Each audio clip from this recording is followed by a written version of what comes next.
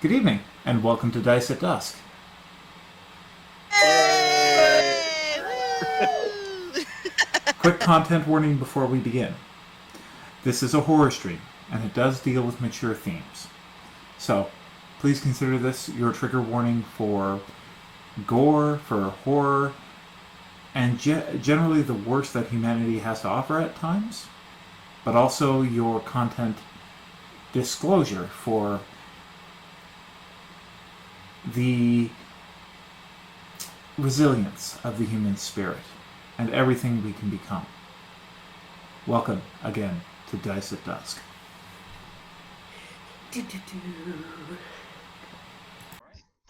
Seems like we're all set. So welcome everybody. I'm glad you take the time to be here, and let's have a great game. So before we start, I'm just going to reiterate safety tools that are in place. If you say yellow at any time during the game, if you're feeling uncomfortable for any reason, we pause the gameplay at that point. Red means that all gameplay stops, and we're going to have a talk about what's happening. Because, nobody, especially with a horror game, consent and active participation by all members is very important. Can I get a whoop whoop? All right. Give you the old Tuscan Raider. I think I do a pretty good Chewbacca. Hang on a second. Ugh. All right. So let's start with just introducing ourselves and who we are, and I guess we'll start with Cal, since he's at the top left-hand corner. My name's Cal. I've been role-playing for quite some time in my life, and friends with Amanda. That's how I got introduced to you, Jared, and I'm playing more of a Witcher-type character in this particular gaming session, so looking forward to being on the other side of the fence, you might say, since I've been GMing for almost like 2 years now. I should say that while the class is inspired by The Witcher for legal reasons, it's not actually a Witcher. No, it's Witcher-like. Exactly. Warner Brothers, please don't sue our asses off. Yeah. But a few modifications. There Indeed. you go. Indeed. Mila. Hey guys. So I also came to the group because I know Amanda. I'm going to be playing a human bard support type character going down her dark path. This is Juno, in case anyone is wondering. Hi, Juno. If you hear weird noises, they're probably... Yeah, I'm really excited to get rolling here. All right. Jamie. Your dog was Mila? Is that? Yeah. Is she a Mexican? My name is Mila. I'm so. My dog's name is Juno. I'm already. Jamie, we can barely hear you. So, is your dog a Mexican hairless? She's an American hairless. American hairless. She's gorgeous. Thank you. Sorry, I will never forget your name again because I feel like I burned that into me through. It's okay. Okay, so I am part of this through Amanda as well. Amanda and I were playing for the last 2 years with Cal as DM, and Cal is my husband. So I'm upstairs and he's down in the basement. So and that's basically, I've been playing for the 2 years with D&D, but I have played role style games in the past online. Not quite in this way, but yeah, I'm looking forward to this. I'm excited to see what happens, and I've already been having dreams about this, so let's see how it goes. And they're already kind of nightmares, so it's sinking in. It's already working. Oh, God help me, I have a lot to live up to. All right. Thank you, Jamie. And that brings us to Amanda. It is I, Amanda. I got into D&D because of Jamie and Cal. And then I was introduced to Jared through another friend. Mm-hmm. And we played a couple games and had a lot of fun. And for this game, I am going to be playing a Dampier Ranger, which is very new and exciting for me. But I'm still feeling very newbie-esque, so I'm prepared to make some blunders. Well, you learn more from a mistake than you do from actually doing everything right, which is kind of my philosophy in life since I make so many mistakes. So I guess that brings us to... Sorry, I realized I didn't introduce my character at all. Oh, that's fine. I actually wasn't expecting you guys to introduce your characters at this point. I was just wanted to introduce everybody, as people. So yeah, I'm Jared. I've been playing tabletop games in one form or another since I was 14, 15 years old. So a good half of my life. Thank you, R.A. Salvatore, for getting me into that. So my journey's a little weird because I've been a DM for most of the time that I've been playing, but I only made the switch to 5e in the last year, so that's been rather interesting. And this year I took the plunge and I decided to become a professional dungeon master with a focus on new players. So spreading the love of D&D and the love of story as far as I could. And the reason I did that is I have a pretty diverse social circle, and a lot of them, when I asked if they wanted to play Dungeons and Dragons, I kept getting the same weird look, which was, you really want us to do that? And in some cases, I found out it was because they had an absolutely atrocious DM when they started. They ran, a couple of them ran into the absolute worst examples of TTRPG players. So what I decided I was going to do is, as a professional, was I was going to create an inclusive and opening environment for D&D and for tabletop games when I ran them, and yeah, hopefully that means more people rolling dice around the table. A noble goal. I try. Don't always live up to it, but I try.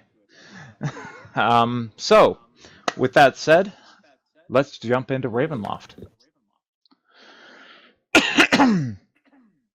So, each of you have had a session 0. And we're going to start our flavor text from there. Start our story from there. Sorry to interrupt. Sorry? You're recording this, right? Yes, I am.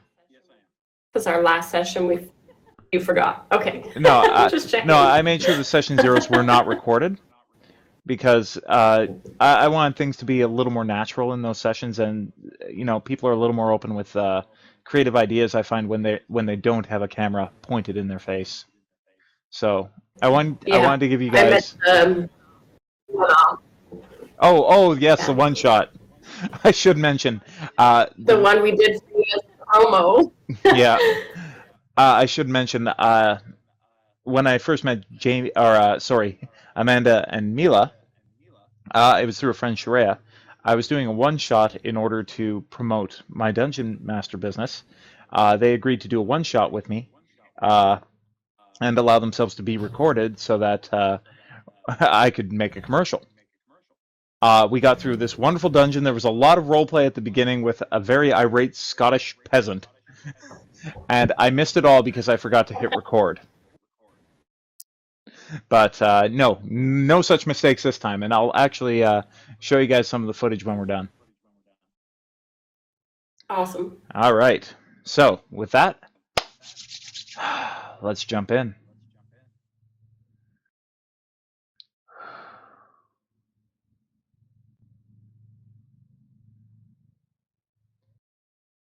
As you emerge from the mist, the key within your grasp slowly cools and ceases to pull you. You look about. You stand upon a grassy knoll, a forest to your left, and to your right, to the south, by the gauge of the sun.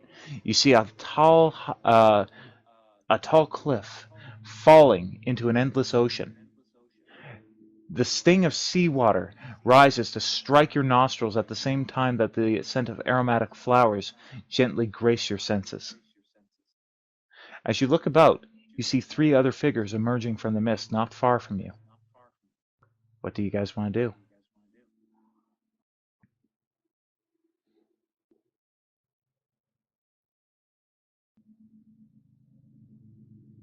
I want to approach them. All right, just to make things a little bit easier, because I do find that in Roll20 in Discord, we do have an issue with audio. Everybody take a D20 and give it a roll.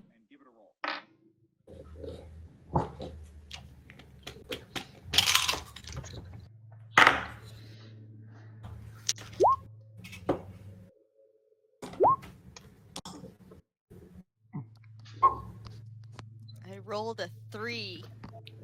All right, Amanda, 3. All right, Cal, what did you roll? 13. Lucky me. All right, Mila. Rolled a 7. A 7. All right, and Jamie, how about you? Oh, you're right on here. 6. All right. All right, so our role-playing order for the night will be Cal, Mila, Jamie, and then Amanda. So if somebody is saying something and you would like to respond to it, just please hold up your hand and wait for them to acknowledge you.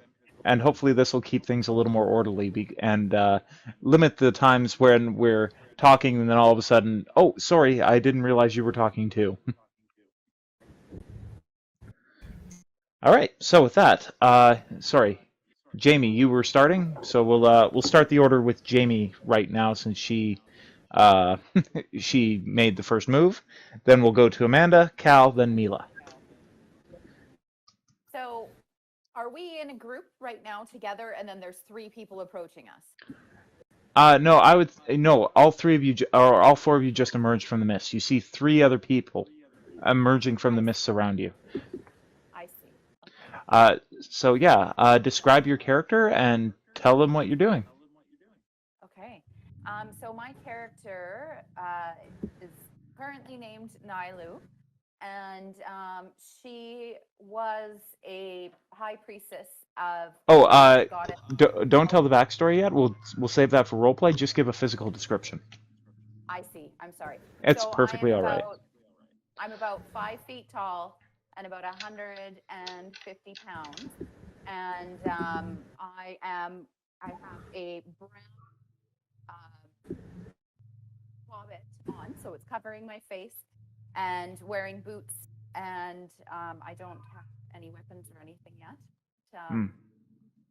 And you can't really see my face. My eyes kind of glow silver from behind the cowl. And I guess I would approach I would say something. Hello, brothers and sisters.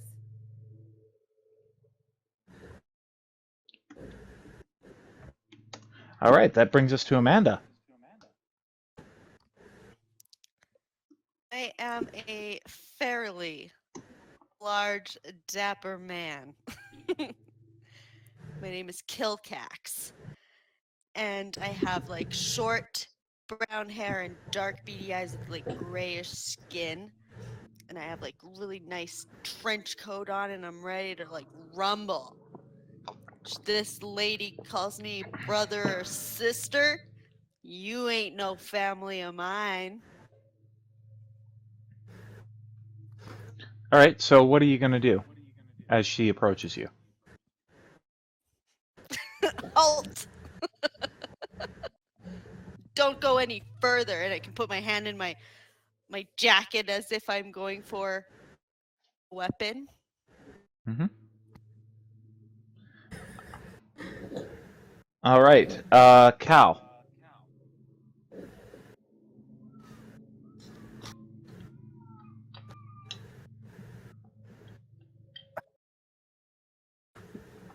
I look at the flamboyant character that just uttered the words of reaching into their pocket for a weapon, and I basically say, "Talk is cheap." And from my appearance, you could see I have a hood on with a long sword on my back and another long sword on my side, and with a few pouches.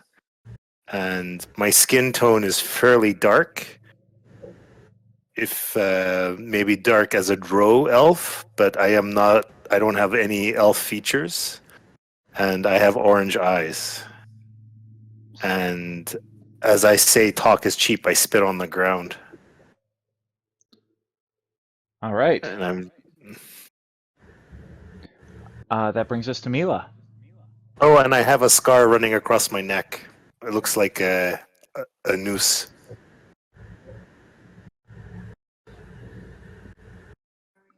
All right. Very approachable bunch. I look around at the rest of you and notice that the fog is dissipated around us.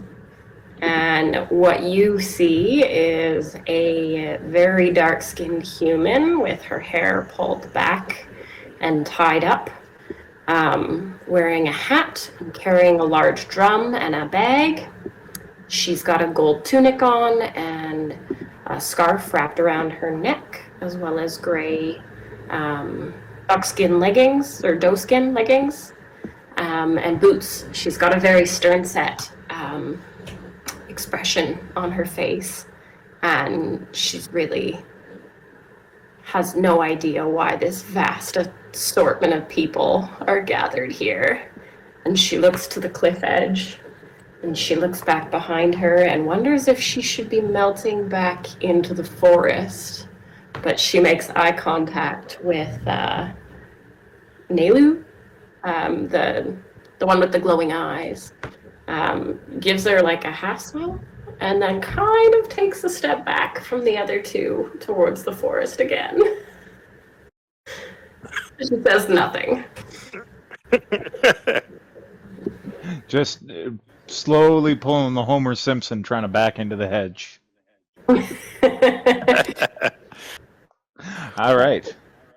Amanda. Or, sorry, that brings us back to Jamie. I'm sorry.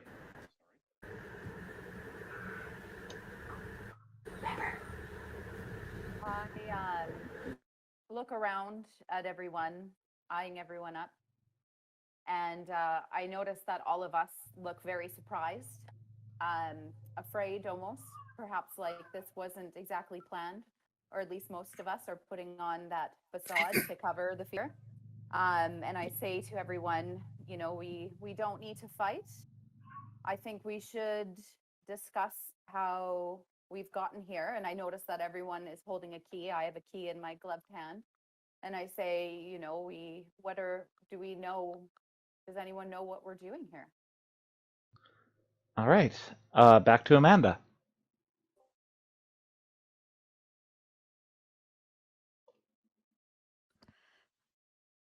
I believe my character would contemplate taking everybody's keys from them. Instead, Wilcax would raise an eyebrow or two. Say, that's true. Like, what are you guys doing here? Do you keep drawing your weapon? No. I have released the edginess. Been like, okay, she's asking the right questions. All right, Cal, that brings us to you. I basically take a relaxed stance, and I said, some person at the tavern gave me a key and a note, and I decided to leave my current situation and find safer pasture. And I followed the mist, and this is where I ended up. And if we're doing introductions, let me introduce myself as Dagra, at your service. And I spit again. Wow, this guy has a lot of phlegm. Beware the White Death. I've got allergies. All right, Mila. I look about. I'm still standing a little bit distanced from everyone, unsure. But I will contemplate the key in my hand and look at the sky and say, a minute ago I was in the forest of my home. This is no land from near me. There's no bodies of water that are salty in my land. Were we teleported? All right. And I looked at each person to see if they have similar expressions of confusion. All right. Roll me an insight check.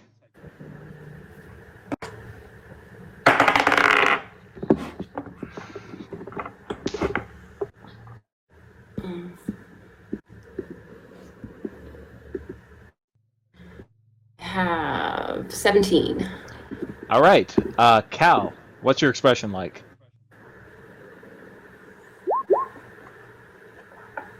I stroked my beard and I said, you could be right. And I show her the key that I also received from the lady at the tavern. And he goes, did your key look something like this as well? So, I hold mine out. and I I do the same gesture. I extend my hand with the key. And I asked her, did you also receive a note? Mine came wrapped in a paper. I wouldn't call it a note. A single scrawled word hardly counts. What did it say? If you don't mind me asking.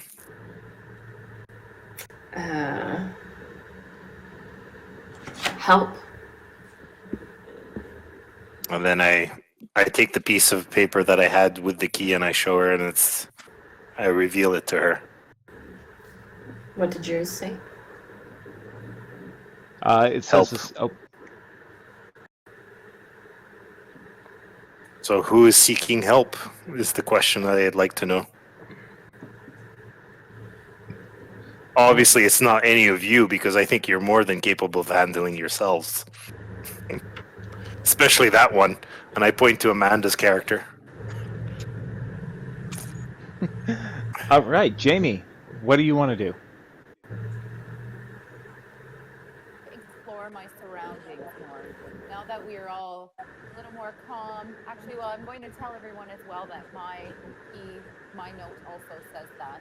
And I want to lean in and look at the keys of everyone else. And are they all similar, or are they different looking?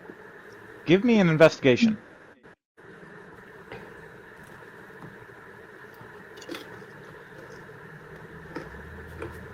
6. Oh,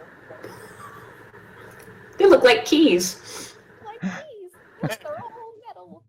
Pretty much. People are so So they don't quite look identical. The keys themselves, the teeth do look similar. You can't tell much, but the top bits, the where someone would grab them to turn, there's slight differences in each, though they seem to be made of the same dark metal.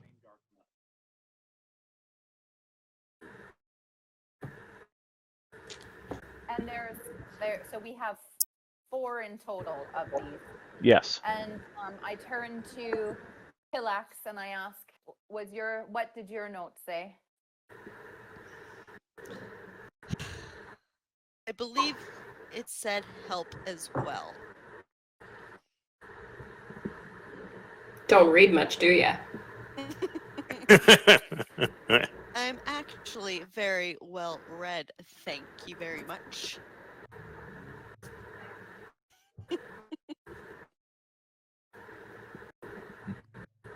All right.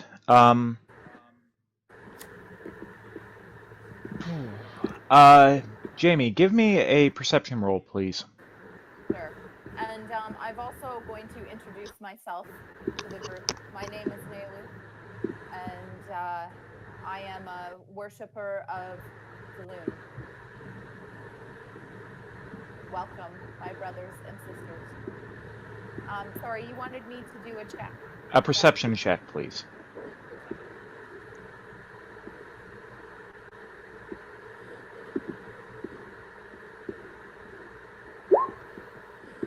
Better. From behind you, you hear something swinging, a creak.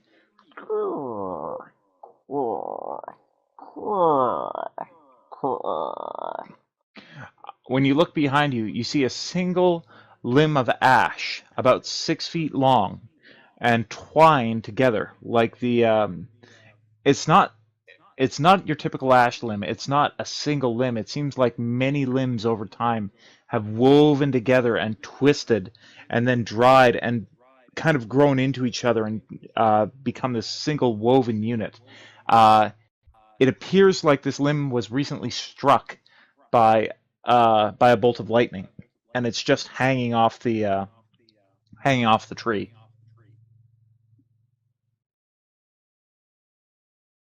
It, Sorry? and I'd like to grab it. So I'm going to walk up and I'm going to take it. Is it within my reach?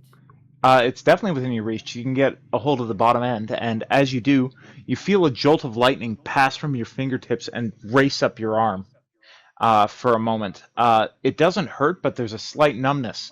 And as it passes, you realize that you didn't really even have to pull the limb from the tree. It simply gave way under your hand. And I know as I'm holding this that it will be my newest staff and my druidic, and what I'll use as my druidic focus as well. Only you can tell that. But yes.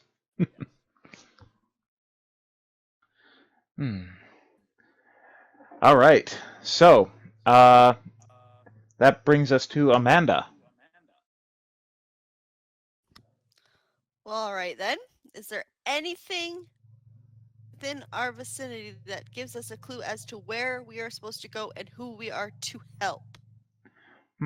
As you look, give me a perception check.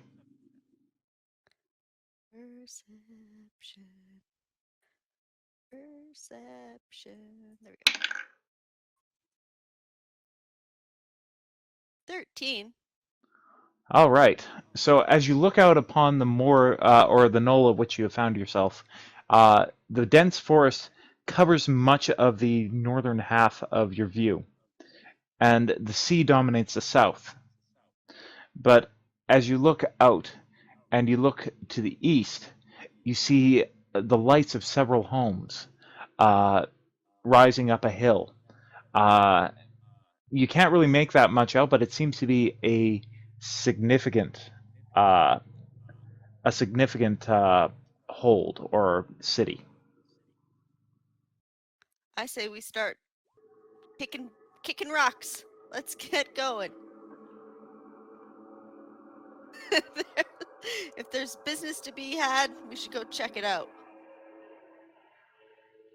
I agree. All right. I think the best thing to start is to find some sort of civilization and then go from there. Mm-hmm. All right. So, sorry, just fooling around with that. All right. So as you set off for the city, the sun begins to dip low behind the city. Sorry. As you set off towards the city, the sun dips low below your backs, and what had been a slightly bearable, if not entirely enjoyable day, slowly becomes cold and more frigid as you walk on. By the time you reach the outer perimeter of the town, it's definitely gotten to be a very, very chilly evening. As you approach, you notice that for most of you, this would be a very unusual fact, that this city has no walls. And in fact, the lights which you saw are atop these large standards, which bear no torch. Roll me and, well, if anybody wants to, roll a perception check.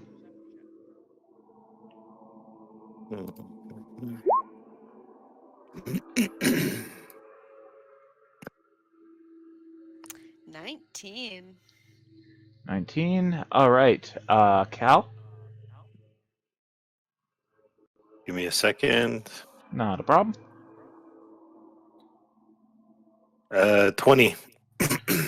All right. Jamie rolled a 10. And what about you, Mila? 13. 13. All right. So,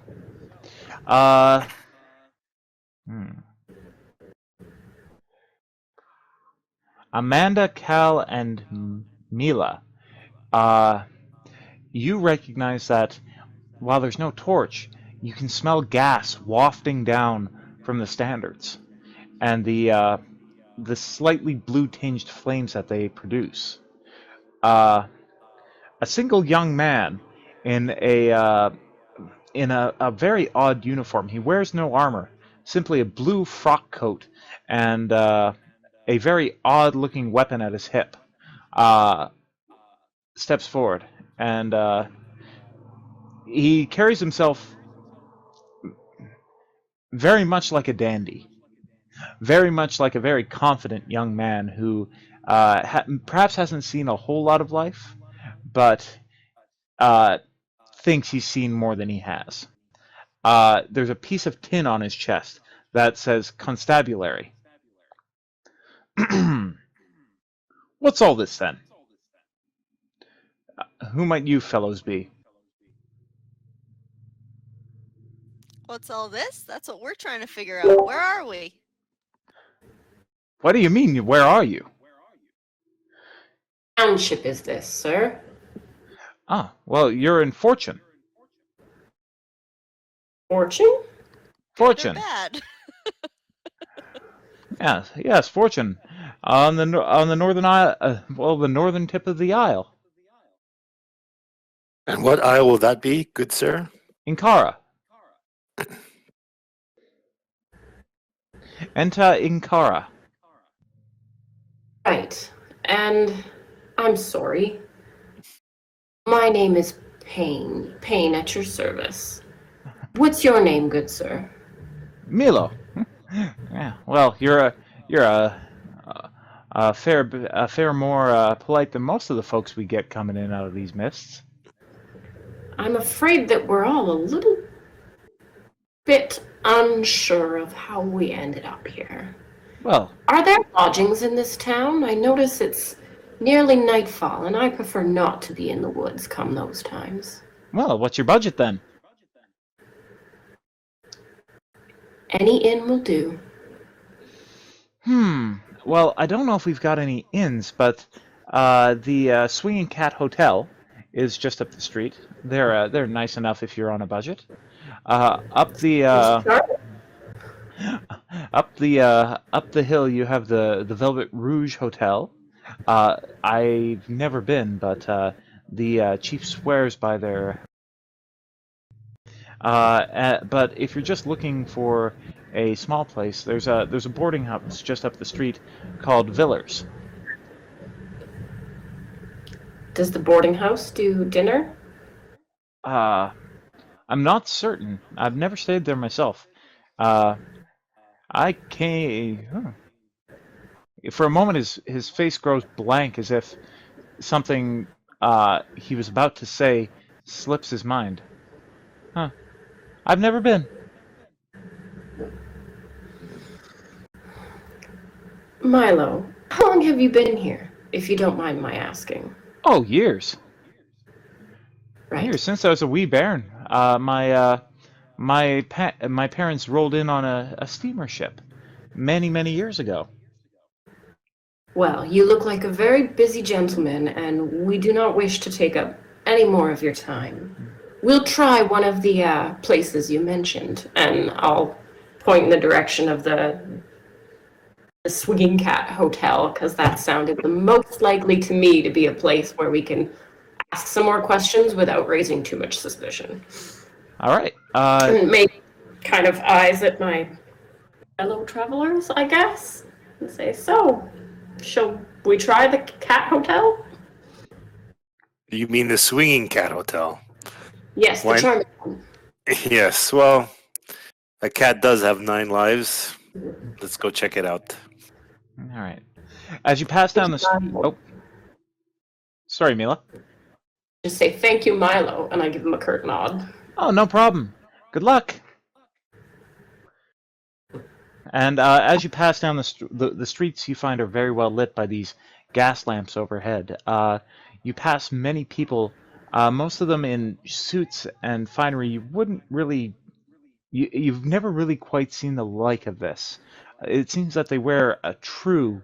The men tend to wear trews with a vest and a longer overcoat, whereas the women seem to be enamored with the fashion of several skirts layered one upon the other.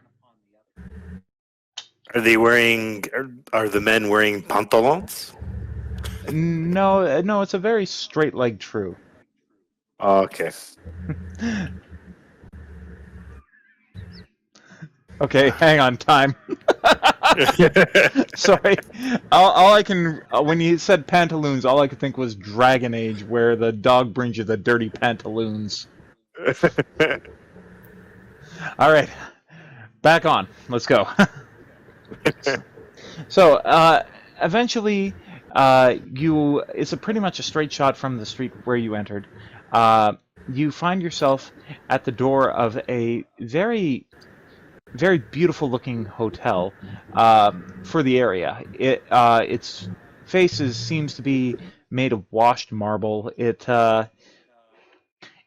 You can see slight signs of disrepair in the roof and maybe some vines growing up the one side of the wall. That perhaps this place fell on hard times recently, and that might be why it's a more reasonable choice for the area. But overall, it does look very clean. Over top the door, you see a sign with a pair of cats engaged in a very odd motions. They seem to be grasped at the paws and pulling on each other with their feet very close together, and just as if they're performing some improbable dance move. I look at the sign and go, "That's a bit graphic." Looks a bit like cats in trapeze. And I just say to myself, "Cat trapeze." And I look at all the rest of them again and just walk inside. All I'm right. gonna follow the quick lady. All right. As you walk inside, you see a young woman. Jared? Oh, sorry. Just before we go in, I do a quick glance behind us just to make sure that no one's following us. Give me a perception roll. I'm just paranoid. Mm-hmm. 15. All right. As you pass inside, you glance over your shoulder, and for the briefest of seconds, you think you see something atop one of the adjoining roofs. But as quickly as you see the motion, it's gone, and in a moment you wonder if you ever saw it at all. Is my medallion tinkering or vibrating? In this case, I'm going to say maybe a slight twitch, but nothing that could be construed as overtly magical. Okay. I go back in. I go into the tavern or the hotel. All right. As you walk in, you see a young woman behind the reception desk, tinkering and looking over a ledger with ink-stained fingers. The ink only being slightly darker than her skin. The pointed cleft of her ears coming cleaving through her silver hair as she chews upon one lip and frets about with the pen on the page. Oh, no. This shouldn't be. No. And she begins to kind of chew her lip a little harder until she hears the bell at the door swing shut. Obviously, she didn't hear it when you entered, but the second swing wakes her from her reverie. Oh, customers! Hello! Welcome!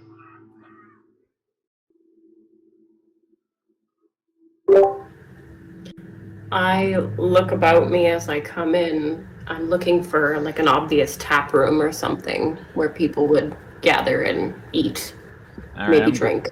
I'm going to put you guys right over here. You can decide your marching order in a minute. So you walk through these two doors here. The reception area is right here. And off to this side, there appears to be a small restaurant with a few people sitting about a few tables, throwing back quaffs of dark liquid in very dainty glasses. Not quite. They're not quite a wine glass. They're more like a whiskey snifter with more workmanship. A few of them are pawing over notebooks and seem to be engaged in some sort of debate.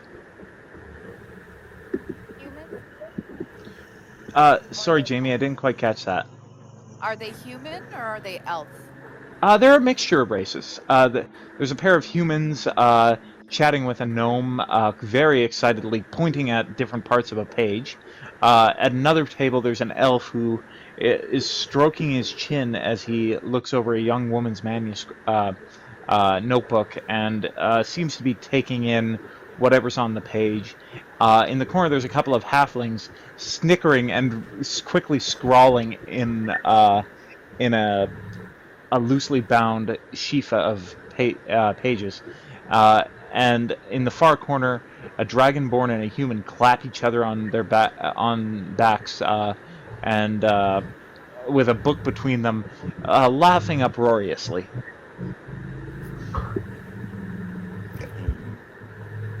Is everyone in here in fancy dress, or is this more casual? I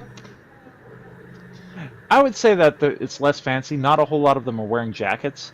All of them are definitely wearing shirts and decent-looking pants.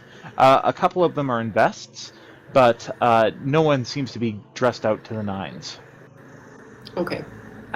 You notice my character visibly relax compared to the people out in the street that were quite dressed up. Mm-hmm. And she looks a little bit more comfortable as she scopes around for a table to sit at. I say we take a corner table, just in case. The young elf at the counter speaks up. Shall I check you in? Are you requiring rooms for the night? Yes. What accommodations do you have? Well, for 2 silver, we can give you a room with 2 beds and a wash basin. If you require a water closet, I'm afraid that'll be a 5 silver room. Hmm. I look a little unsure and I say, just a drink for now for me. Oh, well, you'll want to see Marcus over at the bar. He'll set you up very nicely. I truly I've heard wonderful things about the cherry cordials this year. I bet you have. And then I just walk over to the bar. All right. She looks a little crestfallen as you leave, but hopeful, and her eyes kind of trail you as you walk into the bar. Now, over in this area, by the way, our maps are brought to you by 2-Minute Tabletop. Link to their stuff in the description. So, over in this back area, I haven't had the time to draw it yet. I was going to modify the map, but I didn't have the time. There's a small bar area with a dragonborn with red scales, slowly working his way through the bottles, looking at them, kind of swishing them around, making sure that everything seems to be in order before setting them down. Maybe giving them a wipe if he finds too much dust on the bottle. He's dressed in a white shirt with black pants and a black vest, and a small red bow tie fitted about his neck. Welcome. And what can I mix for you today? I'll have your cheapest house wine. Cheapest? Sir, we do not do cheap. We do cost-effective. Fine, whatever. All right, he reaches under the bar and pulls out this ratty-looking, grass-woven mason jug, and pulls a cork and basically puts it. He looks for a second, and he's about to grab a glass, and then he kind of shakes his head, and he moves over to this kind of wooden cup that is on the corner of the table, and just puts it in there for you, and then hands it off. Your cost-effective wine, sir. Yes, thank you. And leave the bottle. 1 silver, please. I reach over in my purse. I sheepishly look inside my purse, and then I just take out a silver, put it on the table. Thank you. And for the rest of you.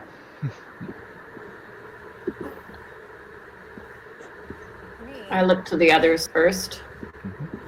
no drink for me. I'd rather some news if you have any. Well, not a whole lot of news here, but do you have anything in specific in mind? I'd like to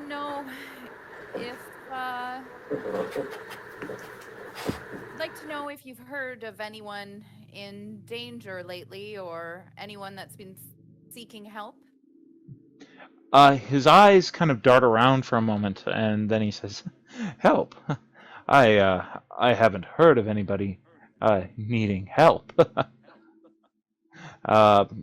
Give me an insight check. By the way, Mila, I love that your doggos are multiplying.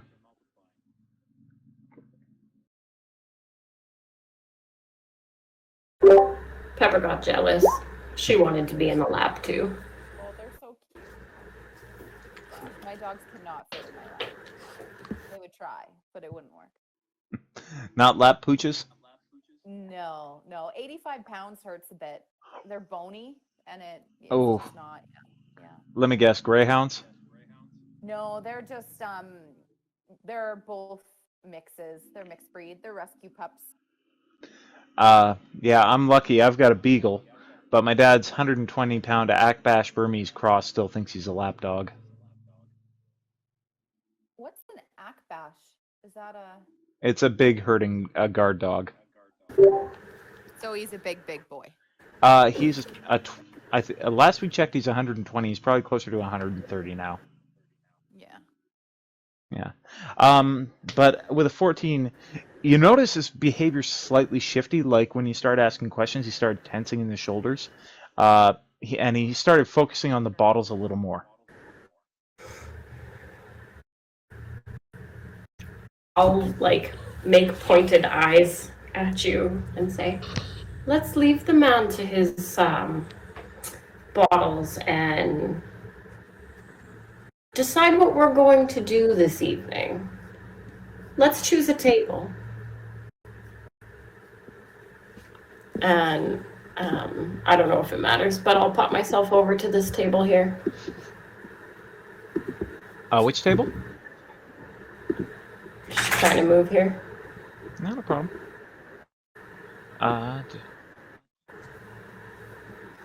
All right.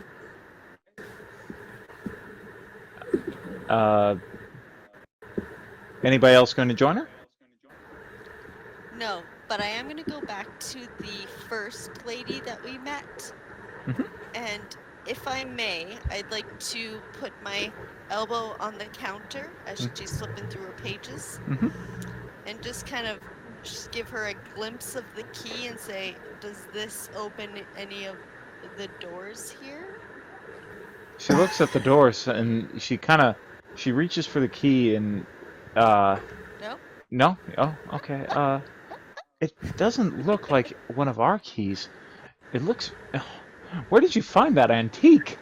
No one no one's used keys like that for at least 100 years. At least 100 years, hey? And where would they use these keys? Wow.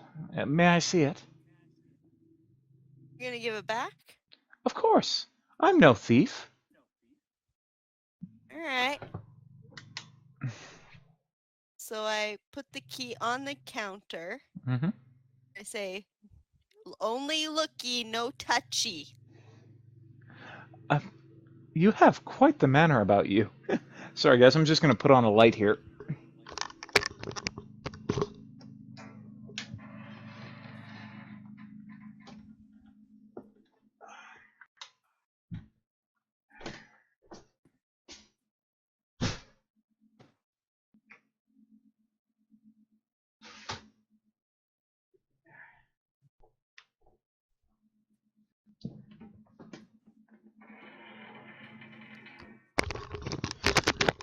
All right.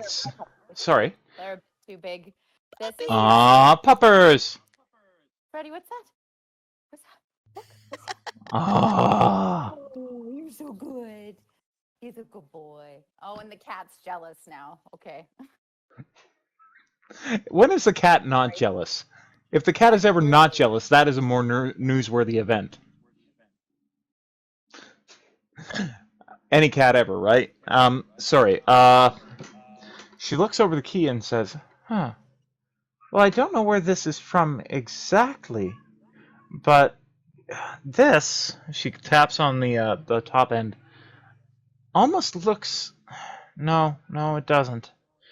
I swear I've seen this symbol before somewhere, but I can't for the life of me tell you where. I'm sorry. Where did you find this?" Let's just say a pal gave it to me. A pal. They might be dead now. Well, I'm sorry to hear that.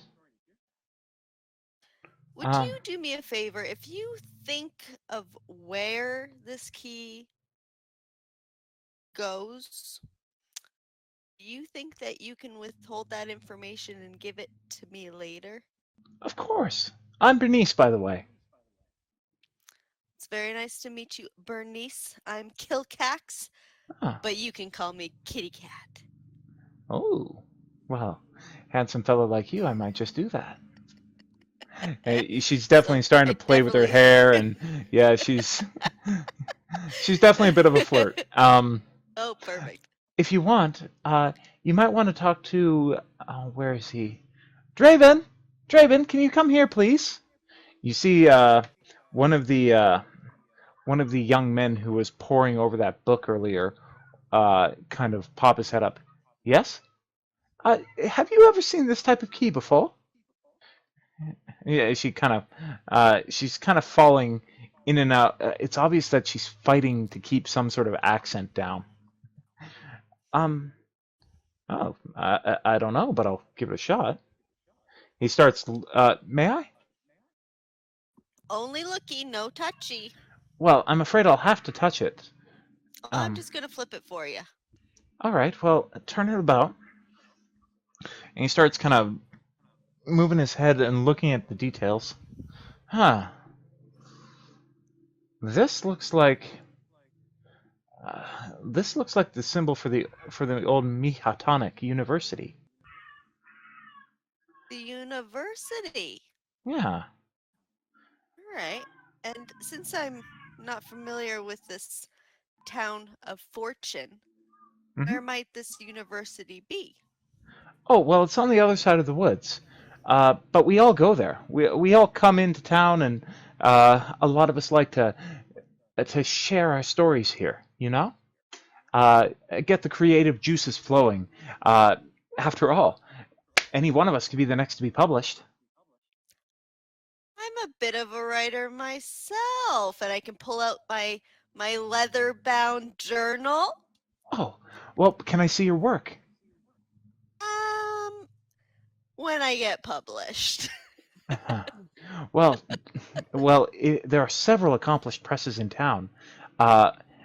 Astounding stories, unusual tales. All of them are taking submissions all the time. In fact, one of the town's foremost romance novelists. In fact, I'd go as far to say that he is one of the foremost in the world. Is sitting right over there. He points over to the aging elf, looking over the young woman's manuscript with approval at that point. That's Rosen. He's been here forever, and he writes such astounding stories. Very very lovely characters, especially the maidens. What was her name? Oh yes, Rosalina, the maiden who was so in love with love that she tilted a windmill for the chance to kiss a young man. It's just wonderful, wonderful stories. Excellent. Mm-hmm. All right. Well, thank you so much for this guidance. As you're kind of putting the key away, he kind of pokes his head and he catches the slightest glimpse of that paper that it came with. Excuse me, do you mind if I see that? You see him go very, very pale for a moment.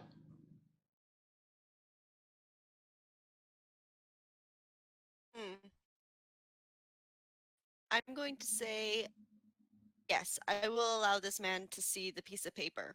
So I will pull out the scroll and say, does this look familiar to you?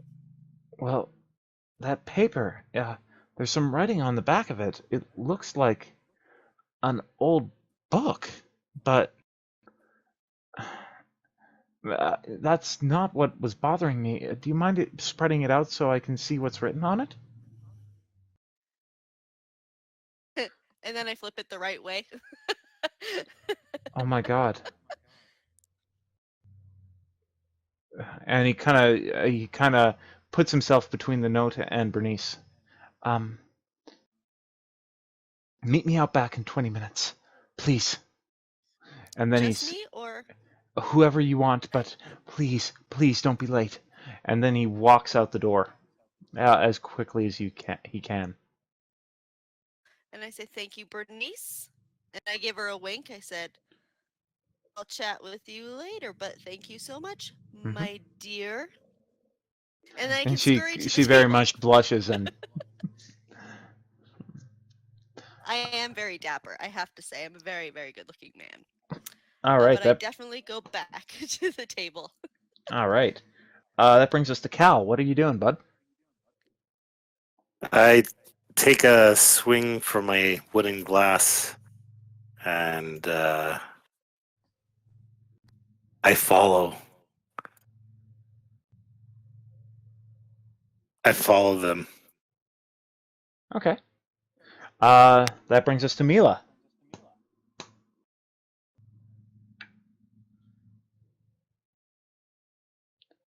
I think you're. Oh, there we Did go. anyone come me to the table? I don't know. I don't think so. I mean, did you come with me to the table or no? I came after I chatted with the peeps. I came to you. Okay. So I basically just got myself settled at the table.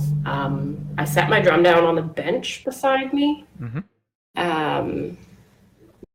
And sort of looked about to see if I could tell if there was any food being served here. Do you want me to roll a perception for that? Or are there like menus? Do they have like a little board somewhere? I'll say that.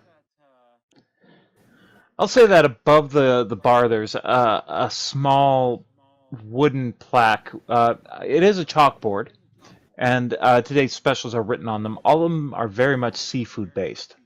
Lobster bisque, crab cakes, Dungeness crab. God, it's times like this I wish I spent more time at Red Lobster. I go for whatever is simple on the menu. Like I make a show of sitting forward and reading it, and if anyone joins me, I'll look at them and say, "Are you hungry? I'm starving." I'm not sure if anyone's sitting with me at that point. I'm pretty sure that both Kilcax and Dagra are over there now. Okay. Yeah.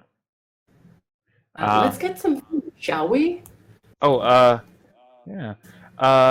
Jamie, what are you up to? So, this here is the bar, right? Or is this the bar? Like, where was I just speaking to that dragonborn fellow? Back here at this corner, yes. Hang on, I've got a way to fix this. Dum dum dum. Where are you? Here.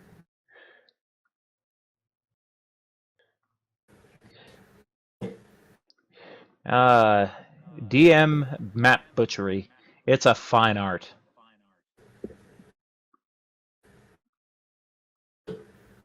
Perfect. Yeah, we'll say that this is the bar.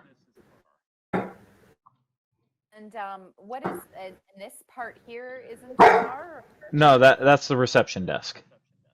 Oh, okay, I see. All right. I want to. So I haven't walked away. I'm still there, kind of observing the servant, or this dragonborn gentleman, Mm-hmm. in his nervous state. Mm-hmm. And I order a glass of water from him, Mhm. but I don't touch it. So I just leave it on the bar. And I'd like to lean against the bar with my back towards this gentleman, and I just want to observe the crowd around me. All right, So, go ahead. roll a perception check.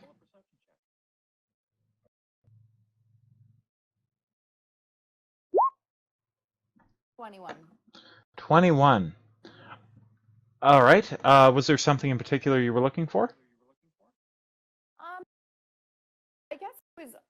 I'm also kind of just wanting to observe the general undertone of the room. You know, I know there was laughing and that sort of thing, but the feel that I got from the gentleman behind the bar was that there's quite a bit of fear in this town, and I'm trying to catch hints of it from the people that are in them. Well, you don't catch a whole lot of fear from the elfin man, but the woman whose manuscript he's looking over keeps kneading her hands and looks exceptionally worried. But you get the feeling that it's more nervous energy that she's very worried about what this man thinks about her work. The halflings, even though they're laughing, there seems to be slight tension behind their stances and behind the way that they're talking to each other. And the two humans, they really don't seem concerned about much other than what's in their cups at the moment.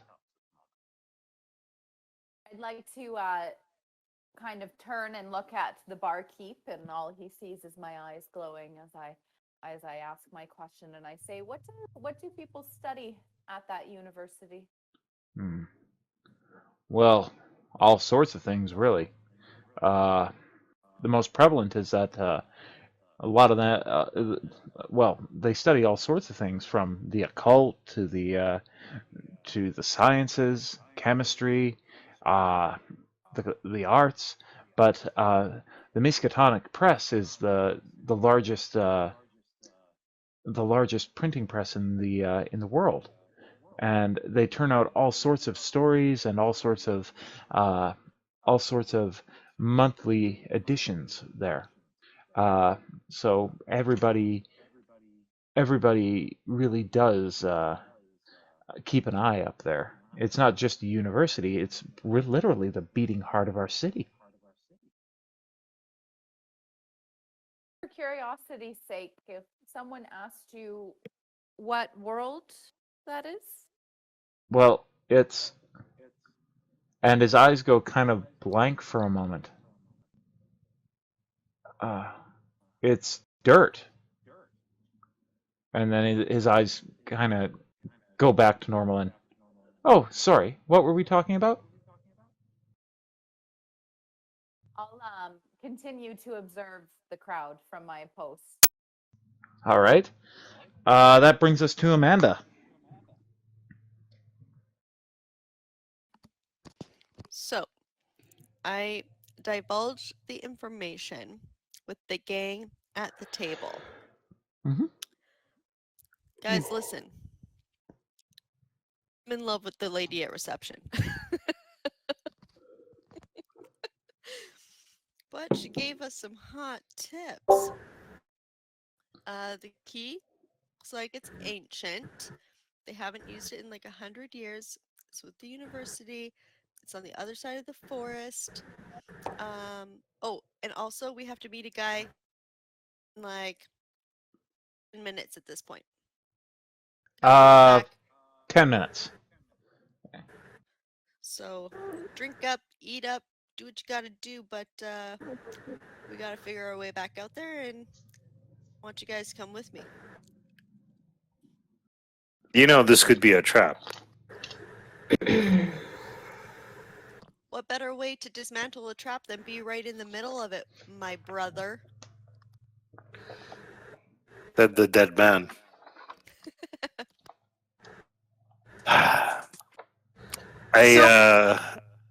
Sorry. I take my expensive bottle of wine and cock it and plug it in. I put it away and I slowly get myself ready for what may be a trap that we might be walking into. Mm-hmm. All right. So how do you guys want to proceed? Go to the back. Go to the back.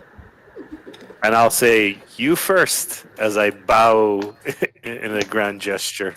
All right. So the back area he was referring to is right over here by the livery, across the way of the hotel. So before you guys get up and leave the table, I go, who exactly are you? You talking to me? Yeah, all of you. How did you get here? How did I get here? This shit just keeps getting weirder and weirder. And I reply back. Sorry. I'm nodding my head in agreement from the bar as I overhear the conversation. And then I look over at you like, you're not even sitting with us. Who are you? I basically lean forward. I'm like, look, we're trying to find answers. We've all been brought here for a special reason with all these unique keys and notes. And it looks like this town may be out of place, or there's something hiding in this town that I don't feel comfortable being in. And I'd like to leave this town, but unfortunately, we have to go outside while it's nightfall. And I tell the group that I caught something on the corner of my eye just as we entered the inn, and it was on the roof. And judging by my history of, creatures that I've dealt with in the past, may not be good. So, safety in numbers, as they say. And I just shrug my shoulders. I like to think about it for a second. I'm like, so you know it's dangerous, and you want us all to go out there anyway. It might kill him, and I point, and then it gives us a chance to escape. Who knows? I'd like to take those odds. And admit it's weird that we all have these keys and maybe the same note, but I'm not sure I'm ready to die for the rest of you yet. I'll watch the door. Fair enough. Just watch our backs then. Alright. I'm gonna come up and slap my piece of paper down on the table and ask everyone else to give me their pieces, because I want to see if the story on the back is from the same piece of paper and what the story says. Yeah, I give in my piece of paper. I accept. I toss mine on the table. It's basically just like a crumpled piece of paper now. I take All them and I right. smooth them all out. And can I make them into one piece? Do they fit together, or? Sure. And what can I find written on the back of that? So, the pages obviously aren't in order. The first one says, "The first thing I noticed was the salt, the burning air in my lungs. The next was the water lapping at my feet, pulling my boots further back into the drench from which I had come." And that's where it dies. The next page says, "Obelisks of great and towering power rose before me, raised by inhuman and unknowable hands, carved with glyphs beyond any ken of understanding." And then the rest of it seems to be washed away, either by the ink on the other side or by just whatever brought it to you. The next page is actually blank on the back, but there are some very faint ink marks for where it was obviously pressed into a book at one point, and there's some impressions from the other bits of the ink, but they're completely unreadable. And the final one went, "And then when it finally dawned upon me, I knew, as you will know, as we all shall know, and on that day God help us all." So it appears to be from a short story of some sort, but albeit it's very disjointed. Oh, that's great. We can ask the old guy in the corner about this after we meet the guy outside. All right. I snatch mine back, which was the blank one. All right. Shove it back in my pocket. Still just like crumpled up. All right.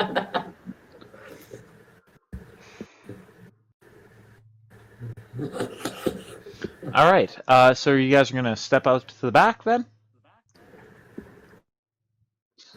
Lead the way, Kilcax. I say, a little bit like smarmy. Not quite, but kind of. Name comes out just a little too crisp, you know?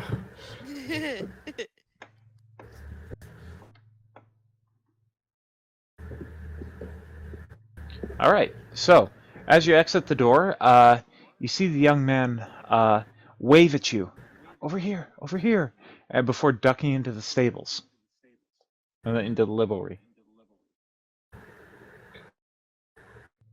I have my hand on my sword just in case. All right. So the doors are here.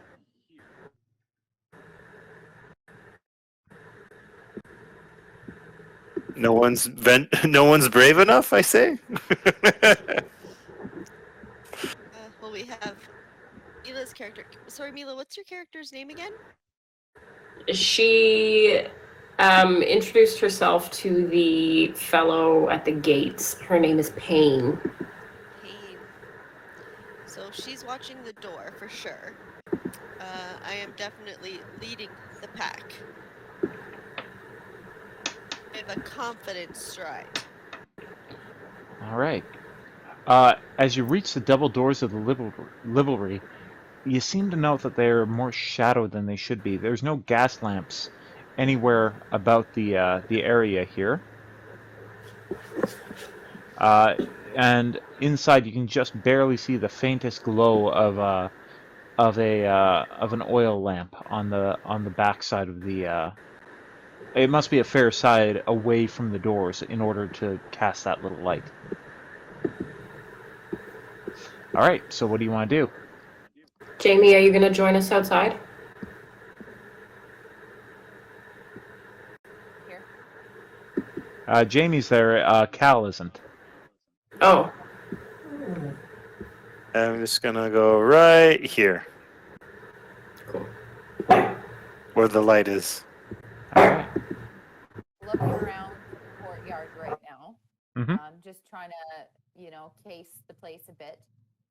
So I noticed that there's a bunch of food vendors, it looks like. And is there anything else note that I should be paying attention to?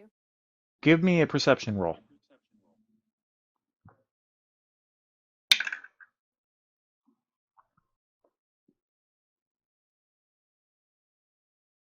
Oh, 21. All right. Just as you are moving around the square, you notice an inky shadow crawling over the rooftops, and then all of a sudden a clatter as several tiles fall to the floor, followed by a screech as a small creature.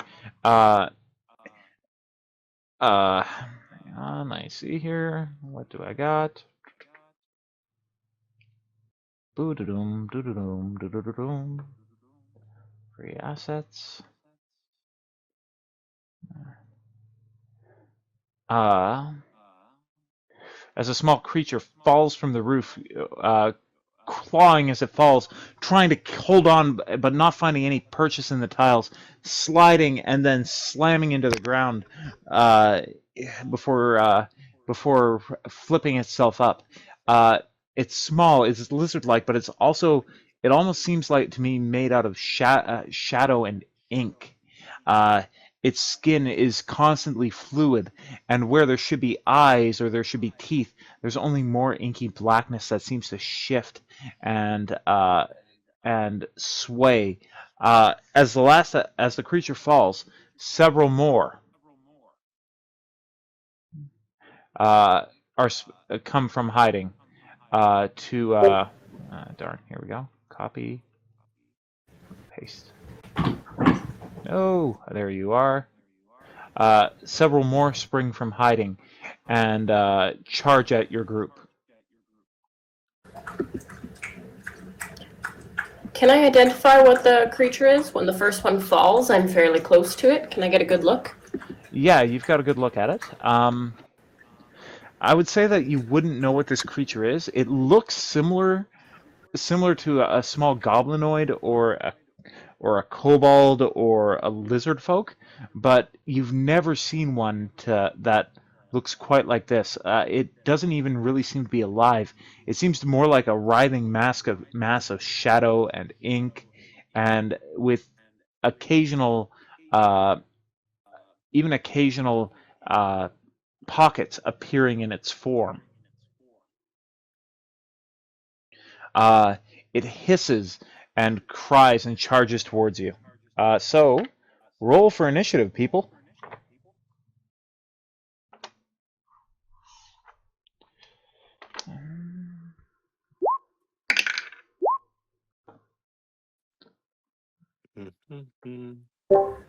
Got 11. All right, so we'll do this in the manner of which I'm most accustomed. Cal, what did you get? 21. All right. Let's see.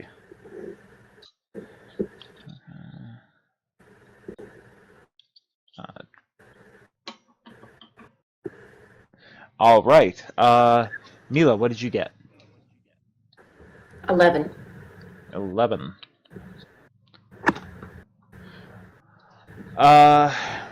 Jamie. I got 17.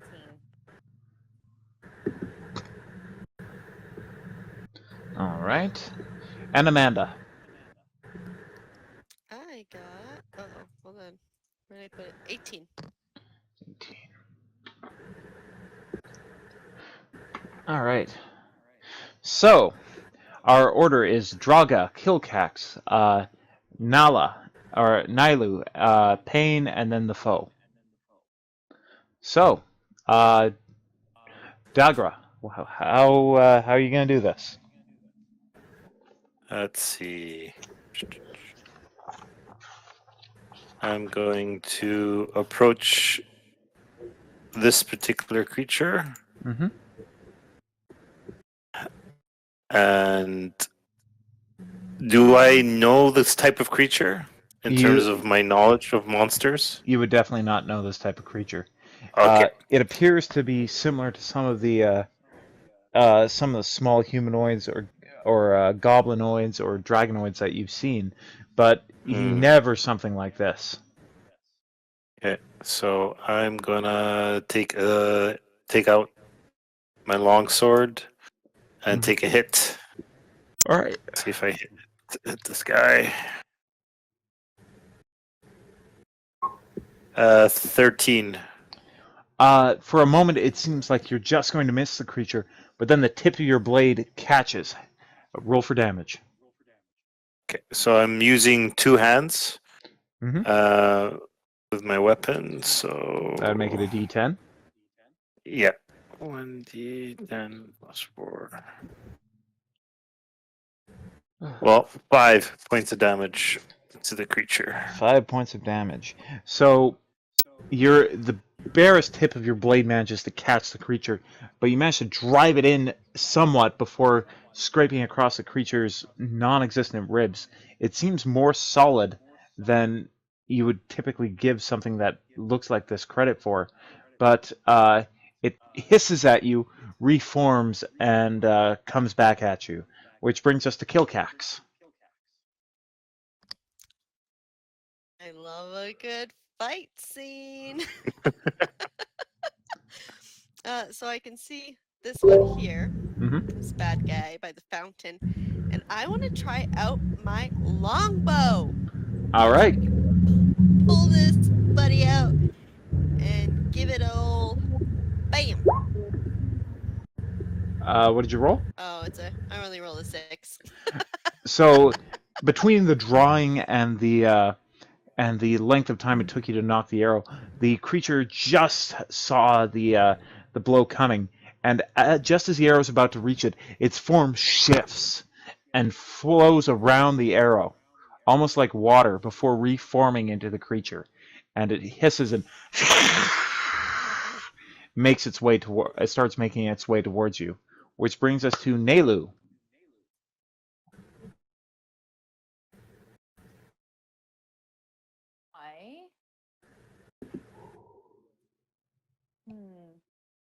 Can you tell me a little bit about how cubes work? Like, I have a spell that does a 15-foot cube, but I'm more used to cones. Like, I don't. So if it's 15 feet, will it be 15 feet by 15 feet from where I am casting it? I would say so, yes. What spell are you looking to cast?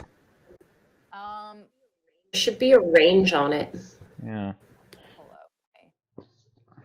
Let me just pull it out. If it says self 15 feet, it's a 15-foot cube around you. Yeah. I'm just open. Or like attached to you. You choose which squares. So it's thunder wave, and what it's a. So it is self Thunder Yeah, wave. so it from me then. Yeah. So I think it's a 15-foot radius. Let me double check that. I have the same spell. Sorry? I have the same spell. So Oh. it'll push away from you in 15 feet.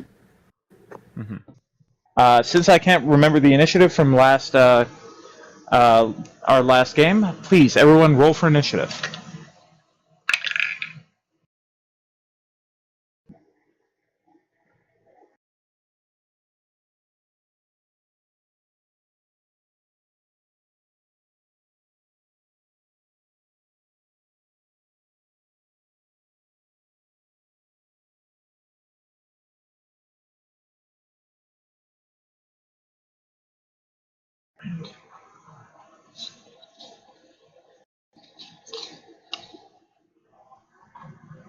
All right. So I can kind of see the results, but just to keep everything simple for the folks at home, 25 to 20. All right. That's Pain. Had a 20. All right. And then the foe. And then 20 to 15. Sorry? I had 18. 18. So that's Kilcax. 15 to 10. That's Draga. And then Gru brings up the rear with a 9. So, the order is Pain, the enemy, Kilcax, Dagra, Gru. Sorry, Nelu. Nelu. My apologies. Somebody sounds happy. She wants under the blanket. Ah. Dog. She's like, the air conditioning's too cold. Put me underneath the blanket. See, look, it looks like a little cape. Aw. Well, you know, dogs are superheroes just without the capes. All right. So with that, Pain, you're up. Cool. So there were how many of them total? I see. So far, you see about 6 of them. All right. Just trying to figure out if I can zoom out a little bit here.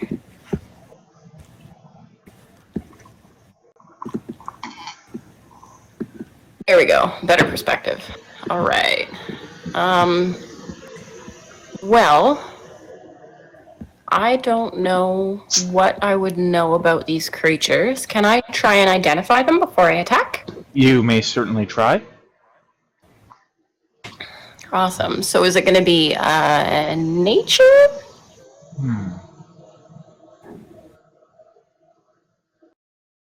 You know, if it was 3.5, I'd say engineering, but I think nature is as close as we're going to get.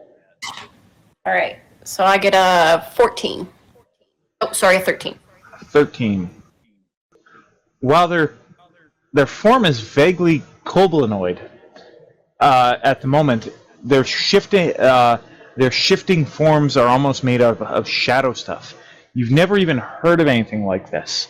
At times, I'll say with your 13, you notice that at times what the impressions that appear to be their eyes migrate over their arms or into their chests, and various little maws open up in the palms of their hands or across their elbows. It's all very, very disturbing.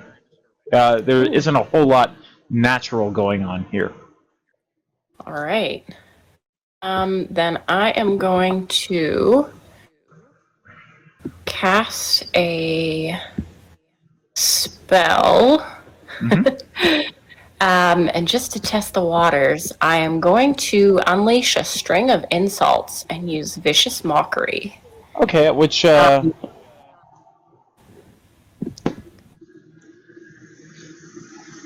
So vicious mockery is if the target can hear you, doesn't need to understand you, it needs to succeed on a wisdom saving throw. Okay, which one are you going for? Let's do that one that's closest to me there, just to the left. All right. Hang on a second. I just got to bring up the stat block. There we go. So All this right. one here. Go for it. Right. So it rolls a. You said it needed to make a wisdom save? That's right. That would be a 16. All right.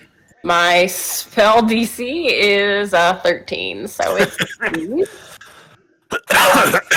So, what do you say to it? I'm actually kind of just like muttering under my breath, like, what the ever-loving craziness is this? I can't make out what it is, even. You see the creature kind of, if it could have blinked, it would have. You get the feeling from its body language that it just kind of shakes its head, and then it... And as it hisses, you see a mouth open, not only where you expected to see it, but one kind of anamorphously form in its shoulder, and another one at its hip. All right. What else can you do for your turn? I will, upon seeing this like crazy shifting creature, I will move myself over here, close to my ally, and I'm just seeing if there's anything I can do with my bonus here. Learning new characters and all. Mm-hmm.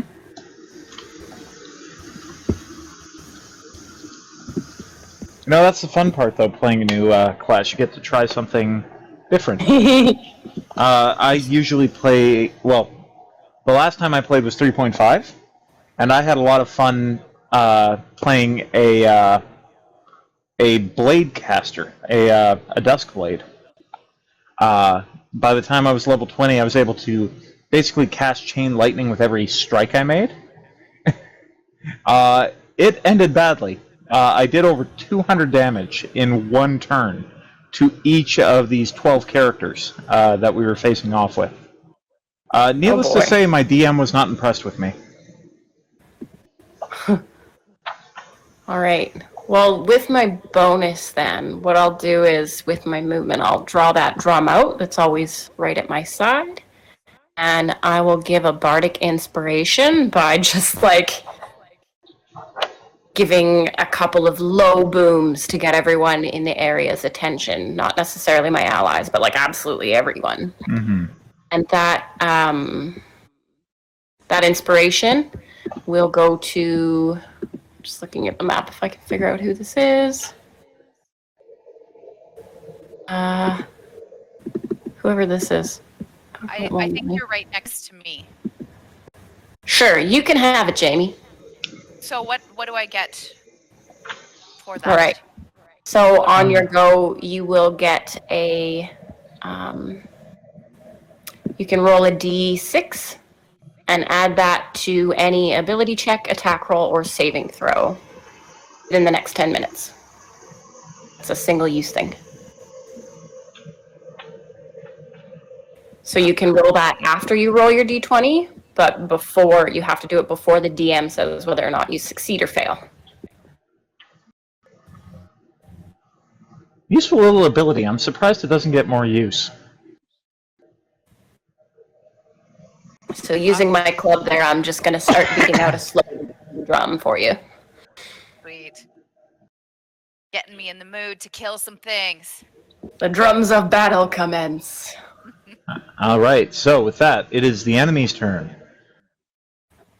I have to get a soundtrack going so that I can shift it when it turns to the enemy, kind of Fire Emblem style.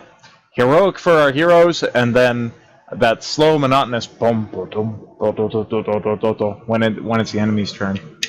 All right, so this fellow up on the roof, you hear it. make this hissing, almost ethereal noise at you, and then it throws its hands forward, and shadow stuff shoots from its fingertips, almost like the quarrel of a crossbow bolt.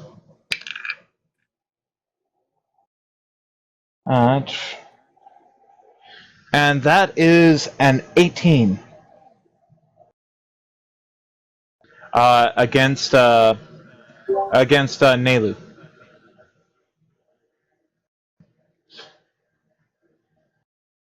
Oh, it hits. Ah, thank you very much. All right.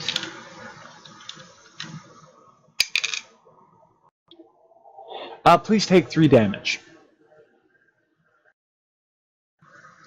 All right. The second move comes in from the alley.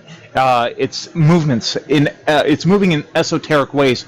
At 1 minute, it's all on all fours, and the next, it's running on 2 legs across the side of the building. It leaps at Nelu. Again, me. Oh boy.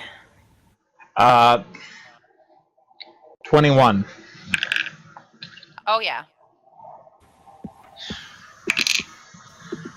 Please take another 3 points of damage. Getting my butt kicked out here.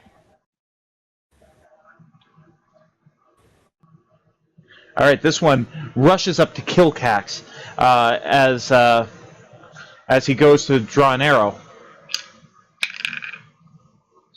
That is a 16. It hits. All right.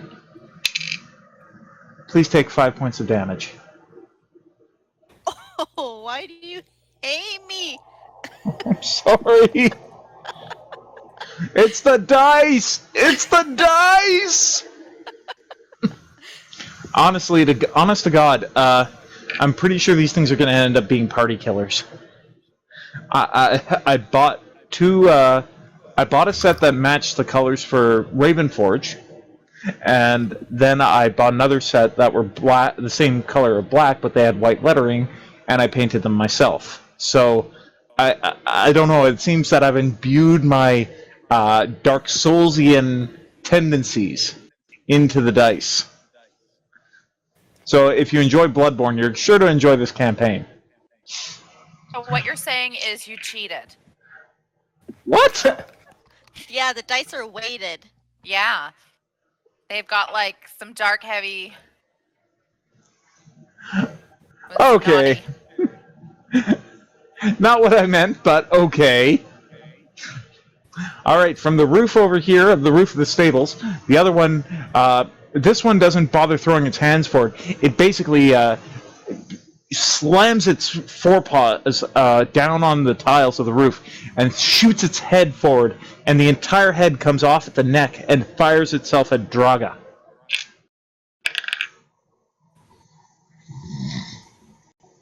Does an 18 hit? Yes, it does. Son of a gun. Please take 5 damage. Fuck. All right. Second one's going to move in on him from the side. Oh, thank God. So that's an 8. On me? Yep. Oh no, that's an AC of 8. Yes. No, it doesn't hit. All right. Perfect. And this one's going to move up on Pain.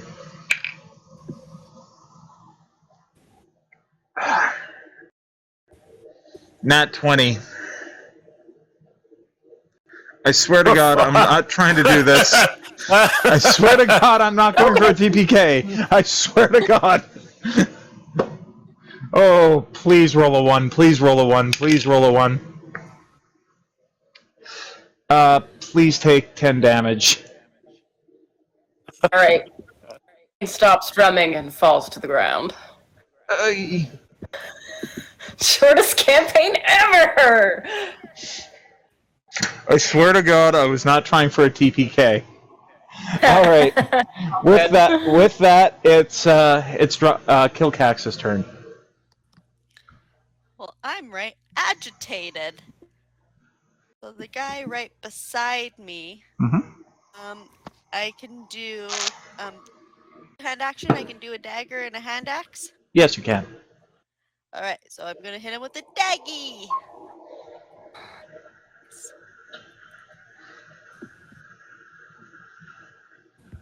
And then I'm gonna hit him with the hand axe. Oh, All right, so the dagger hits. What did you roll for the 24? Did you roll a nat 20? I think so. Yeah. Okay, double damage. No, so I didn't. Didn't. Sorry. It says I rolled a 19. okay, so My bad. My bad. you strike forward with the dagger.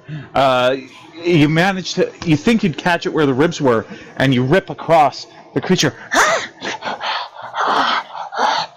It doesn't really. Oh wait, sorry, I read that wrong. How do you want to end him? Just wanna zigzag all the way down and be like, hiya! All right, you come in with the dagger overhand. You slice down through the creature, and manage to. While it doesn't feel as substantial as flesh, you do feel some resistance as the blade passes through. You reverse your grip and come up across the neck, and then down through the skull. The creature bursts into shadow stuff, and then bolts into the cobblestones. And within a few seconds, it's as if it was never there. Mm, So that is one down. nice. What do you want to do for your bonus action or your movement action? Ooh, okay. So, because I slaughtered that guy, I'm gonna go over. Oops, I gotta figure out how to move my person. I want to move. Oh, sorry, I didn't. That's my bad. Like I said, I'm coming off a 2-hour cat nap, so I forgot to give you control. My deepest apologies, Amanda. There, you should be good. Nice. How many steps do I got? You should have 6, I believe. 3, 4. Okay, I'm gonna get close to my pal so I Okay. can help next action. All right. I'm gonna say because you rolled both at once, you can re-roll that hand axe if you want for your bonus action.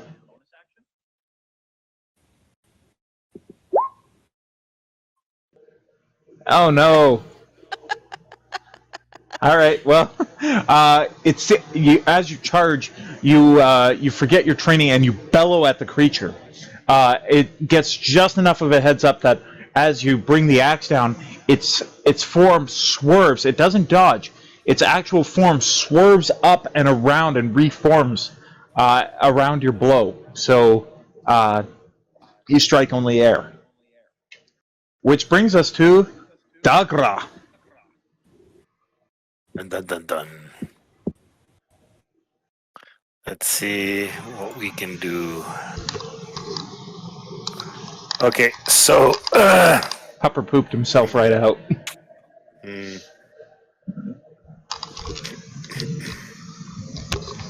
Can I move him to this location without inducing an opportunity of attack? Which one? Oh, yes, as long as you move around the creature, at least the way I read it, as long as you don't move out of its reach. Out of his, yeah. Yeah, you maintain your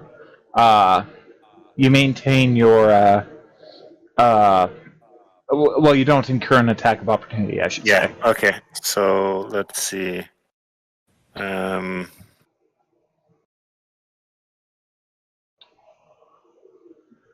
Okay, so I'm gonna move. And I'm gonna move my guy here. Mm-hmm. And I'm going to use. Has this guy? He hasn't. So far, none of the monsters have been hit except for the one that we just killed, right? Exactly. Okay. Nay, So. I killed. Oh, excuse me. Don't go claiming those kills as communal. Obviously, you got. You know what? I should almost have a scoreboard behind me. God. Let the bodies hit the floor. Let the bodies hit the floor. You know what? Screw it. Hang on. I'll get one for next week. I know somebody who does some really nice calligraphy work. But just Okay. for tonight, give me 1 minute. Opening Word. And I think I'm even going to do it in cross marks. So that's... We need a spreadsheet with macros and graphs. all right. A big thing behind us and just keep a tally. Yeah. Exactly. Spin the wheel and see what happens.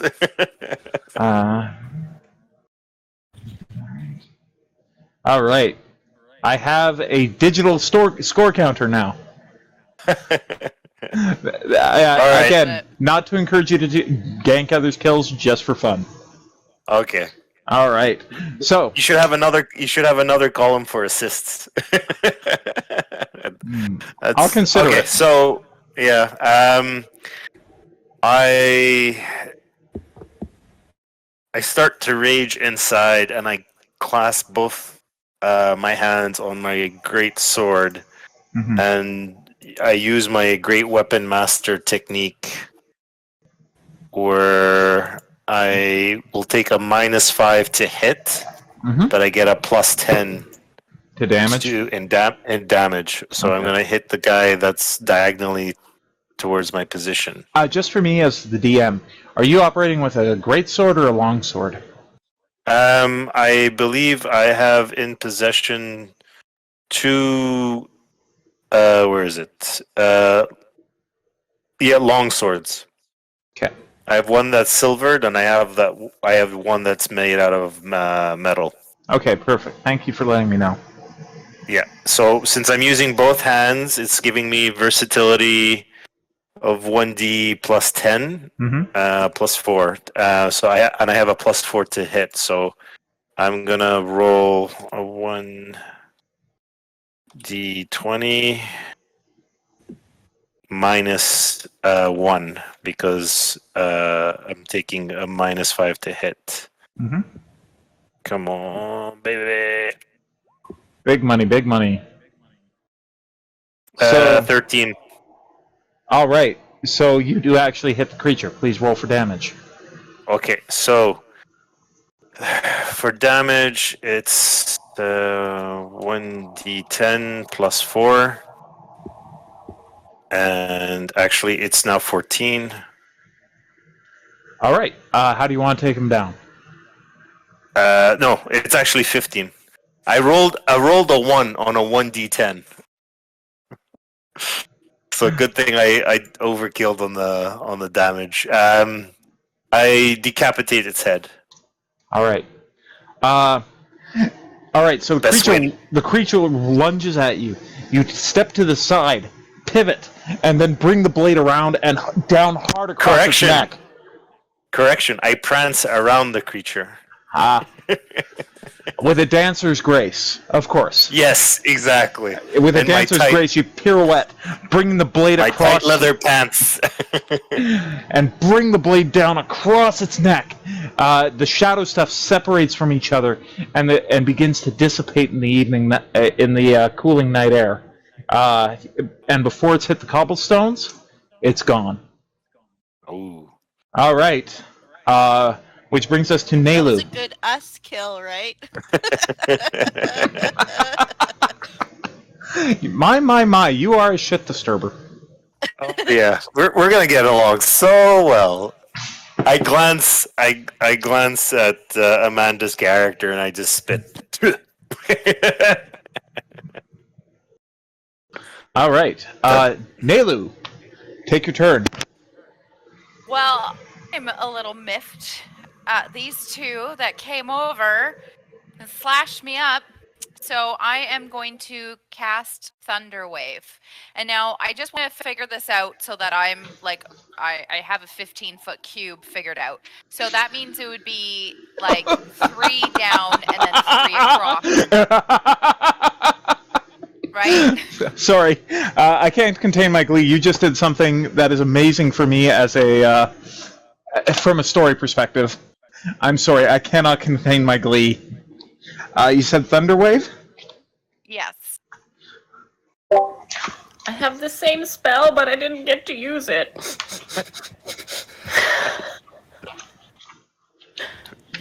Imagine if you could use it both at the same time. It'd be like singing sisters. All right. Okay, so use your extra d6. Thunderwave. A thunderous force sweeps out from you. Each creature within a 15-foot cube. Thundercats.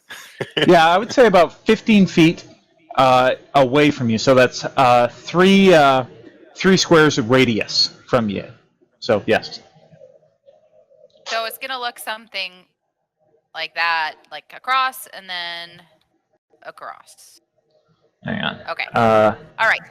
Well, I'm gonna cast it in a way that I include these two guys. Well, yeah. If you cast, it's a self cast. So it's gonna. Let me see. Or is it 15 feet from me as a point? And You it as a goes out, point. like- You as a point. It's a 15-foot Okay, radius so- from you as a point. I'm just gonna grab the snap to center so that I can understand this. So it goes out like this, right? Yes. And then all the way around me by 15 feet. Correct. Is that right? Okay. Correct. Well, this thing's got some good range. All right. So I'm not. Keep in mind that I do believe that includes friendly fire. So you will But be she's hit. already dead, isn't she? Not dead, but unconscious, which means if you cause enough damage, you can kill her. Okay, go for it. It's cool. I like it. Sure? I Okay. like it. I can Plus, it's totally. gonna push me away from you, so that's fine. Okay. Oh. I also.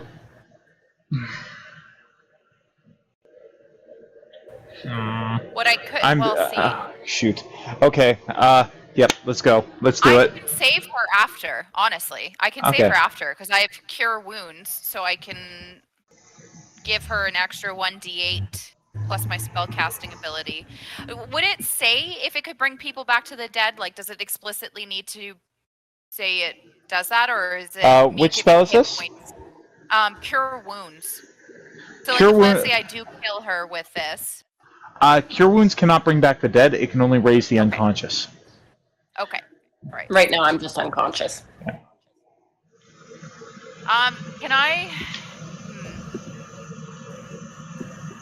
Just clarify for me. If I go negative 1.5 times my total hit points, or is You it did. 2 times your total hit points? Yeah, 1.5. it's 1.5.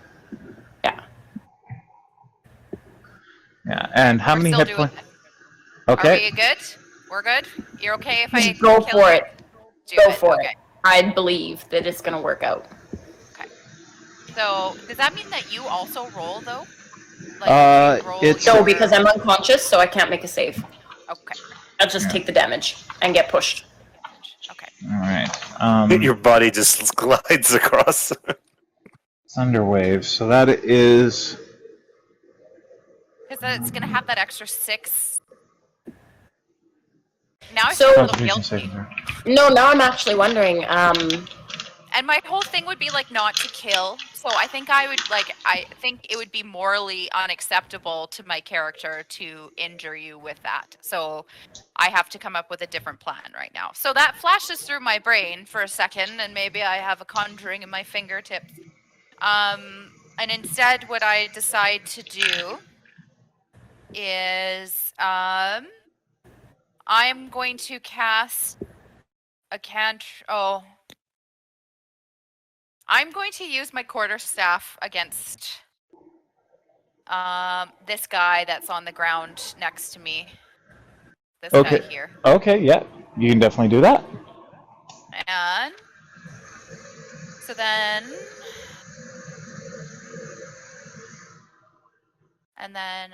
roll d6.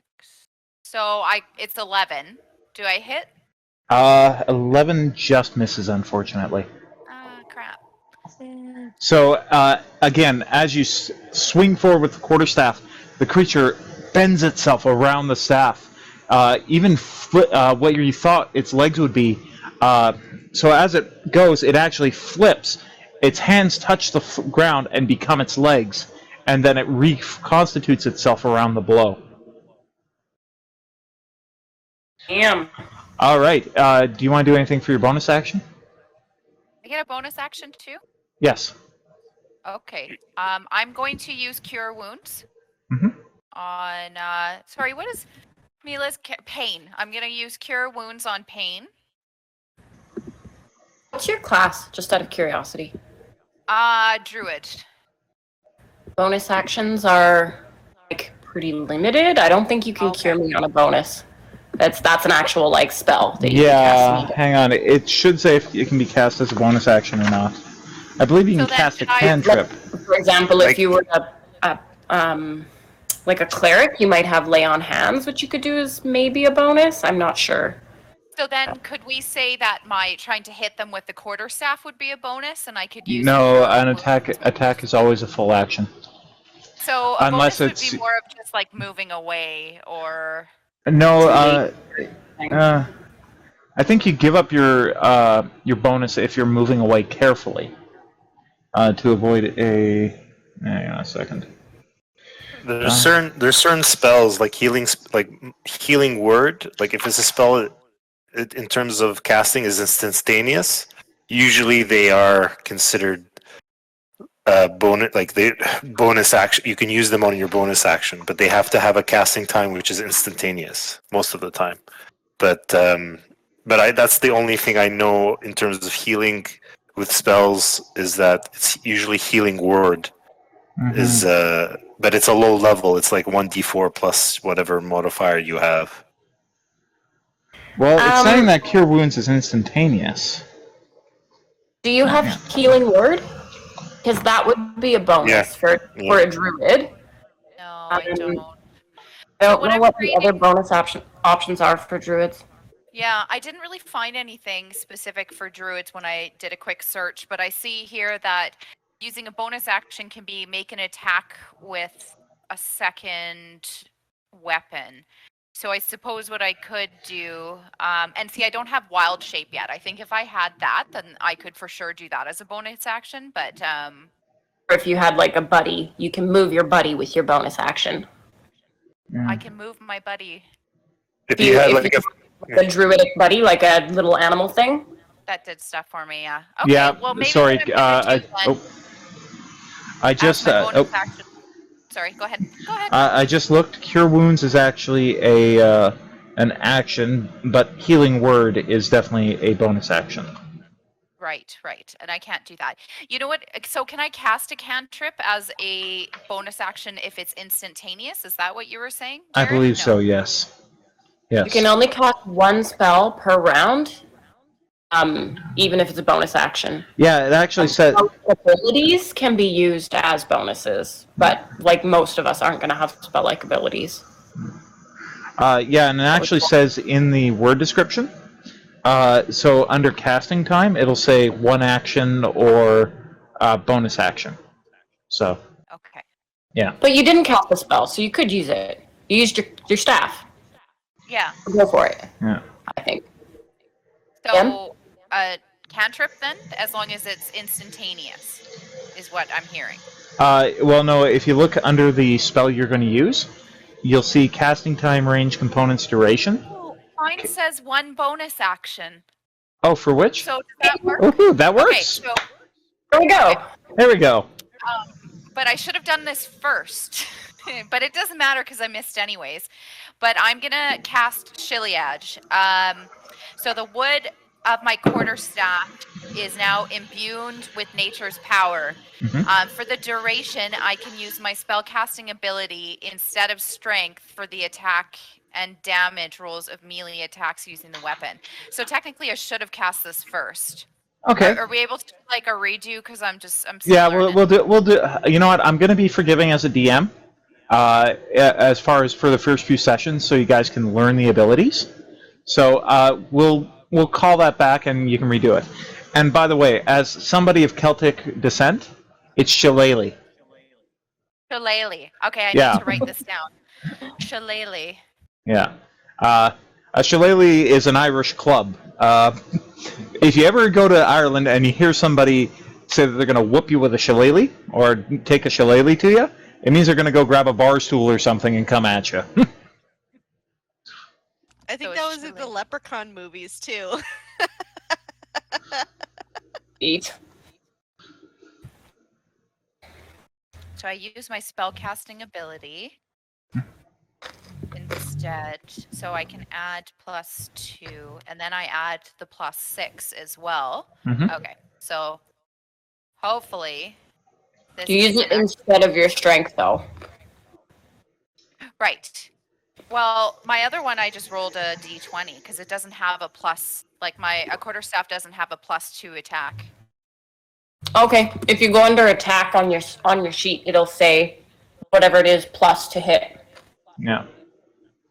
On the right-hand side of your character sheet, there'll be like columns, and if you go to actions and then click attack, it'll give you all your stats.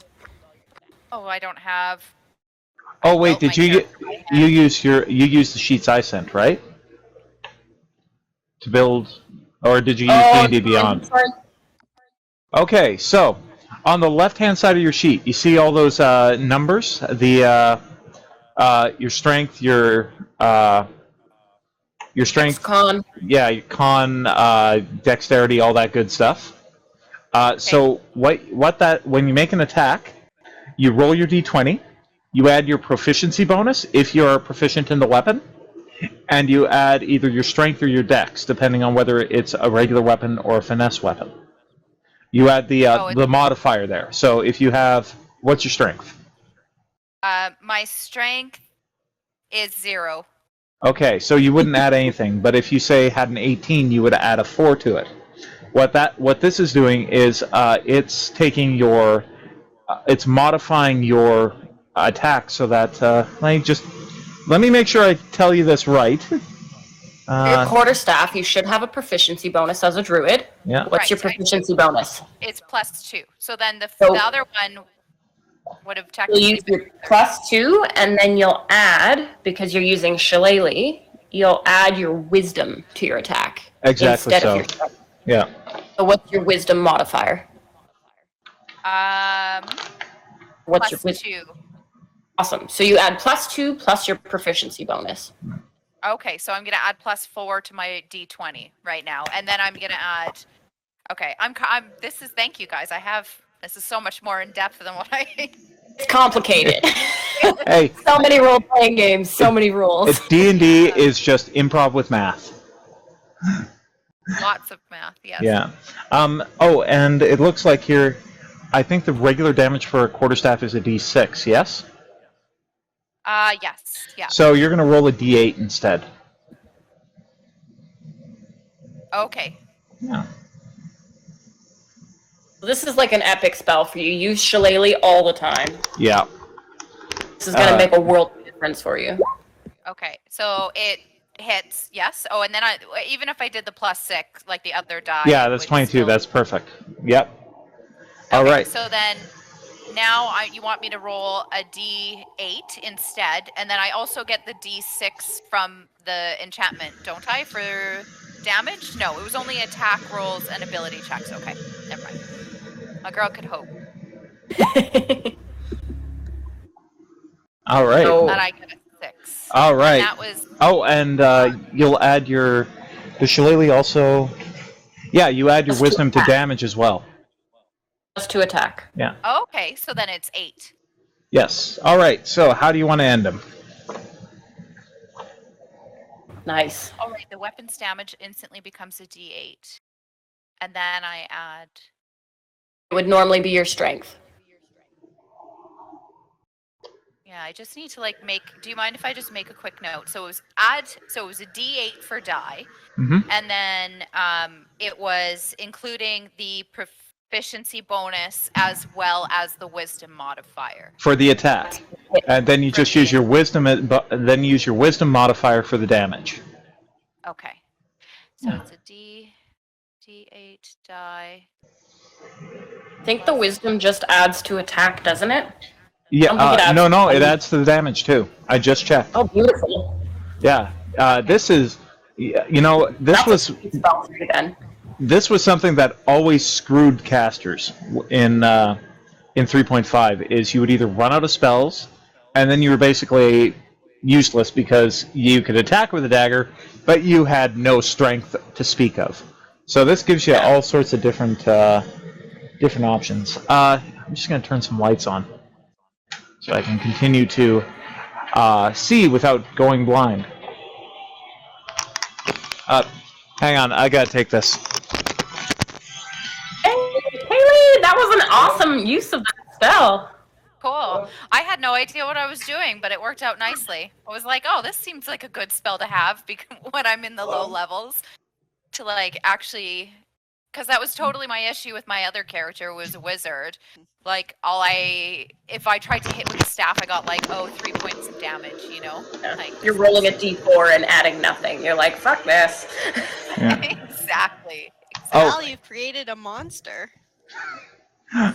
Okay. It's all Jamie. All right. Wait until I she's already barbarian was for her next character. Sorry, wait until she rolls what for her next character? Barbarian. Oh. I love me some barbarians. So do I kill it? Yeah, how do you want to end them? I feel like I just want to go like straight from the top of the head and straight through to the fact that I'm like just keeping my quarterstaff from hitting the ground at the bottom. Like I am angry at this thing. How dare it touch my body? Okay, as the creature charges at you, you grab your staff right by the end and bring it overhead. And as you're bringing it down, you feel that same tingling pass through your hands. And as you bring the quarterstaff down, for a split second, you notice that it's sheathed in lightning. And it strikes the cobblestones with a crack. And this thunderclap just fills the area with a sonic boom. And the creature, the moment that the staff passes through it, it just disperses entirely, like it's been blown apart by some sort of explosive spell. But as you bring the staff back to ready against the next creature, you can still feel the tingling in your fingers across the wood, almost as if it's it's been struck by lightning again. Cool. All right. Good kill, guys. Good kill. That's on back. Come on, everybody, let's pat on back. Oh, yo. I'm doing this because I can't do lyrics. I just like the song because it's really catchy. All right, which brings us back to Pain. I need a death save. Ooh. On Lucky Dice.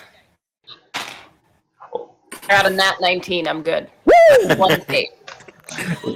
All right, so that's one save. 2 more to go.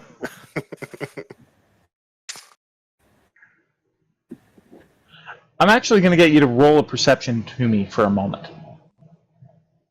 Who? Yeah, Pain, please. I know. Perception. It's meta, but I want to see how far this can go. I have a very... You know that old adage, when the DM smiles, it's too late?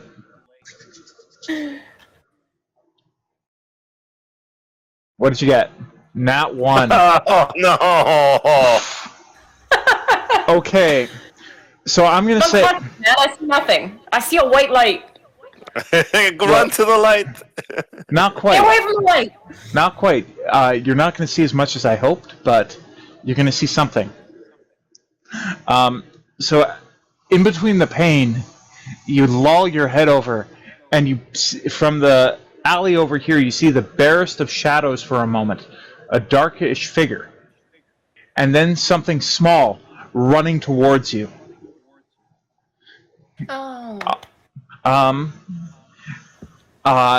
You can't tell what it is, and for a minute you flinch until you feel a wet nose touch you.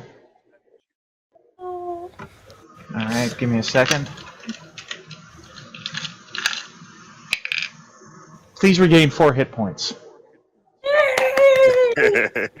So as you come to, you see it's not like the other creatures immediately, but you see the figure of a small dog standing over you.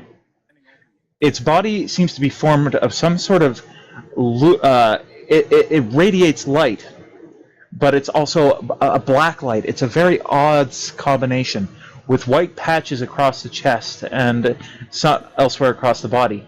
Its tongue is hanging out, and it nuzzles forward, giving you a lick. And as you feel it, as it licks you, you feel a warm presence pass through you. It lets out a little and it gives you a second nuzzle, trying to make sure that you're going to get up. And that is going to add Juno to the board. Awesome. So after Pain, we have Juno. Just remind me. Yeah. Stop! It's too sad. Just a warrant. Don't do it, Amanda. You're gonna make me all red. I'll match my shirt. Just so you know, I'm going to make you all cry at least once during this campaign. Well, I already did, so knock me off the list. Okay, No more. so I've got Jamie, I got Amanda, and I got Mila. Jamie and Cal, I'm coming for you. Remind me to tell you the story of how I made my entire table burst out in tears. Very sad, remorseful, but still happy tears at the end of our 3.5 expedition to Castle Ravenloft.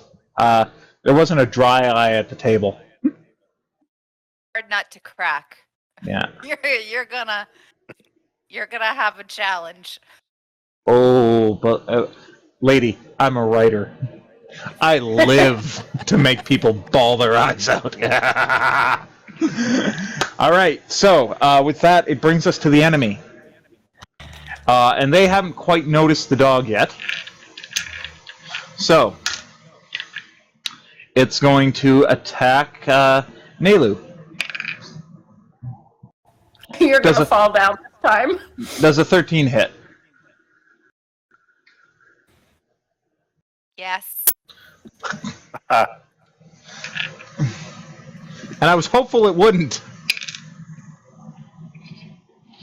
6 damage. Dead. Oh, dead or unconscious? Unconscious. Unconscious. Okay, so Okay. you guys were saying that it's like your max hit points times 1.5 in negative, and then you're dead. Is that how that works? Yeah. In one attack.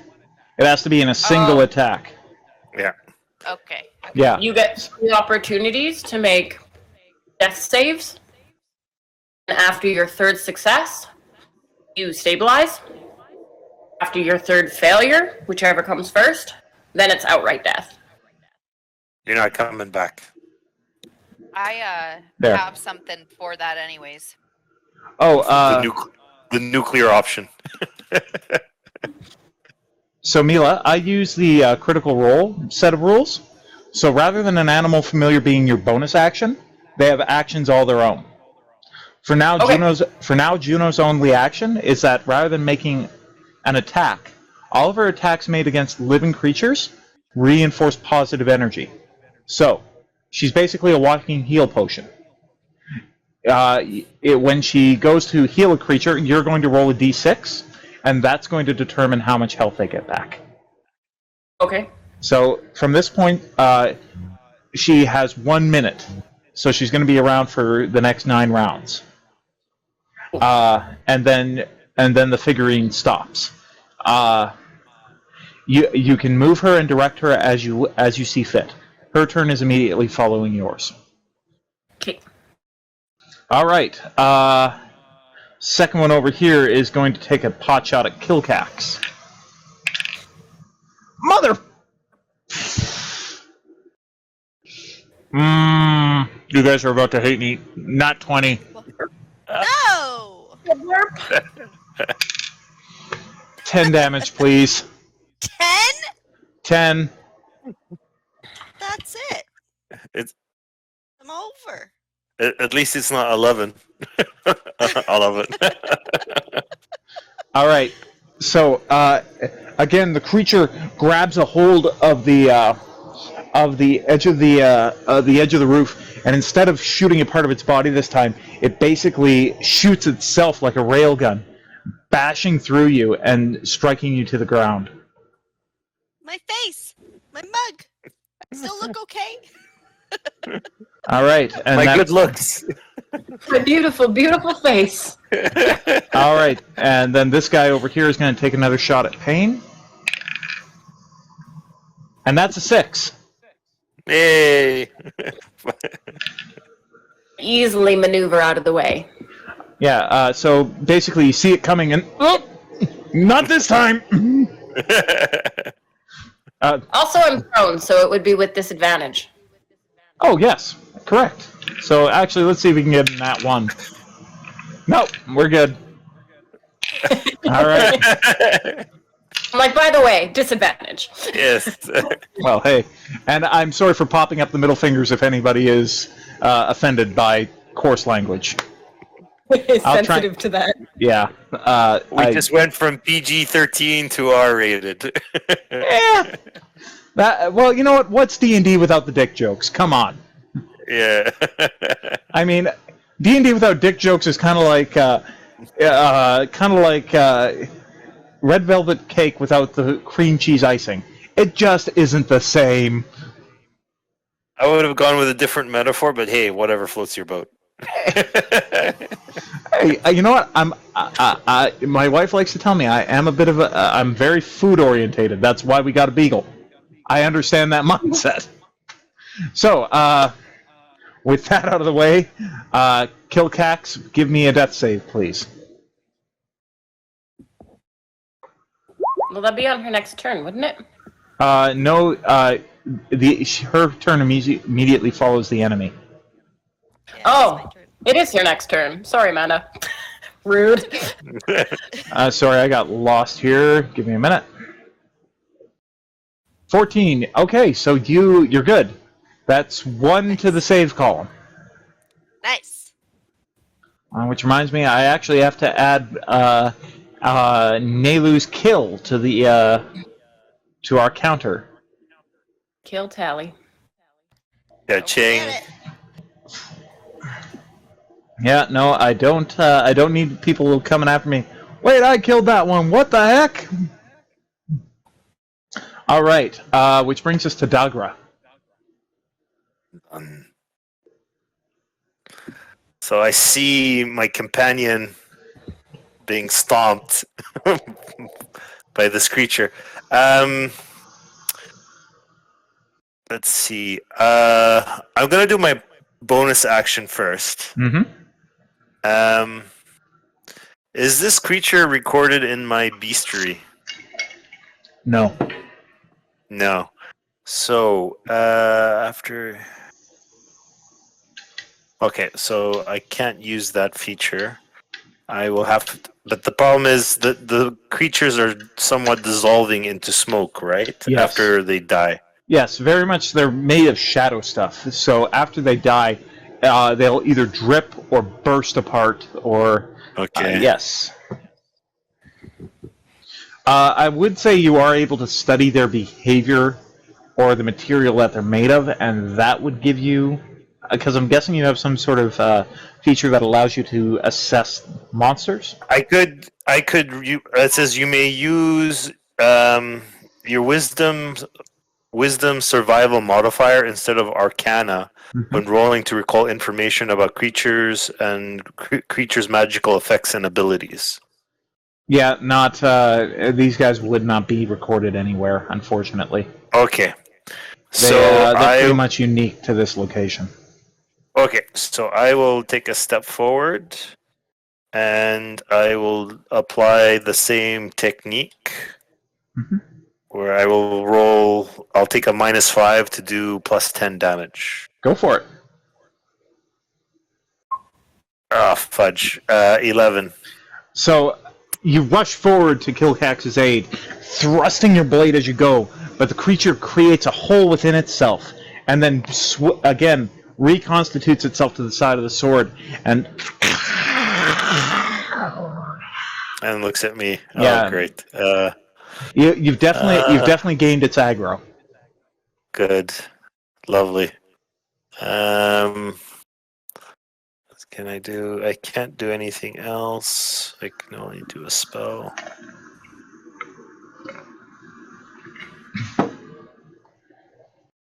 So, first encounter, and I have 3/4 of the party unconscious.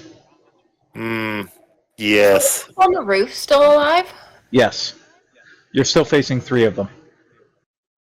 All right, I'm done. I basically can't do any bonus actions at this level, so I'm going to wait and see what happens next. All right.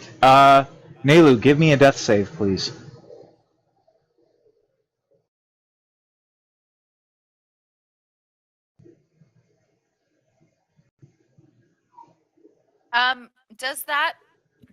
Does that blessing also go towards?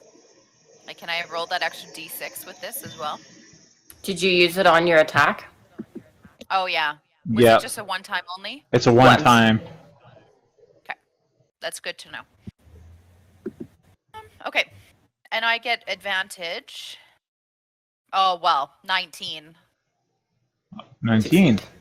All right. So you feel the claw of the grave somewhat loosen around your neck. Whereas a moment you were gasping for breath, you suddenly feel like you're breathing just a little bit easier, but whatever it is, it isn't letting you go. Sure. I don't breathe. Oh, right. Figure of speech. But actually, you have advantage on death saving throws. I do, yeah. Try for a nat 20, please. Okay. Because on death saving throws, if you roll a nat 20, you say, "Oh, there you go."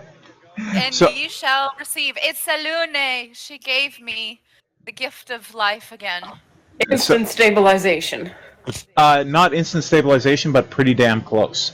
So when you roll a nat 20 on a death save, rather than simply getting 1 mark on your save tally, you get 2.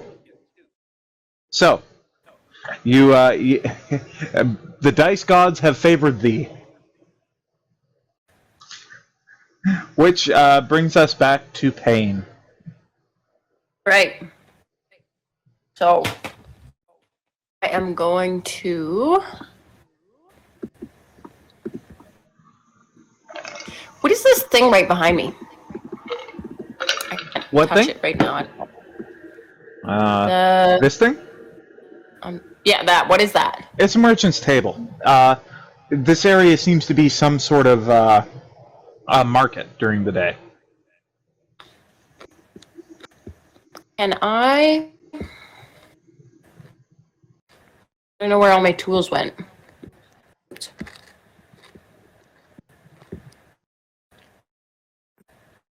Is there like a tabletop in between those 2 merchant tables? Can I 5-foot step into there? I'm guessing you want to flip a table over and use it for cover? No, I just wanted to step out of range of this baddie so I could cast a spell. You can. I believe in 3.5 you have to use your bonus action to move carefully out. Otherwise, they get an attack of opportunity.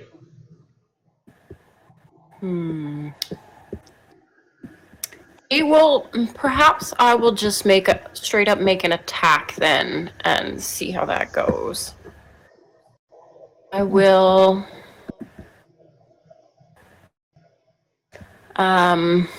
brandish my club. Mm-hmm. Oh god, I don't do any damage though. I'm not a fighter.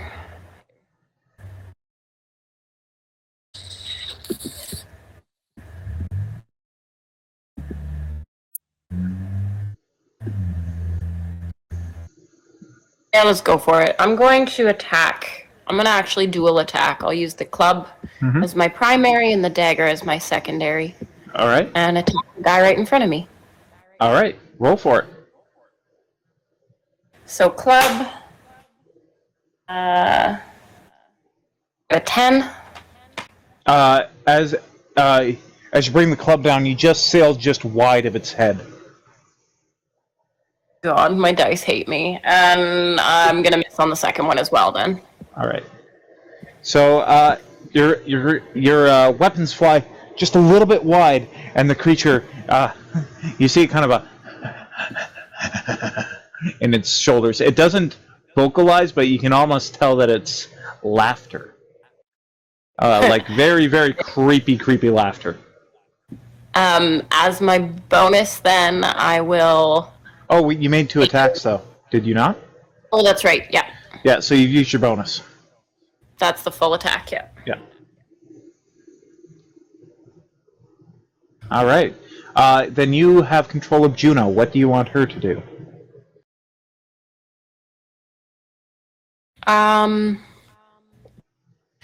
So how does she work as far as healing? She can do that how many times? Once per turn. Awesome. And she move her way around to my fallen comrade then? She may definitely, yes. I'll have her go around the back of the stands there. All right. Kobold is going to use his reaction against her. And that one, he biffs it. Nice. I'm going to say that gives you... so as it attacks, it overextends and kind of splats into the cobblestones.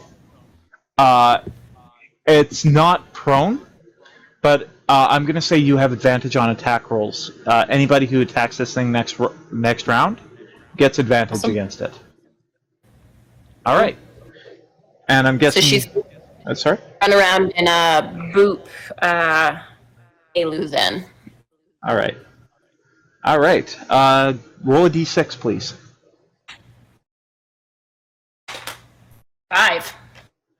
5. All right. So, Nelu, you regain 5 hit points.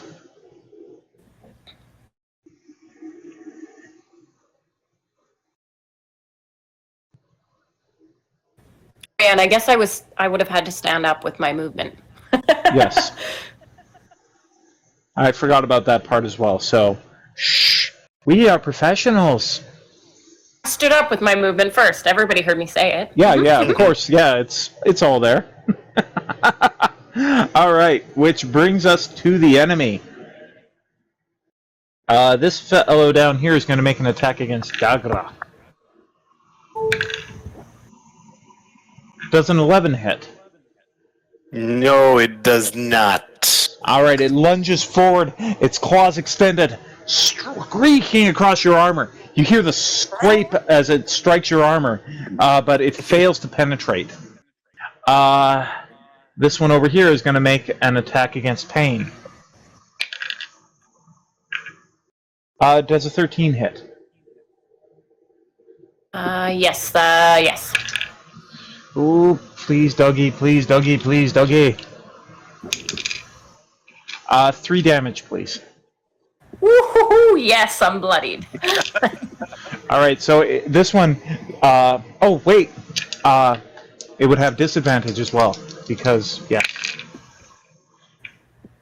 Does 10 hit? Yes. Does 10 hit?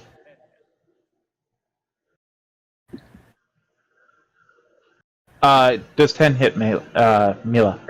No? Alright, sorry, my audio cut there for a second. So yeah, disregard what I just said about damage. As it tries to right itself from striking out at Juno, it swipes at you with a claw, but you're able to step out of its way fairly easily. This one is going to attack Nelu. It's prone. Yep. Can't catch a break. So that's a 5. Does not. Oh, yeah, it doesn't hit. All right. So this one throws its arm out, and again, the shadow stuff severs at its armpit and strikes forward, lancing towards you. You see it just in time, and you're on the ground. And you manage to roll, Indiana Jones style, just a little bit out of the way in order to prevent it from hitting you. Which brings us back. I know they're shooting. Sorry? Are they clawing at us or shooting dark rays at us? So the ones on the rooftop have been shooting at you. The other ones have been using claws. It seems they're capable of both melee and ranged attacks with their bodies. They're also very, very creepy to look at. Which actually reminds me, I've forgotten about a variant rule.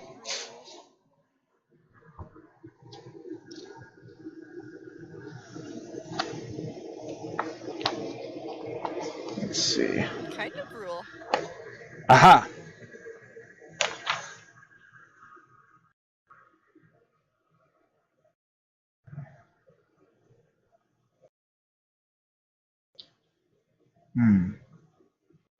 You know what? I'm going to say that that's not quite tight enough yet for that to come into play, but it will eventually.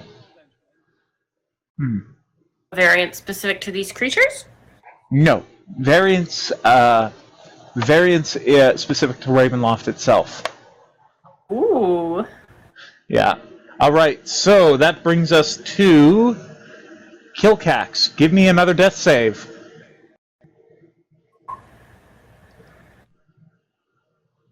16. All right, that's good. I'm getting there. Will everybody please mute themselves except for Kilcax?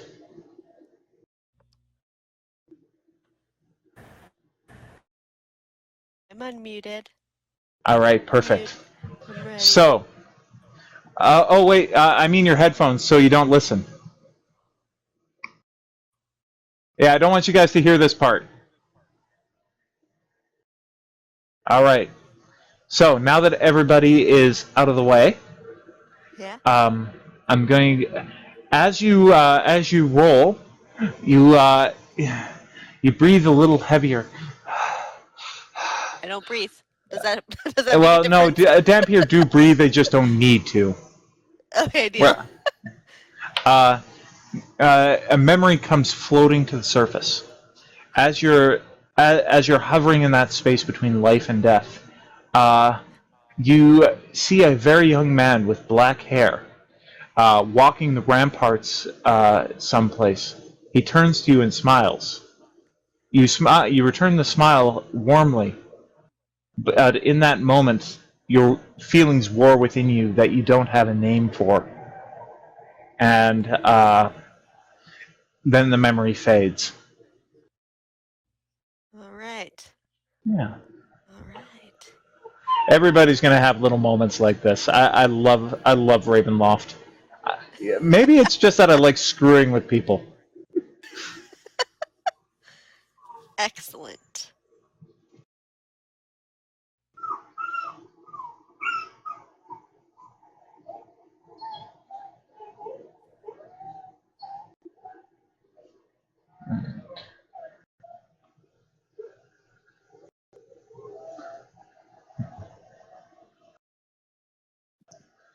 All right, can everybody hear us again? Yes. All right, Dagra, it's your turn. My turn. Duh, duh, duh. Bum bum bum. I strike a pose. And let's see. I'm thinking maybe I should do a magic spell. Bonus action. No.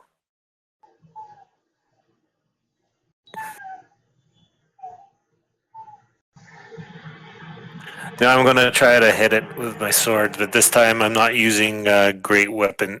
You know what? Screw it. Great Weapon Master. If you don't All have right. it, let's Smoke see how him it if you got him. goes. Exactly. 15. That's a hit. So, roll damage. Actually, don't even bother because you get a plus 10. How do you want to kill him? A blade straight to the chest cavity.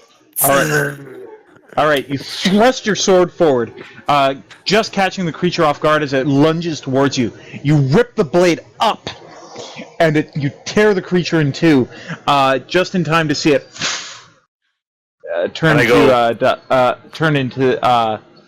dissipate into the same shadow stuff that seems to make up its being. And I say, fuck. Buddy, it's okay. Hey, you're all right. Somebody's a little worried for no reason. Oh. All right. Yes. So it's all right. the creature is gone now? Yes, it's dead. Okay, and then there's 2 more creatures on the other side, correct? Yes. All right, so I want to see if I can do a bonus action spell. Yes, I can. So I cast this. I cast this protective spell on me. You were going to give it an Aramaic name, yes? Yeah, I haven't really. Actually, did I? I wrote it down. Hold on, I wrote it down. Where is it? Come here, buddy. Come on. Come on up. I called it Yami. Yummy. All right. Yami. So it's protection, Mhm. and it's a bonus action. So first, I'm gonna move 40 feet. So that's 1, 2, 3, 4, 5, 6.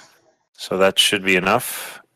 And I cast Yanni on me, which, according to the document, here we go. I cast a protective ward around myself, gaining resistance to bludgeoning, piercing, and slashing damage until I'm hit for the first time, Mhm. and that's it. So, All right. And that brings us to Nelu. and I'm gonna put. Oh, sorry. Were you not done yet? No, I'm just putting a symbol. So here, I'll just put that just to showcase. All right. All right, Nelu. It's This one and this one are the only 2 left now. correct. Okay. I'm going to use my quarterstaff against this fella here. All right. And then, let's see if I wrote. Oh, sorry, cat. Let's see if I wrote this down right. So I'm going to roll a d20, and then I'm going to add wisdom and my proficiency.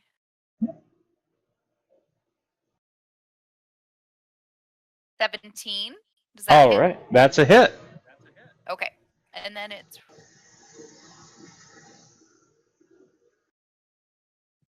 9 points of damage. All right. How do you want to take him out? I think since I'm coming at him from the side, I just want to sweep through him. All right. And I'm going to give a cry. For Salune! All right. Die, you evil beast! So you sweep forward with your quarterstaff, and as you do, the creature just dissipates under the strike of the staff. The shadow stuff falling away. This one almost kind of like raindrops falling from where it. One moment it's a solid creature, the next it's just drops of shadows falling into the cobbles. Hello there. Hello there. Yes. Yes, you can come up. All right. Do you have a bonus action you'd like to take?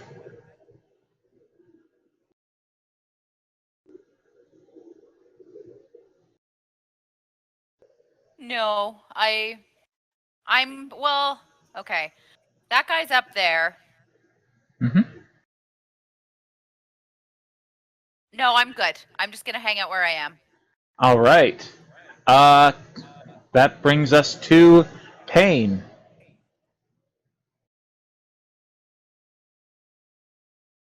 Stop it. Mila, you're still muted.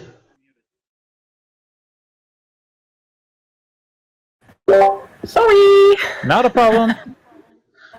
I could see your lips moving, and I thought, "Oh, crud!" Yeah. No, don't bite. Don't bite. There we go. So she is going to.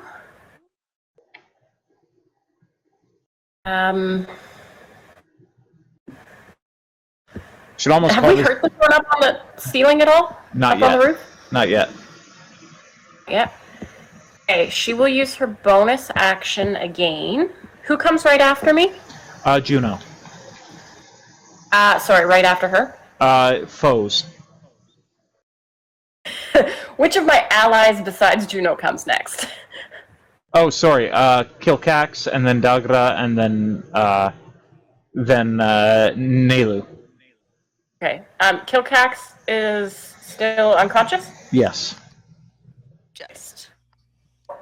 I will give another bardic inspiration to Dagra. Mm-hmm. And I will use my one of my spell slots to cast Cure Wounds on. You're not close enough to me. I guess to Ailu. All right. So she will take.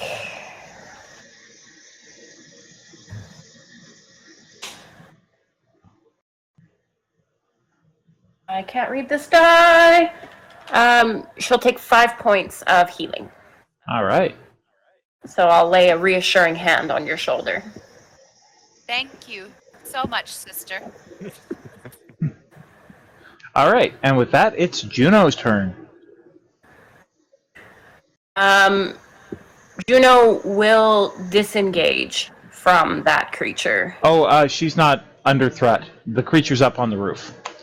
So it doesn't get an attack of opportunity. Okay.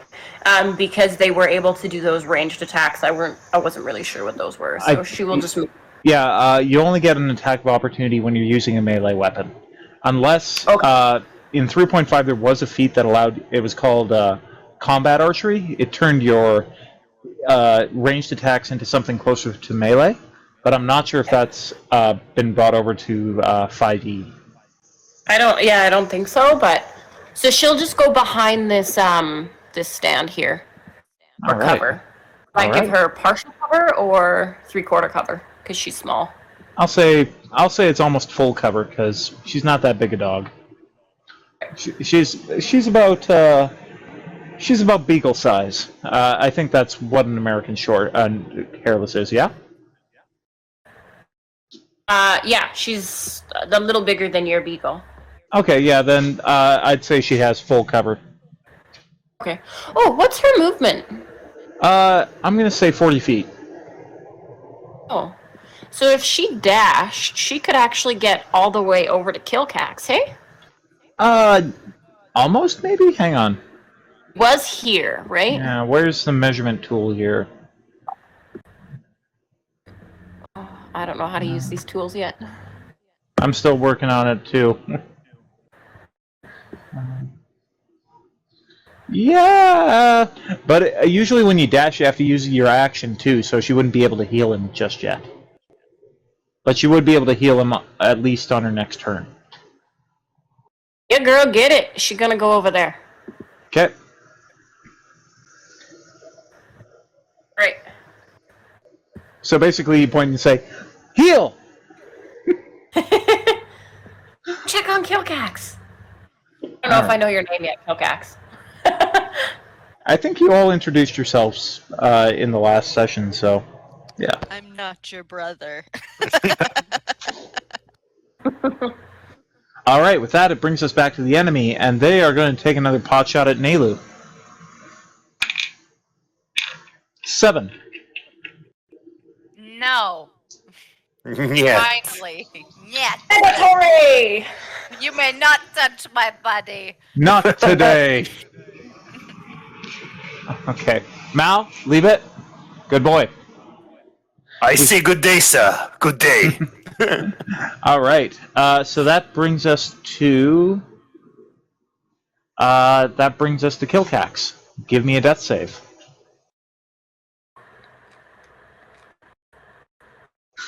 8. Ooh. Just as you're starting to feel yourself coming back to your senses, an icy cold grip fills you. Claws digging into your chest, tearing at things that seem to be vital, or even though it's not a physical pain, It's almost like a spiritual one as it tears you a little bit closer to the grave. Rude. All right. Which brings us to Nelu. Or wait, sorry, Dagra. Dagra.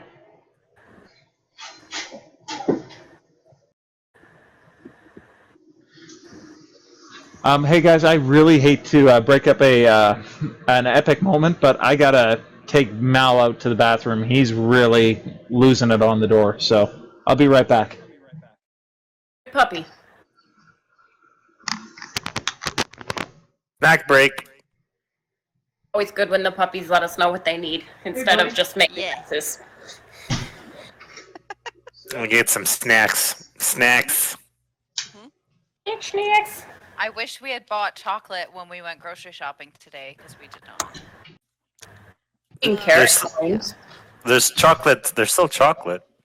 They're chips, though. It's not the same. But there's the Cadbury bar. No, that's all gone. I ate all that. Oh, okay. Nice. No, there's not. Jamie's jealous because I just ate a whole bag of mini eggs. Yeah, I am. Like in her, right in her in her face, just like. Yeah. Not gonna lie, I'm alternating between carrot coins and M&Ms. Nice. Yeah, Well, that's a good choice. A carrot coin is just like a slice of carrot. Is that? Yeah, I bought those like super jumbo Asian carrots that are like earthy. Yeah. So they make like a pretty good sized carrot. It's That's a my coaster. What's the ratio? 3-1? 3 M&Ms to 1 carrot? Couple carrots, a couple minutes, and then I'll have a couple of M&Ms. Do you use like a dehumidifier, like dehydrator for your carrots? Then you can make carrot chips. No, that sounds too healthy. I like them raw. Yeah. Takes too long.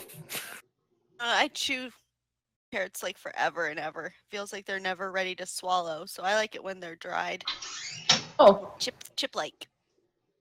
carrot coins sound really good. I like those. I'm not a big banana fan of like chips. kale chips. But carrot coins would be okay. Yay. Good boy. Snacks on snacks. Snacky snacks.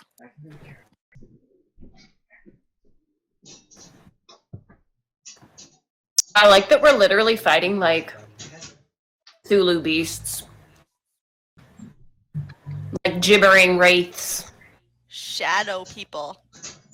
Getting spanked by them a little bit too. Like 3 of us have almost died. True. Yeah.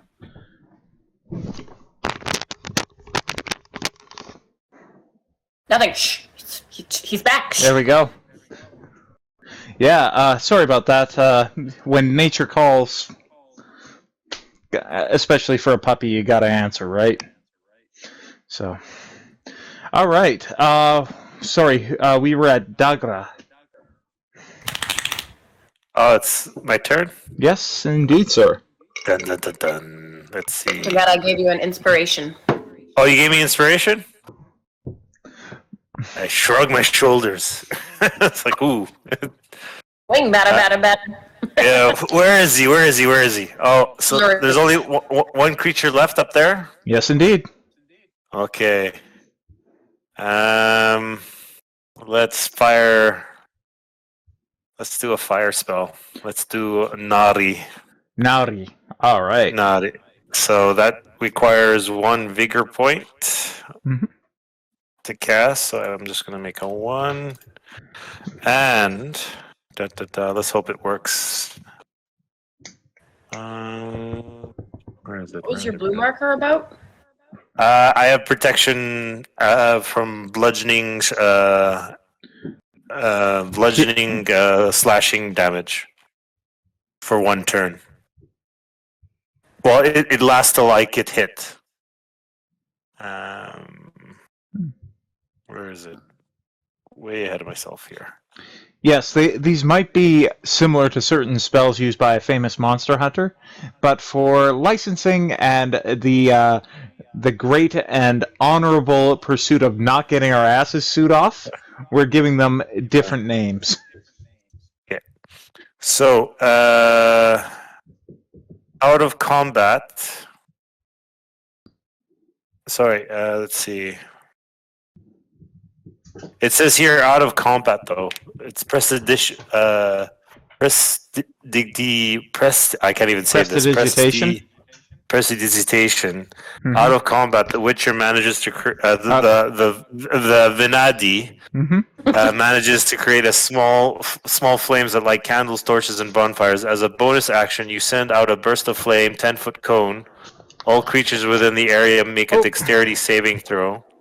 On a failed saving throw, the target takes 1d8 fire damage or half damage on a successful roll.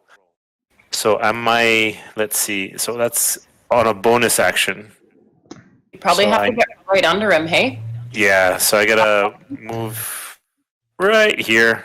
I'd say it's about let's say it's about a 10-foot roof. It's not that high. 10-foot roof? Yeah, it's a one-story building. Okay, so 10 feet cone. You're just full of P and V, aren't you? Yeah. So he's sorry, got to make talking to numbnuts here. Yeah. Make a dexterity saving throw for the creature. All right. That is a 14. 14, and my save DC is 14. Okay, so he manages to save it, so he takes half damage.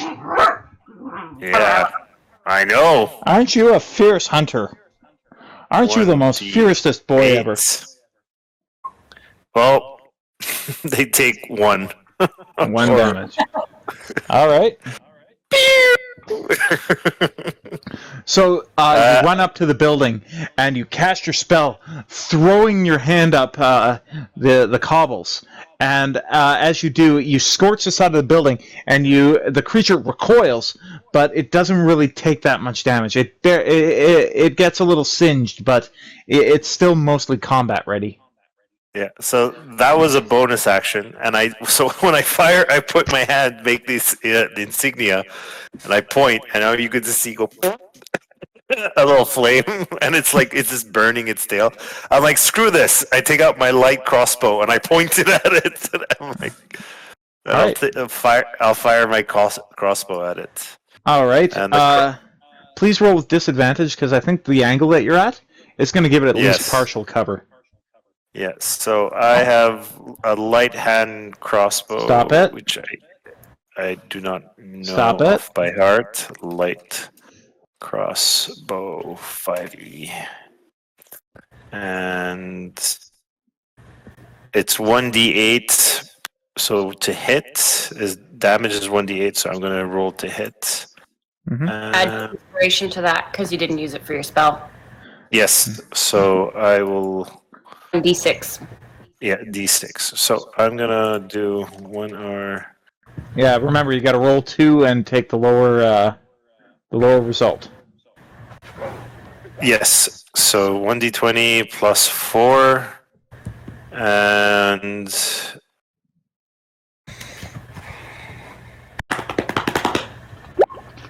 first roll is a 20. Okay. Plus the D6. Remember, you can only add it to one roll. So, okay. Yeah, and remember, you have to take the lower of the 2 rolls. Yeah. So let's see. The other one was a 23.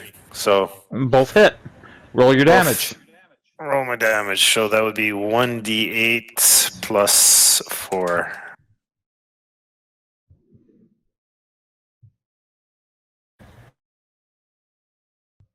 Five. All right. How do you want to take him out? In the neck.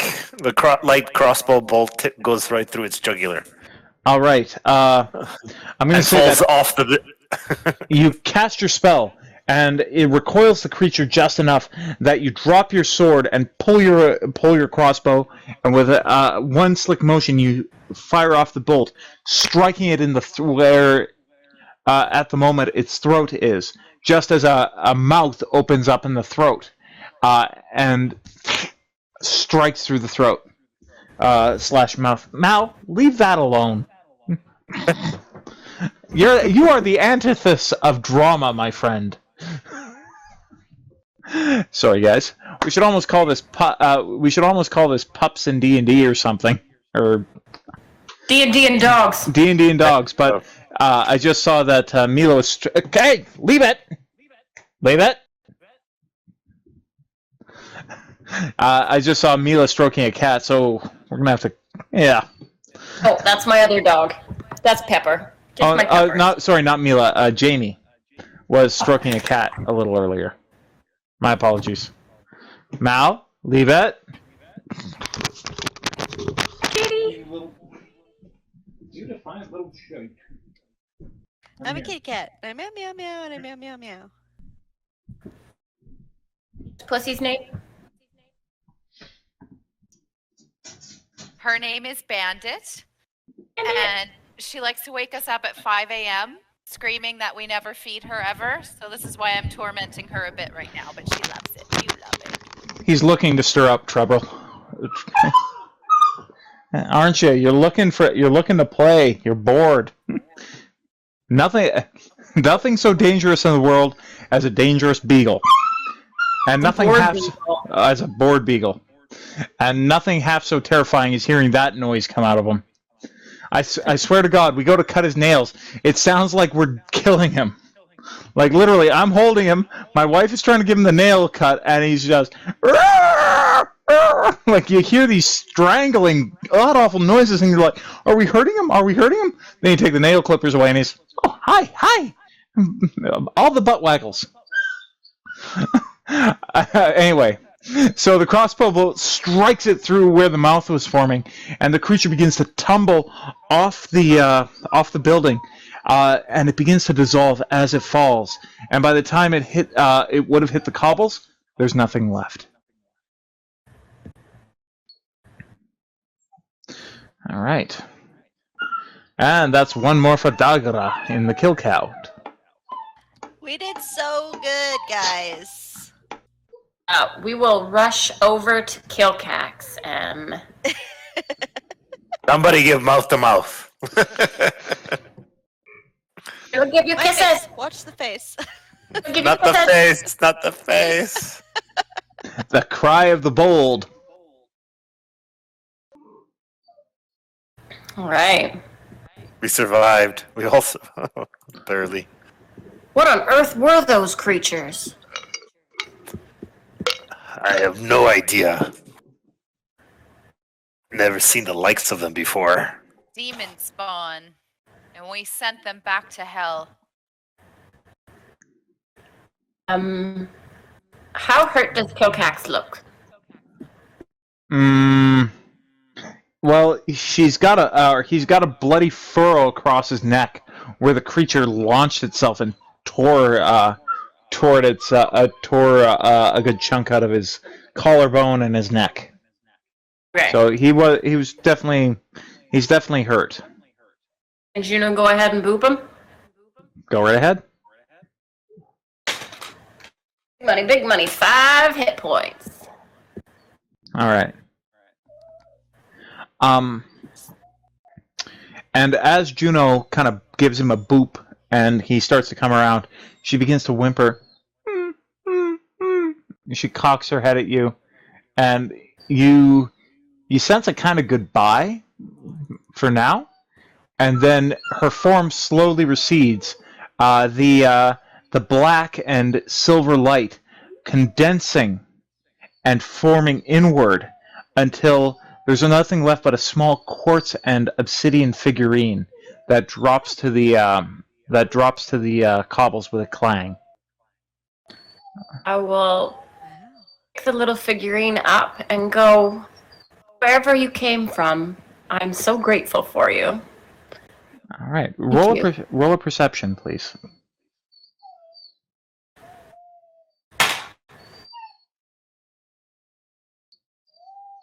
I don't know what my modifier is.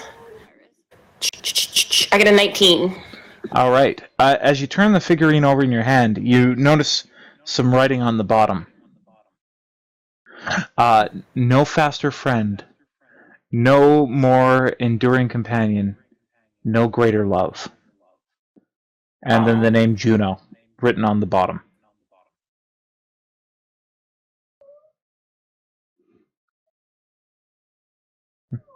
Like, give it a little kiss on the face.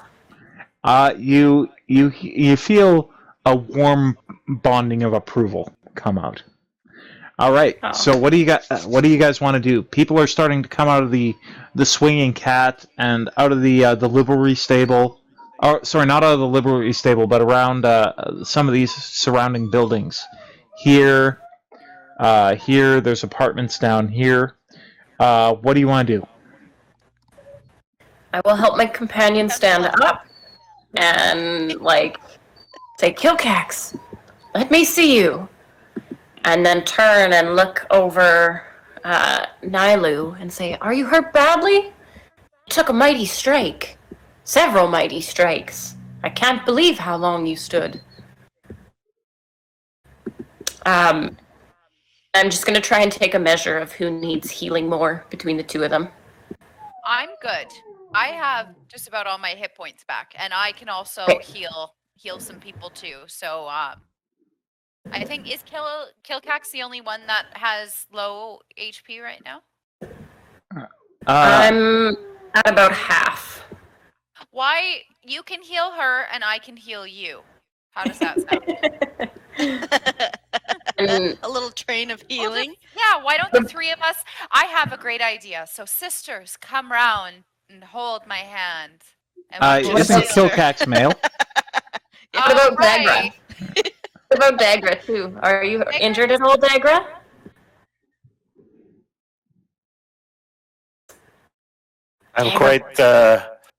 I'm actually observing the residue of the creatures that left behind. I'm trying to study what they were.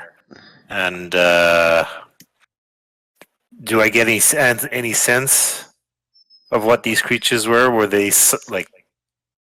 Did they obviously when we killed them? Did they bleed?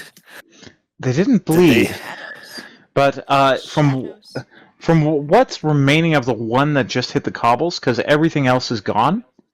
As you give me an Arcana. Okay, so can I instead of using Arcana, can I use, what was the other feature I could do?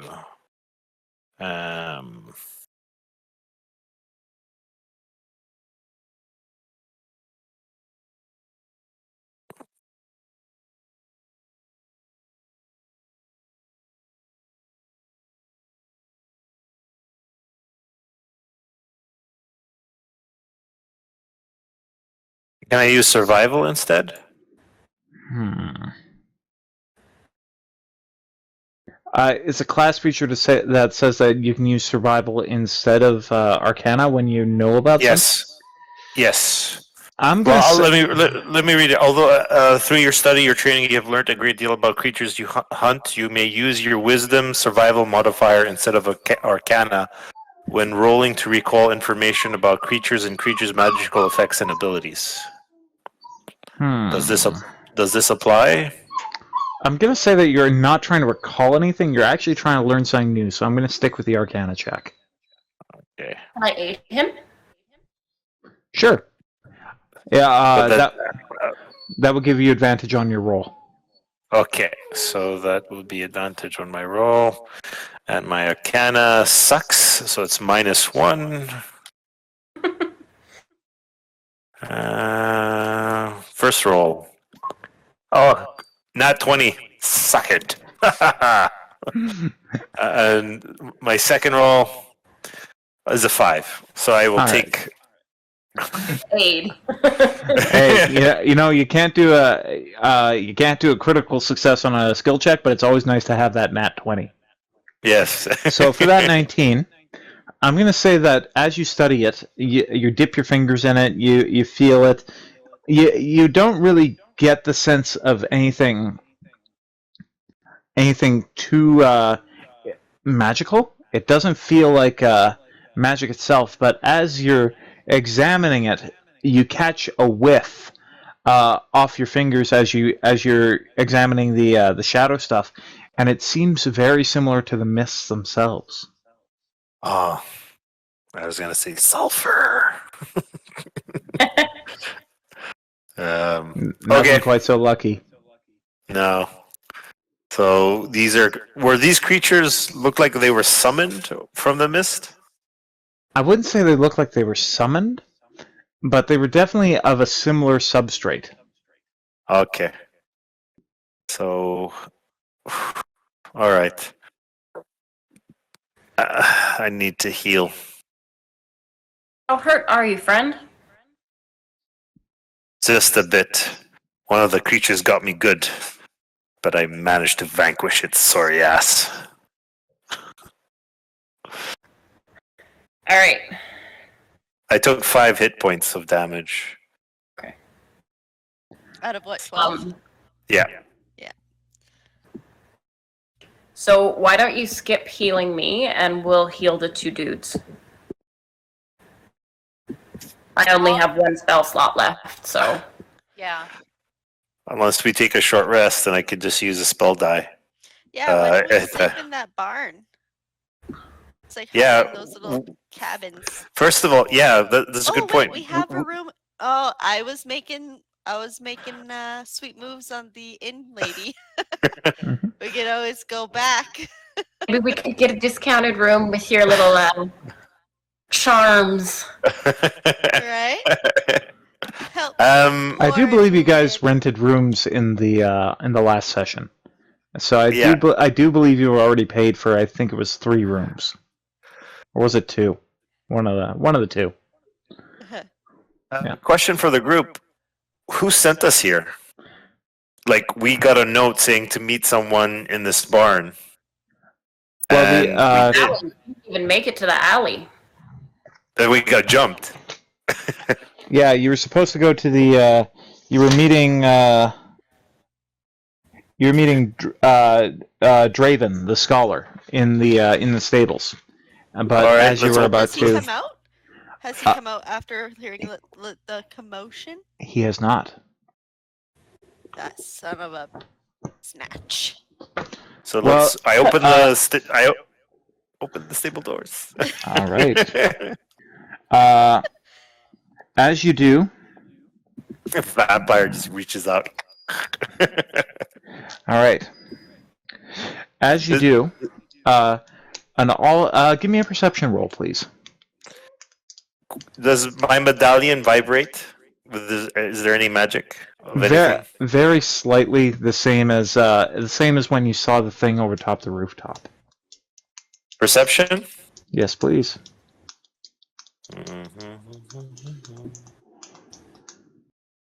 And I can see Jamie already rolling for it. 12. 12.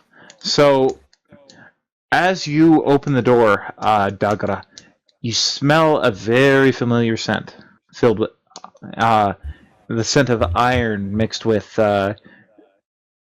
sweat. Yeah, you recognize it instantly as blood. Nelu, as you round the corner to the door, you see a form slumped against the back wall. It's just lying there. It's from in the darkness you can see dark furrows cut across the throat, and the front of its shirt stained red. The one that had interacted with this gentleman again? It was Amanda, right? Who had been told, or Kilcax? I believe so, yes. Okay. I'll call over Kilcax and ask, does that appear to be the man that you spoke with?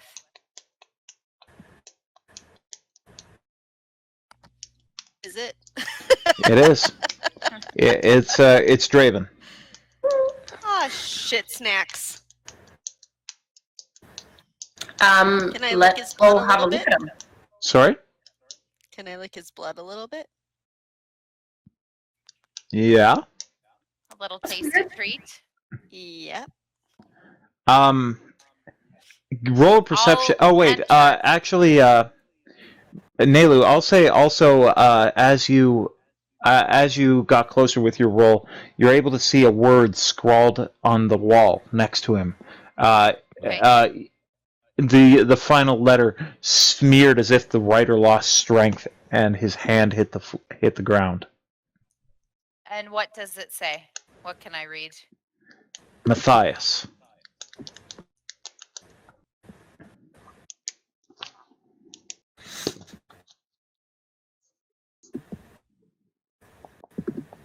Okay.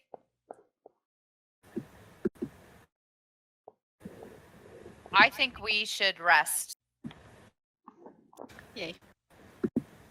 So it looks like the guy wrote Matthias on the wall? Yeah, so it's a very urbane, a very hushed and quick scrawl, like he was trying to write it like this very quickly, barely holding himself together, and then as he finished the last letter, the S in the cursive, his hand fell away and struck the ground. There's a trail of blood leading from the S to the ground. He's been murdered. Da da da. Actually, you know what? While I'm in there, so let's say I'm still there looking at the body, the Mhm. slash marks look similar to what we experienced, like maybe a slash mark that I had on my body before. Give me a medicine check, please. I'll aid you. All right. It's all about aiding. Aid. Hey, D&D, What is, D. Oh, sorry. Sorry, what does being aided? How does that? That means that you get advantage. You roll twice, Okay, cool. and then you take the higher higher result. When you have disadvantage, you roll 2 and you take the lower result. Yes. Okay. So aiding is always the advantage on the roll. Okay. Exactly. So 18. Do you have any modifiers for medicine? Yes. Yeah. So it was 15 plus 3 for. Oh, okay. Sorry, I missed that.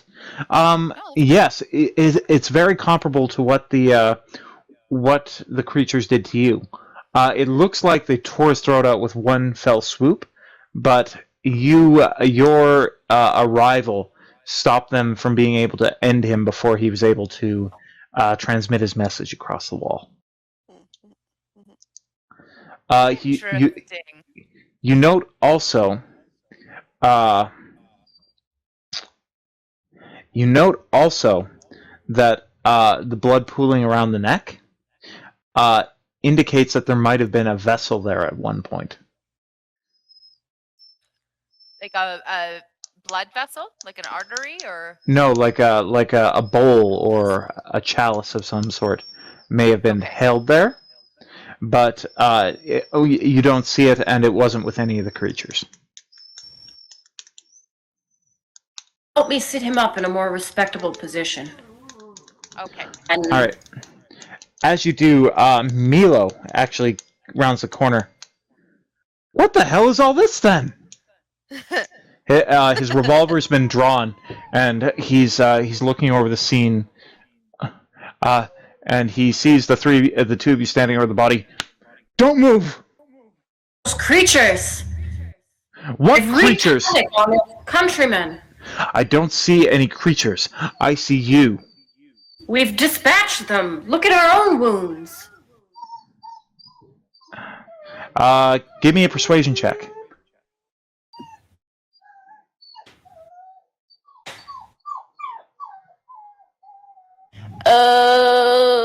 That's 10.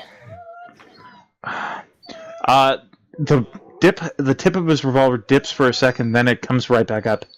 Look, I don't see any creatures, and whatever those wounds are, you could have caused them to yourself. Fool, do any of us have claws like these?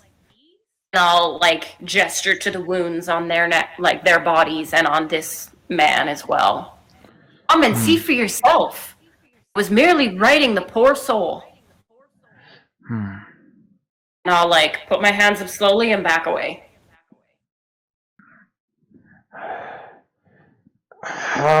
Fuck!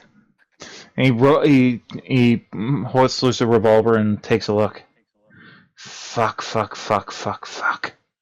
As he looks over the body and he runs his hands through the pockets. What the hell were the four of you doing in here anyway? Came out of the swinging cat. This man had asked us to come outside and meet him. We didn't get here in time. Do we have the note? Can we show him the note? I was gonna check on his person for any notes, but do I see any peeking out of his pocket if he's got a similar note or something? You don't see anything obvious, no. But didn't we receive a note saying to come to the barn? No, he was just talking after he saw Kilcax's note. Oh, Told okay. Kilcax to meet him outside. I don't know what the man wanted with us. Well, we found him, and I start speaking up. We found him in this state. We had no ill intentions towards this individual. We were actually looking to talk to him, but unfortunately, as you can see, he's succumbed to a horrible demise. Did we meet this fellow inside, the one that came around the corner with the revolver? He is the young man you met at the gate. At the edge of the street. Oh, okay. The young constable. Yes, Milo.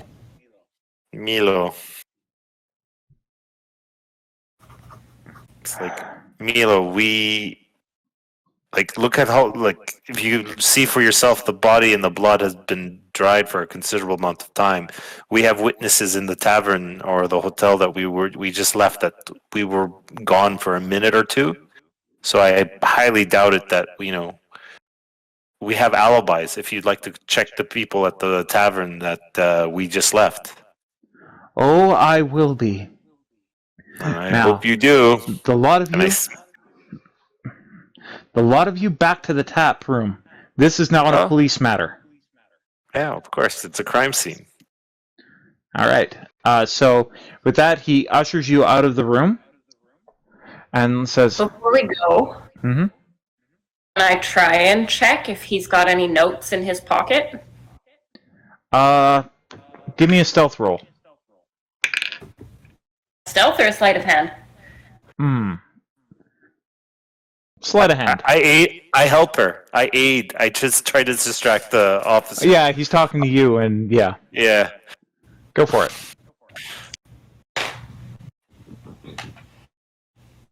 That's a 10 at best. All right. You are the... As bad as these things were to you in combat, they've been kind to you just now, because he just rolled a 3. I was like, oh fuck, I failed this. So he's no way. He's so transfixed with Dagra, and kind of worried about the sword with his hand on his revolver that he fails to see pain going through the pockets. As you do, you find a stylus, it's an odd-looking stylus. It doesn't look like it holds lead. Rather, it seems that it's fed ink from the back end and is pushed out front. You guys would recognize this as a fountain pen. And a number of little notes. It's magic. A number of little notes that just basically seem to be musings and poetry and things of that sort. But in his pocket, you find a notebook with a list of reference material to look out. A number of books shoot out at you. The Tome of Amun-Se, the Necronomicon, Demonology, and then at the bottom, thesis defense about regarding the realms of reality and the curious borders of fortune and Enta-Iskara. He's been writing a thesis, I gather. Yeah. Okay. So nothing that seems to really point to anything other than his final note.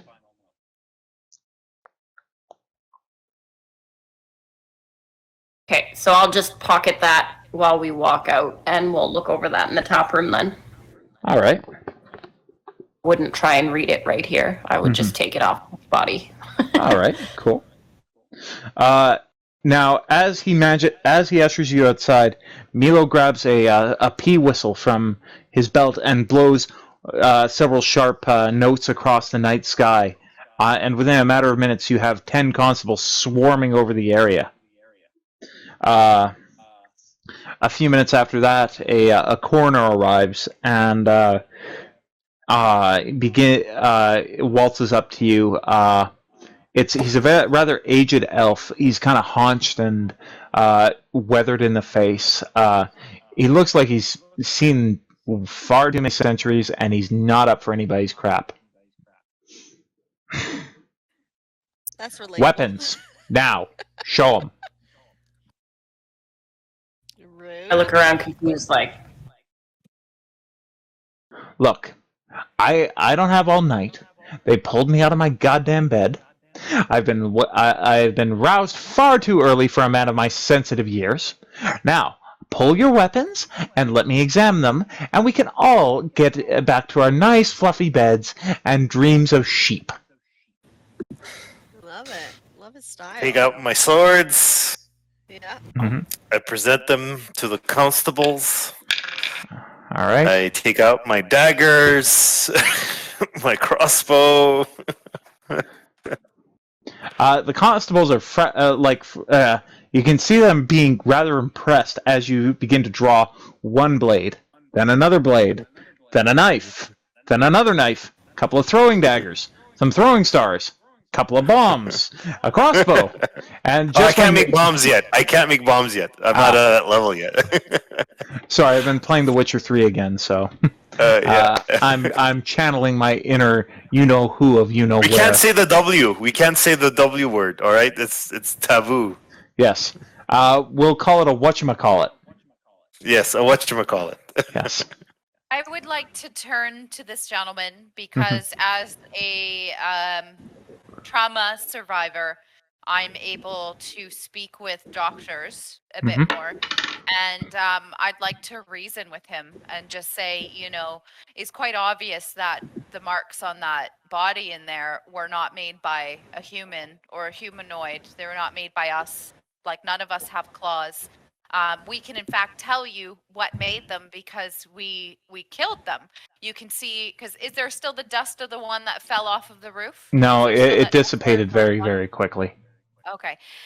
I can say because we've obviously sustained the same wounds. Like, please look at me. I've been wounded multiple times. The only thing that has kept me here on this great earth are my allies and, the blessing of Selune. And we would like to aid you in this. We're not here to, but we're not suspects. If anything, we are survivors. Give me a persuasion check, please. It'll be easier for you than anybody else, but yeah, I do need a persuasion check. Does anyone want to help me? Anyone give me their aid? No. Oh, a nat 20. Dirty. Okay. Oh. All right. So as you're speaking, you see the gentleman's face soften. I do apologize, lady. My name is Garns. I'm the doctor and sometimes medical examiner for Fortune. I do apologize. I've never been much of an early riser, and being pulled by my toes from my bed doesn't leave me with much in the terms of social graces. And he begins to poke over your wounds, and he examines your neck and just basically runs his hands over. You've had a rough run of it, haven't you? You don't know. I can run up and say, "Look at me! Look at me!"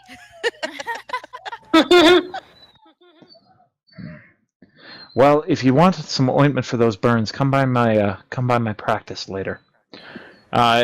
But by the time he's done examining you, it's obvious that he's very much convinced. Look, I believe you. But for these lunkheads, I have to... for these plebeians, I have to dot my I's and cross my T's. So, would you mind very much showing me your weapons so that I can tell them that you didn't do this? I clank my quarterstaff on the ground and I say, "This is all the weapon I need, along with my faith." All right. So he finishes examining all of your weapons. If no one has any further things to say to him, and he turns to one of the constables. Well, not a constable. You realize because he has 3 bars on his shoulder, and Garns turns and begins to speak to him. Well, their weapons are inconsistent with the wounds inflicted on the victim, and there is no blood present on their bodies. I'd be hard-pressed to say that they committed this act. The sergeant kind of huffs. Garns, you're not making my life any easier. Yeah, Garns. I know. But do you want a suspect, or do you want your perpetrator? The sergeant kind of huffs and says, "Right now, I'd settle for either. You 4." And he begins striding up. Right now, you're the closest connection we have to this case. You will stay in the Swinging Cat Inn, and you will not leave. We will cover your rooms. We will post a guard out front, but you are not to leave the inn. Does that include food and beverages? Within reason.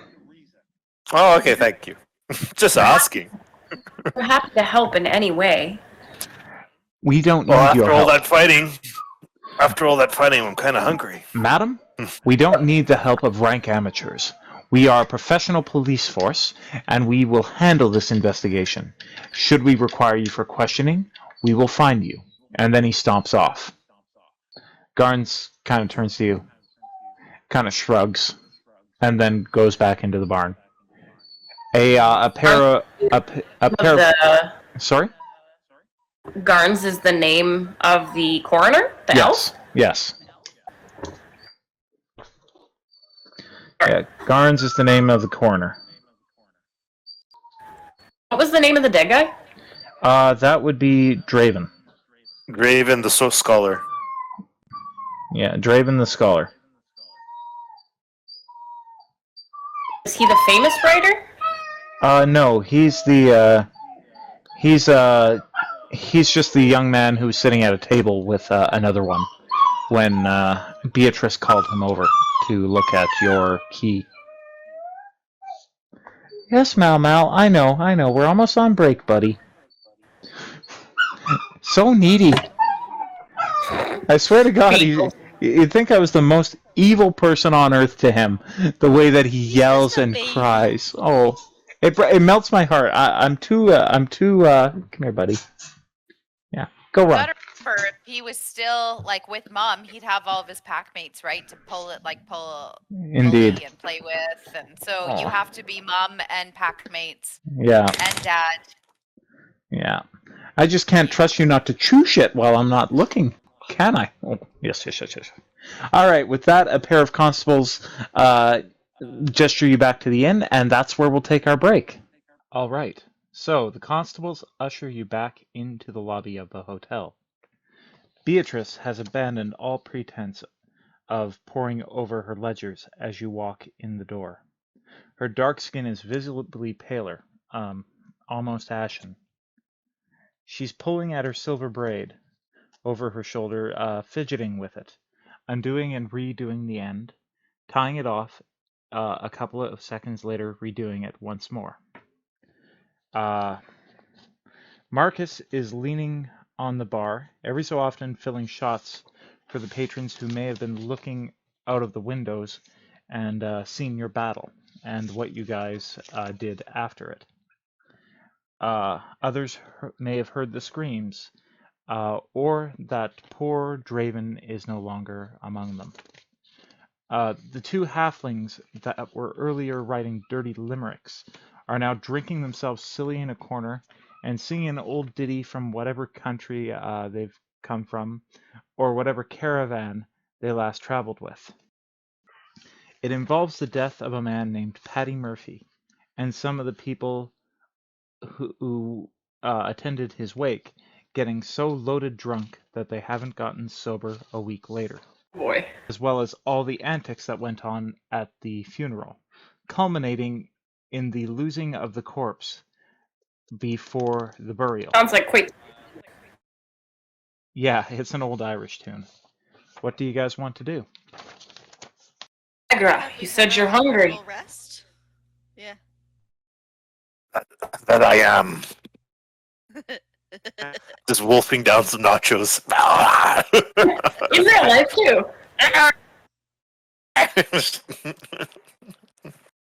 We'll pull up at a table then. Absolutely. Still early evening, right? I share. It's just after sunset, so I'd say it's about 9 o'clock, 8 o'clock. As we're getting our meals prepped and whatever stew that's being thrown at our general direction, I share with the group my findings about the creatures, saying that these creatures, obviously didn't shed any blood when we struck them down, and they disappeared. And based on my memory or experience traveling through the mist, the creatures exhibit certain qualities that, or similarities that we experience with regards to the mist. So I'm quite perplexed, you might say, or perturbed. So if anybody has any other insights or theories, I'm all open.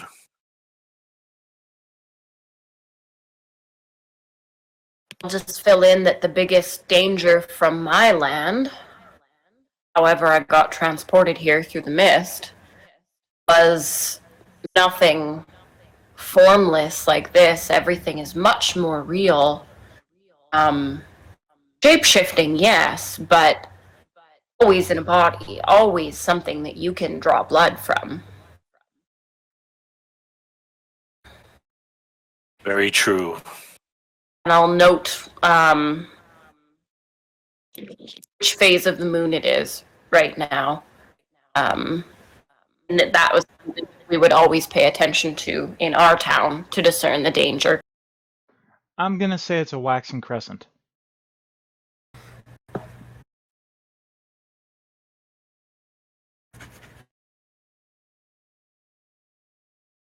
About your lands, what are the primary dangers there?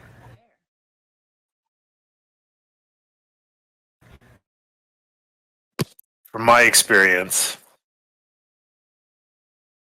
creatures of the night, various monstrosities plaguing on the living. But one of the greatest monsters that I ever came across was my caretaker, who made me what I am today.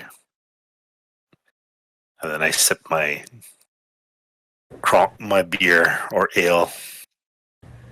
Evil can certainly take many forms. I just don't know. I remember I've fought many things. I've defended many people. I've done many things, but I don't know.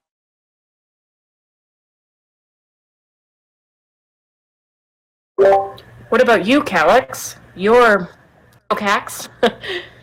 Your firm muscles and many weapons definitely belie that you've been through some things.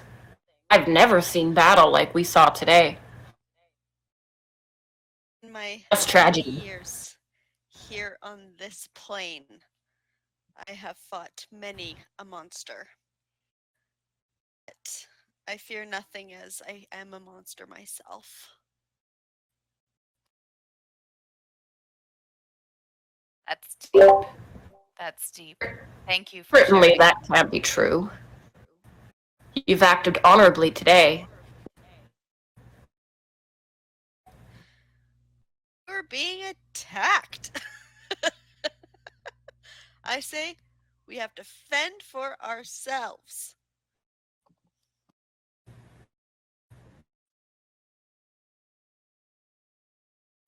I agree, but we need to find out why we're all here, because we've all received some form of note that requested our presence. So some dark force or something has summoned us here for a purpose. Whether it be finding out who murdered the poor scholar in the stables, or another issue that we haven't come across yet. And I'm always I'm always a suspect, or I'm always suspicious on the fact that it was quite convenient for us to fall into a trap where the person that we were supposed to see gets murdered, and all of a sudden we get accused by the constables that and now we're the people of interest. Indeed, I'd give a few gold to find out what Draven had to say to us. 1 second, guys. Sorry, he's got a hold of something. Oh, What a troublemaker puppy.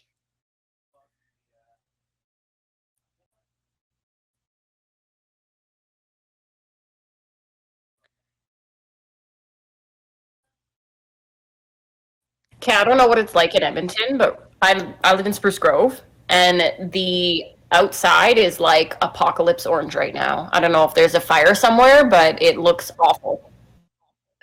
There's a fire near Edson right now. It's apparently pretty crazy. That would be why then, because it looks like when that massive wildfire was going, and it just looked like fucking Blade Runner 2020 outside. It's like that orange. Well, I saw some dark storm clouds too to the west. So That's my direction.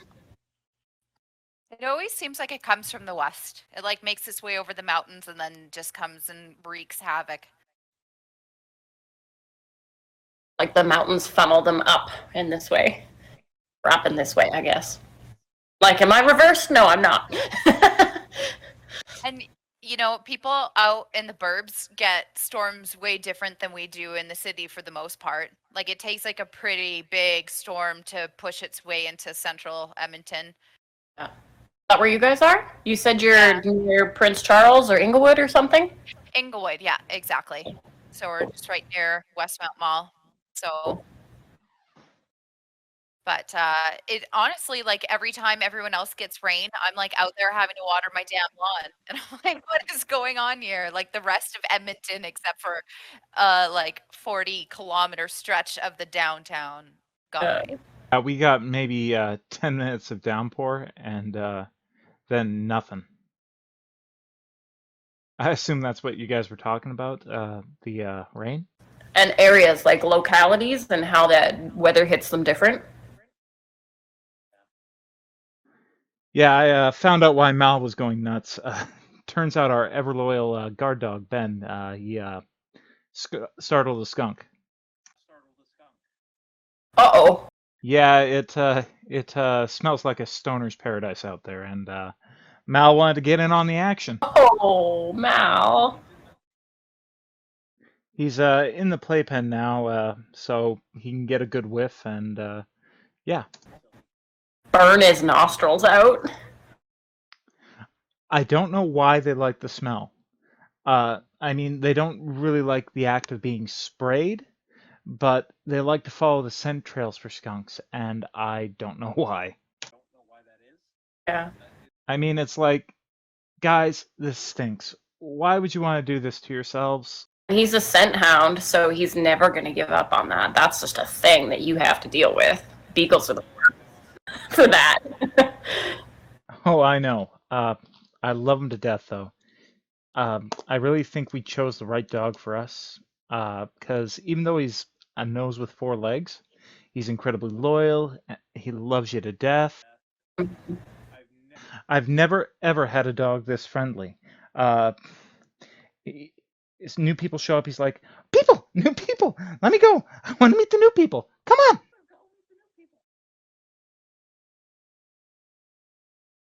Oh, speaking of new people, so if we're back in the bar in the inn, can I go flirt with my lady friend and see if she's gotten any new info for us? You may certainly try. Yes. What was her name again? Bernice. Bernice. So I can swing over to her little podium, say, Bernice, did you miss me? How can you flirt right now? Draven's dead. Bernice, tell me more. How was your day? You're coming on too strong. I whisper. I make a snide remark in the background.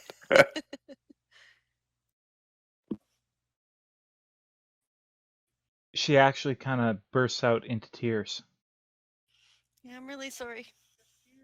He was just here. He was laughing. And then... what happened? Terrible monsters I've never seen before sliced him. I'm sorry we couldn't do any more to save his life. She goes even paler, as if that was possible. Bernice, have you seen these monsters before in this town? We don't talk about that. Bernice, you can tell me anything. Roll for persuasion. Okay, hold on. I gotta find it. Persuasion. Where are you? Persuasion.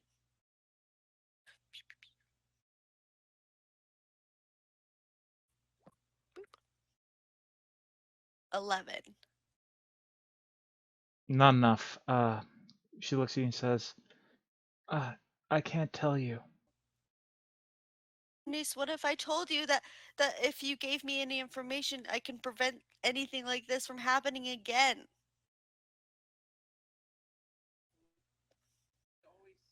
They always say that. There were people that tried, but the constabulary, they tried. She obviously wants to say more. She's warring within herself, biting her lip while playing with the pen. I can't talk about it.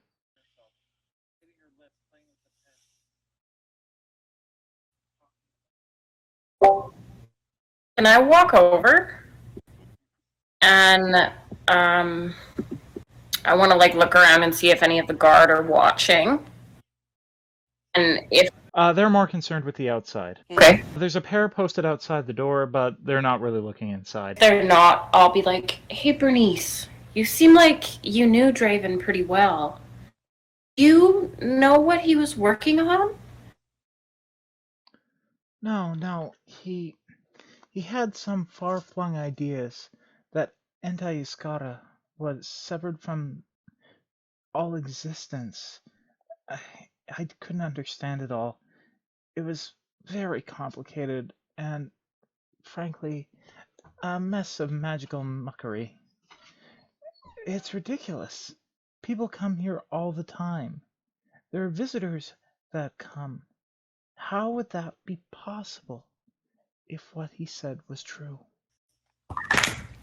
Who was Draven around here? Was he a professor at the university? He sounds very theoretical. Mhm.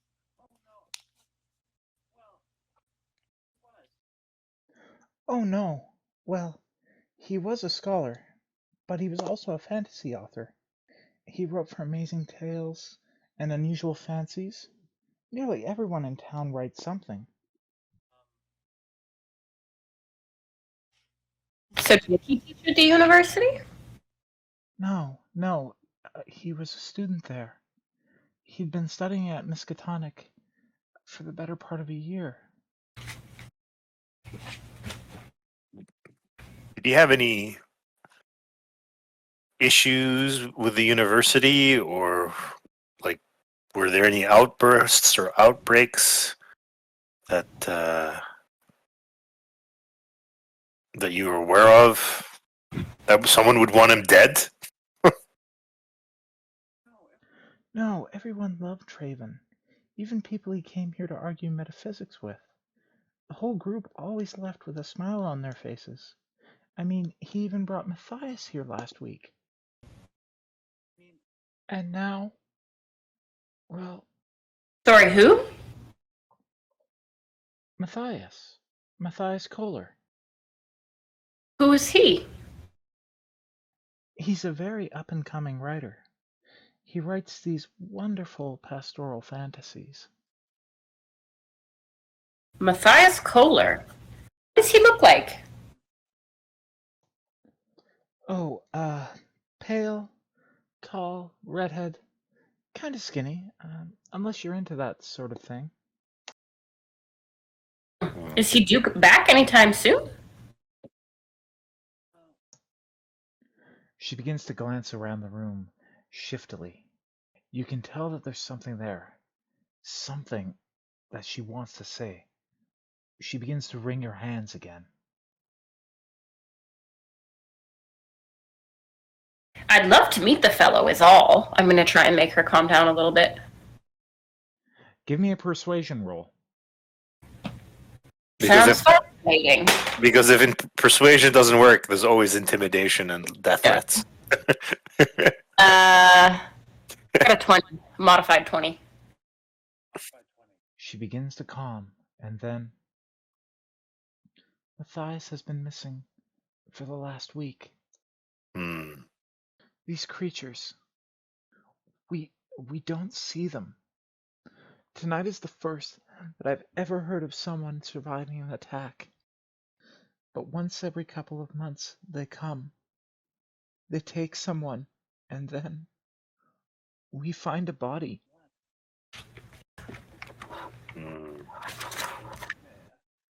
They come in the night, and in the morning, there's either a bloodless body or a missing person.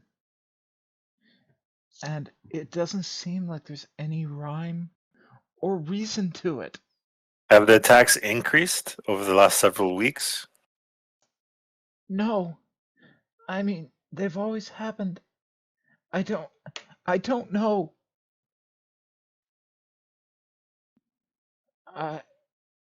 I mean... Just shake her. You were gonna shake her, and I'm like, can I give her a hug? Just take. I want to take her into my burly chest and just hold her. Kiss the top of her head. Zagra tries to shake her. He gets in there and I'm being enveloped.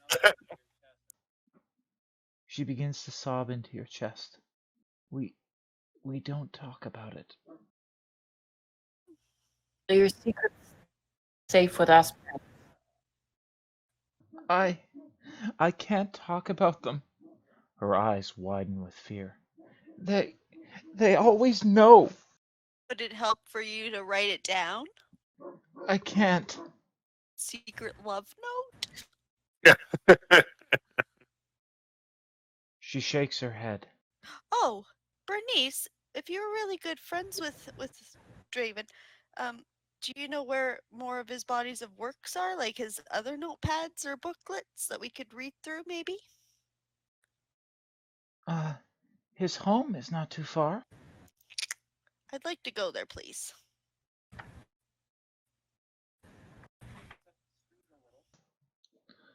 It's up the street a little. Not far at all. You have to walk down Willow Street, and then when you get to Grand Junction, take a right. It's the third house on the left. 32nd East 2nd. What do you say? Should we take a stroll? Before we go, I'm sitting in the tavern, and I just want to take a look around. I'm looking to see if there's like a tavern dog or a cat or any sort of animal that I could look at this particular moment. There is indeed a cat. Okay. Ooh. Well, thank you. He's kind of chillaxing on top of the liquor cabinet, surveying everything. I'm guessing you want to use Talk with Animals? No, I actually just I can speak to animals actually, so I suppose I could ask him, couldn't I? Just give me a second here to pull up my program with my Whisper to the group, I wonder how stern these guards are going to be about not letting us leave the hotel. Unless we tell them where we're going. Or we could have one of them assist us. So I'm going to cast Speak with Animals, and I'm going to have walk over and lean against this bookshelf so that I can talk to the cat. And I'm going to ask him. I'm going to ask him if he's. First, well, okay, what do I want to ask him? I'm going to ask him if he's seen anything out of the ordinary lately. Exactly like that? Yeah, I'm gonna ask him. So, has anything interesting happened around here lately? The cat kind of perks up, cocks his head at you. A talking hairless one. That's new. Hello, it's a boy. Can I tell from the voice? Yes. Hello, brother. I am able to commune with you, and I would love for you to tell me a story of something you have seen recently. He languidly stretches out. Ugh. Well, the tavern lady Bernice brought a rather succulent piece of meat this morning, but I gather that is not what you are asking for. What kind of meat? Just, what do you hairless call it? A very white and a fluffy. Occasionally they attempt to jump the fence, and the humans chase them with dogs. Oh, lamb. Okay. No, I mean, have you noticed anything interesting happening with the humans? They have not been as attentive lately. Usually I can count on a pound or two of meat a night, but of late all of them seem to be on edge. It must be those things. He gestures to the corner with a stab of his chin.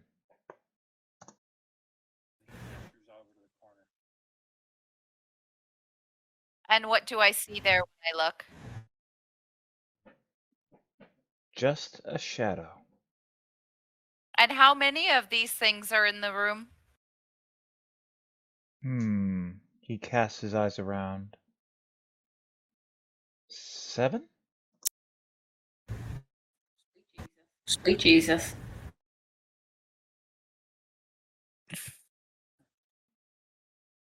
Actually, there are more. Like to you?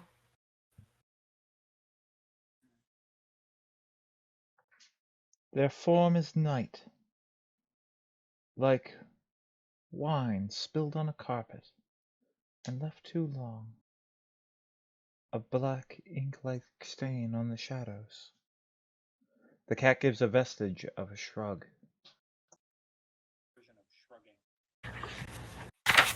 Thank you. Can't have a name. I want to grab a piece of meat from someone's plate because I'm assuming everyone ate because they wanted to eat, right? I don't know. That didn't happen.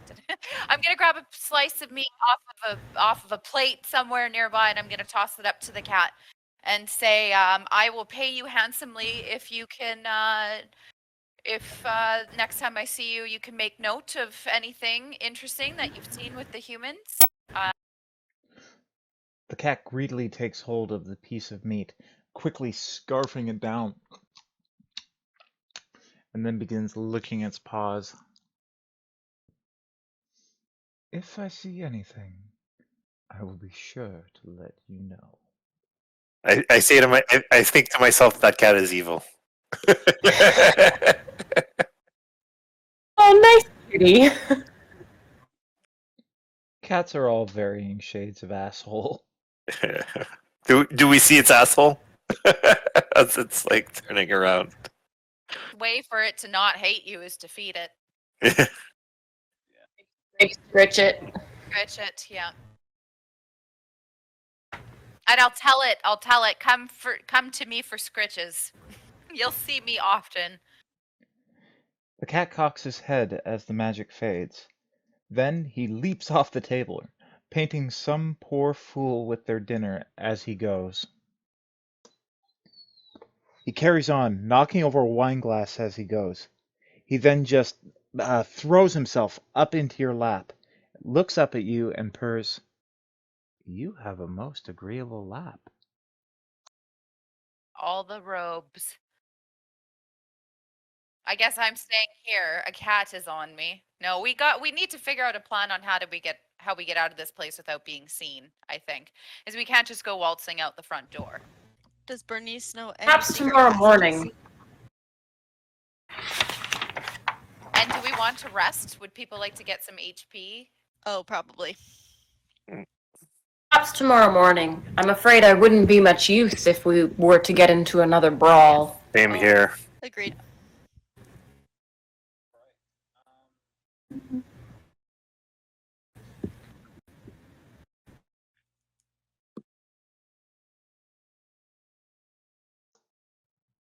All right, so is everybody bedding down for the night? I think so. We'll find our rooms. Wait, we're taking watch. we're taking watch. So I'll take the first watch. The cat won't watch us. The cat won't. In our separate rooms, we're gonna take watches. I'll just be up against the door and have the door slightly open so I can see the hallway. We feel more comfortable if the men bunk together and the women bunk together, so that we're never left. Sorry, Amanda, I missed that. Truly alone. Yeah, we're never. There's a sock. We're never really. Put a sock on that door handle. Jax doesn't like the sound of that, does he? Like, I'll be Big Spoon.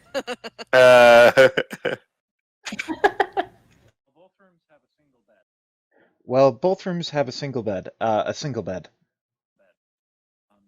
I would feel more comfortable if I weren't sleeping alone. Night. Alright, let the ladies do their thing. Jamie, you're muted. I can take the first watch. I only need a short rest to recharge.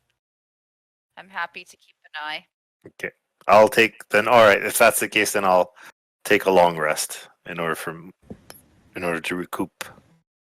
Can I ask, what does this? I take a look around me and observe the hallway. And are there? Yeah. There are like 20 other rooms in the building. It's 3 stories. Perhaps not quite 20, but close enough. Your rooms are definitely some of the least spacious, but as you open the door, you're treated to the sense of fresh linen, and obviously the room has been cleaned recently. There's a wash basin in the corner, and there seems to be a communal shower halfway down the hall. And are 2 rooms together, next to each other? Yes, and they do have a connecting door, should you decide to use it. And are we in the middle of the building, or are we along, like, at a corner at any spot? I would say these are 10 by 10 rooms, and you guys are in this corner right here. Right, can you Sorry, can you do that again? I wasn't looking. Yeah, I wasn't looking. It was on the Okay. screen. Okay. Okay. We're a couple rooms in. And where are we? We're upstairs then, and where are the stairs relative to us? Are those the stairs right there? Yeah. Those would be the stairs. Okay.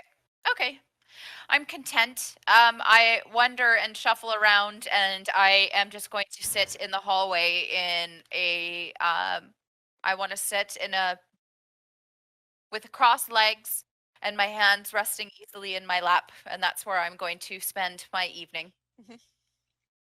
What's the window in that room? There are two large windows at the far end of the room. They feature a view of the street below. There are fixed windows, they don't open. They do open, yes. I will take out of my bag a couple of little like silver bells and set them so that if the windows were to open in the night, they would fall onto the floor. Nice. All right, sounds good. Can you give me a sleight of hand check, please?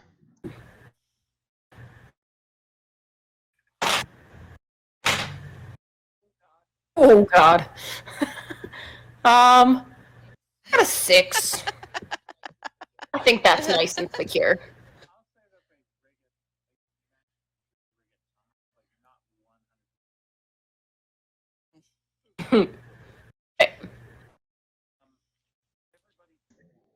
You rig the bells to the window, but you're not 100% sure about the setup. Can everybody please jump off the chat, except for Jamie and Amanda, please? Ooh, secrets. All these secrets, yeah. Here.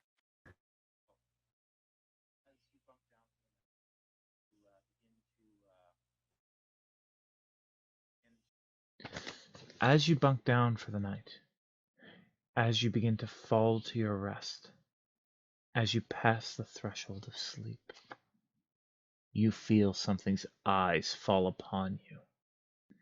Your dreams open, and something you cannot name nor directly see is chasing you down a long, dark hallway. You cast your eyes back, catching glimpses of many-fold eyes and mouths and writhing gelatinous figures in that dark expanse. They twist and shift into seething tentacles, hands, eyes, and mouths, constantly shifting as they pursue you. You awake, enervated, and as such, please deduct 3 HP from your total. Bummer. Yeah. The next day, you cannot regain that HP. That is your new max total for the day. All right. Mean. Ugh. Oh, I'm just wicked, mean, and nasty.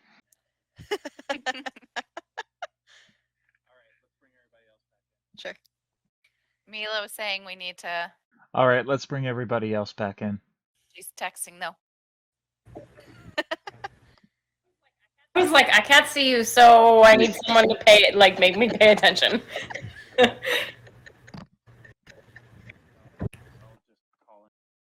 I'll just call them back in with the general chat. He's like not paying attention. He's on another screen. Urstical. Urstical. Oh. Hey, buddy.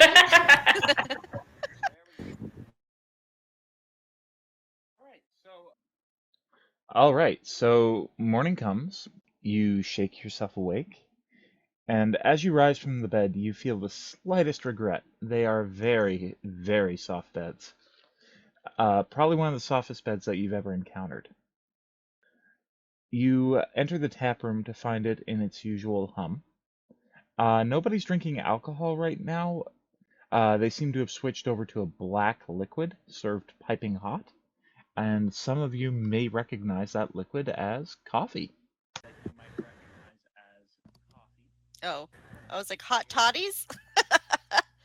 Our favorite. Hey, I'll never turn down an Irish coffee. You don't see Bernice or Marcus. It seems like they work the evening shift. A small server is going around right now with platters heaped high with bacon, eggs, all manners of breakfast food, really.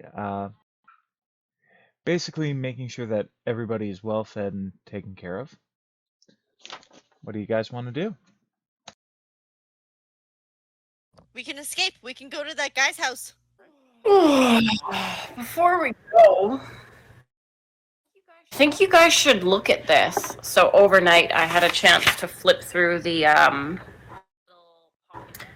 little pocket notebook that had the list of references for Draven's thesis. And I kind of just like give you guys the heads and tails of what I think that's all about. And that maybe we should look into some of these books that he was studying too, if we can get our hands on them. So that means we have to go to the library or the university? I think we definitely need to visit the university at some point, but it depends on whether or not we can sneak away from these guards. Do we have windows in our rooms? I answered that one already. Yes, you do. Okay. Have rope? Does anyone have rope? We're on the 3rd floor. I believe I have rope. Are we the 3rd floor or the 2nd floor? I think 3 stories. Okay. I have a torch. We can burn our way out of this hotel. I have. Well, 50 I feet want of to rope, too. what I'm gonna do is I'm going to go to the front door and take a step out and just see if there are still constables everywhere in the courtyard like there were yesterday. they're not everywhere. There are a pair of them there. And Sorry, go ahead. sorry, go ahead. As you peek out, they kind of grunt at you, possibly trying to indicate that you are allowed out, just not out of their sight. I'd like to have a conversation with them. I walk over to them and wish them a very happy morning. I'll take it over last night. Definitely. I've heard wonderful things about your university here. Miskatonic. Bunch of bloody eggheads up there. They're always dreaming something up, whether it's an argument, new theories, or contraptions like that newfangled printing press. The other guard begins to bristle. The first shakes his head. Fucking academics. The second kind of feeds him an elbow. Hey, my sister's going there. Oh. You know I didn't mean Belinda.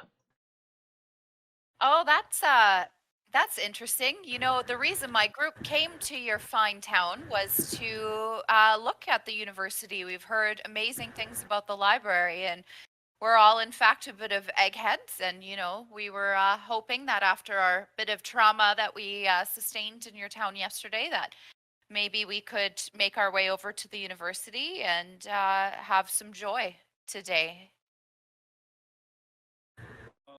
The first one looks at you, stone-faced. Look, if it was my call, I'd kick y'all loose out the front walk of town and never look back at you. But the chief wants you around for questions.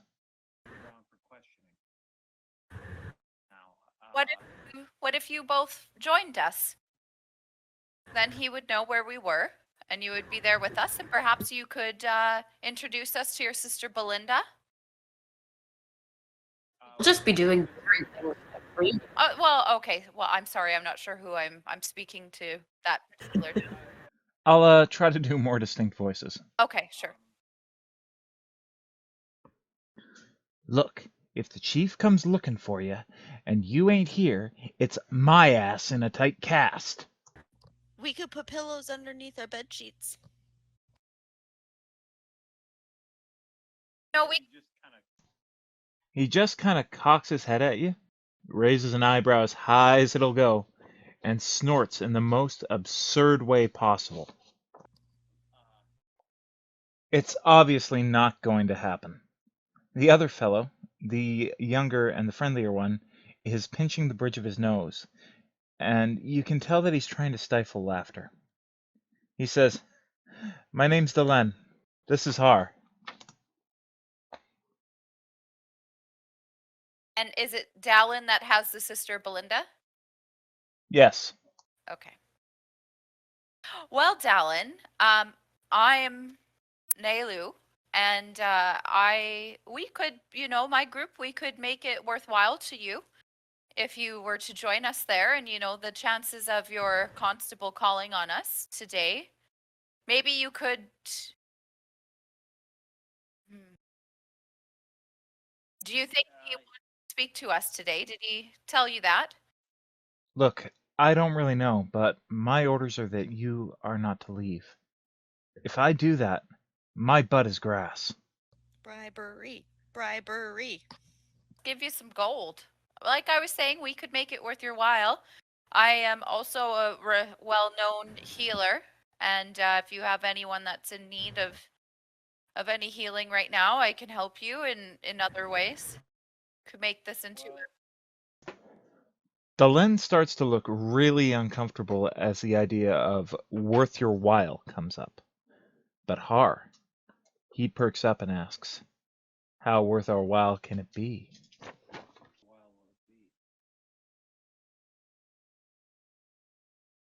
Are they standing close enough together I can, like, psh their heads? Oh no. Okay, alright. I was gonna say. Or perhaps I'll jump in there. No, if you just came with us, you'd be guarding us. We would still be available for your boss. And it gets you out of this boring streetway. I mean, you're gonna stand here and watch the grass grow? That's not that interesting. At least at the university, there's beautiful women to look at. The university is a day and a half's ride away. Oof. It's on the other side of the Dun Woods. Oh. Oh, that changes everything. Oh, I had no idea. Could we get an escort? a fantastic sort. Thank you so much for that information. That's great to hear because, like we were saying, we're not from around here, and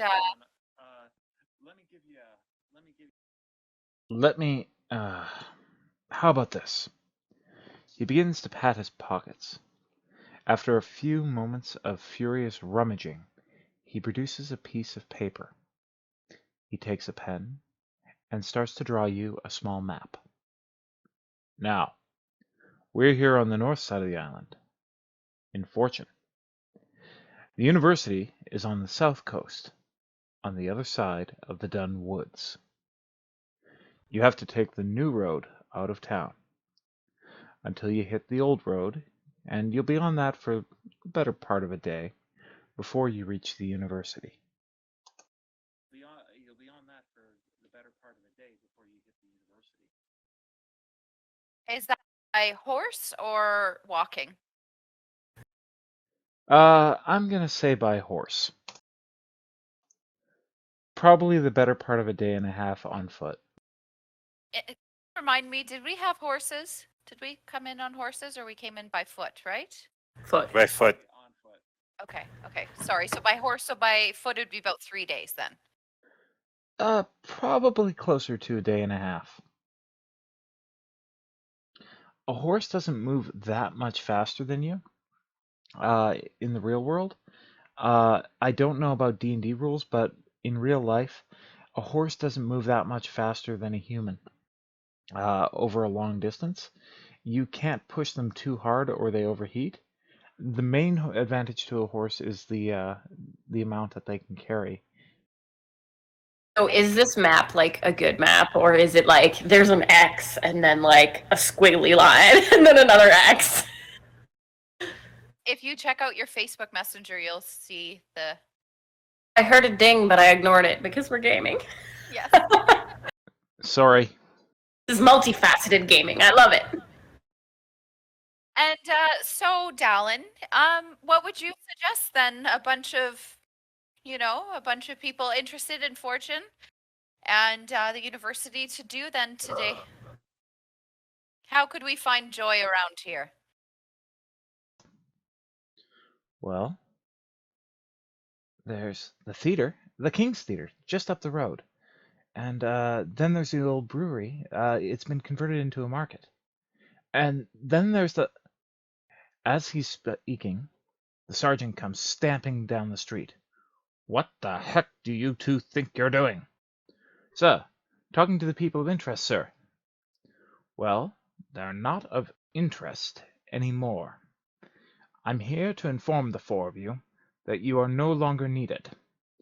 Our investigation has concluded that the young man died of an animal attack. Who made that call? The coroner. Apparently he was quite taken with the four of you. Well, we're very sorry for the deceased. Did he have any family we could pay our condolence to? Look, as far as I know, the kid didn't have a wife, didn't have a family. I've been told in no uncertain terms to tell you lot to keep your noses out of this, or you'll find yourselves back under lock and key. Understood? Fine by us, Constable. Or, It's Sergeant. sorry, Sergeant. And with that, he marches away. And I flip him the bird. While his back is turned.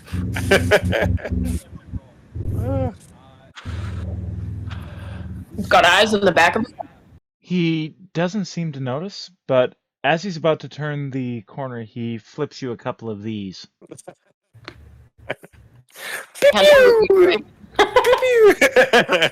I still can't see you, Jared, so it's just a bunch of... Yeah, we still have no video. Yeah, he holds his fingers behind his head and pops a couple of birds at you. Huh. Obviously, he's not one of their higher brow sergeants. He's like the Danny Glover.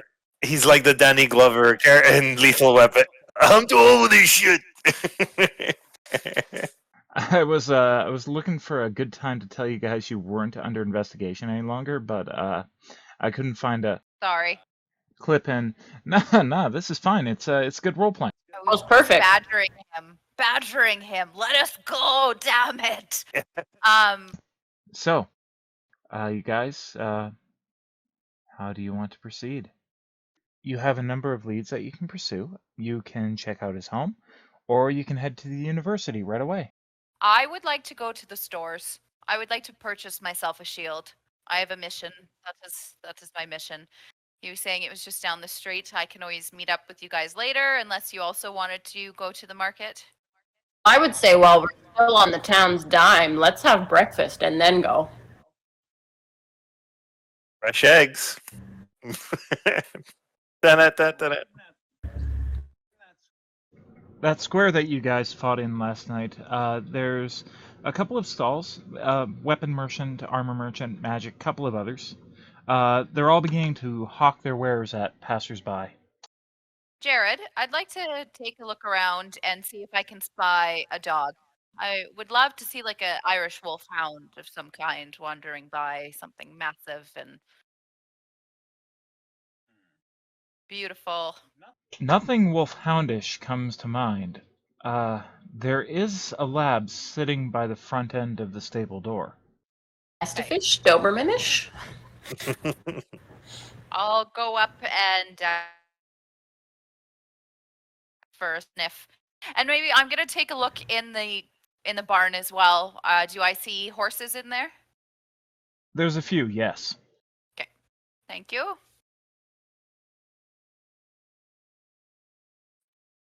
I'm not interested in the food, guys. So if you're in there eating, I'm gonna just hang out with the animals in the barn.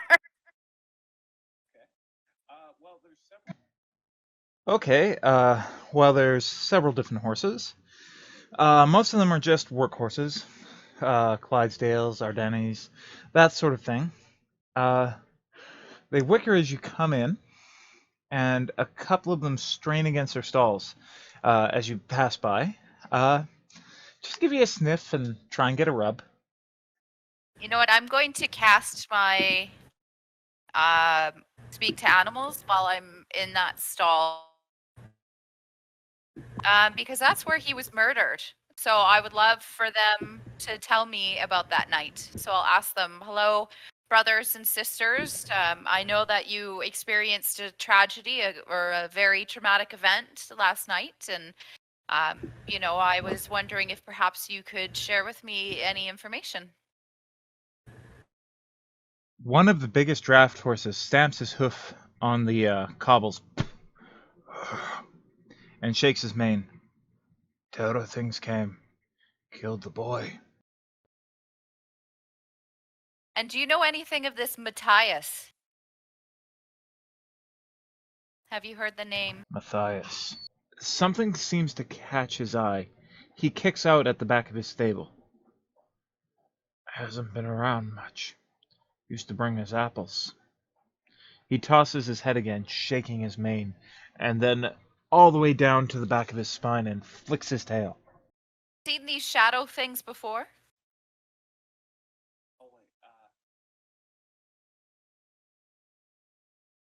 We do not see them often. We do not walk in the night. The cats, however, are forever watching the shadows. The cats may know more. Okay, I've done my sleuthing.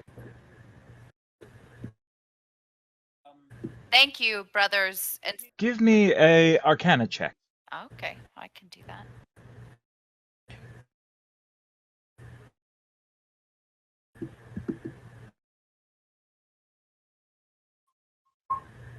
$11. 11. With an 11, you would know that cats are highly sensitive to the supernatural and to magic. So the cat in the inn is the better one to be bugging. In fact, I'll roll it back later, but I think I mentioned that the cat saw several of the creatures around the inn. Right, yeah. 6 or so. Okay. I'm gonna just wait out in the courtyard for everyone to finish their breakfast.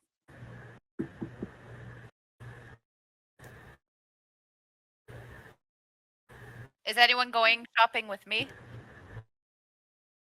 I don't think I need to buy anything. I I would- can come too.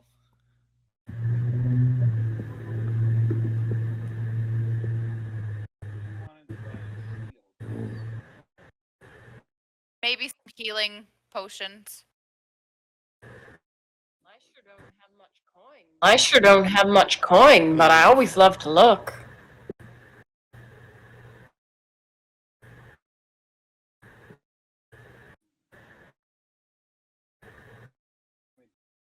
Let me double check my costs. So, as you approach one of the stalls, one of the hawkers turns his head to you, and on his table there's a rather impressive array of weapons. Everything from knives all the way up to a pair of shotguns. He looks to you and says, "Huh, folks such as yourselves must require the means to protect yourselves. You'll find no better wares than Hawkins."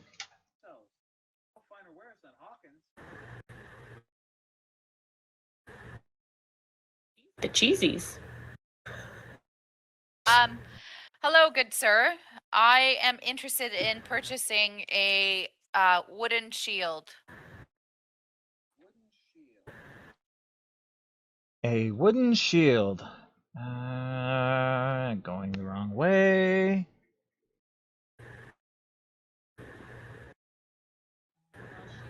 While she's dickering with the guy, I'm gonna just like stand in the square and like play my drum for a bit. You got a drum set? I've been carrying around a big hip drum. Paddles on the side. We'll get to that in a second, Mila. I just want to finish with Jamie first. Yeah. You see, on the table there are a number of very nice shields. Some are plain, others are banded with iron. There's one particularly nice medium shield. It appears to be made out of steel of some sort. And then at the end, there's one that's made out of almost entirely out of this crystalline substance. As he shows you this last one, he says, "This one's pretty damn special. It's got enchantments, you see. Got it from a passing trader." And how much does that cost? I couldn't let it go for less than 400 gold. Oh no. Oh no, sir. I would love to see your finest wooden shield that I have good. I am very knowledgeable in the fact that those wooden shields should cost around 10 gold pieces, and that is as much as I will pay.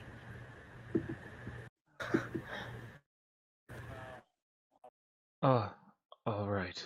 He kind of puts the shield back on the shelf, looking more than a little crestfallen. I think he was really looking forward to the sale. But he reaches under the table and pulls out a very serviceable shield with a wooden face and a brass boss and a bright steel rim. This I can let go of for 10 gold. Here, sir, take my money. All right, pleasure doing business with you. And if you do decide to come back, please let me know. If you ever decide you want the shield, please let me know. The crystalline one, yes.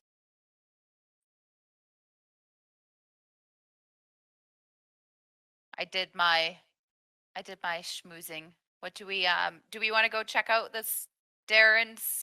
I'll walk up to the group. I'll walk up to Payne while she's playing her drum.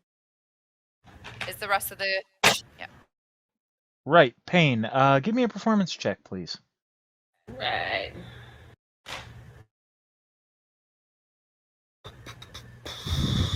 So I'm just kind of noodling away here.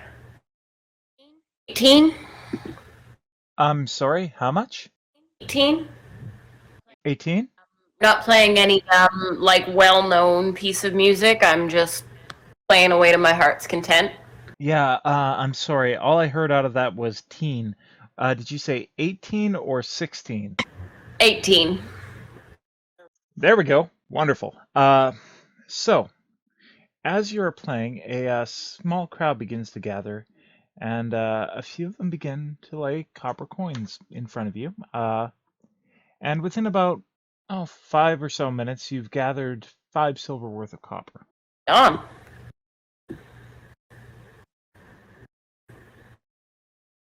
Great. So, what do you guys want to do next?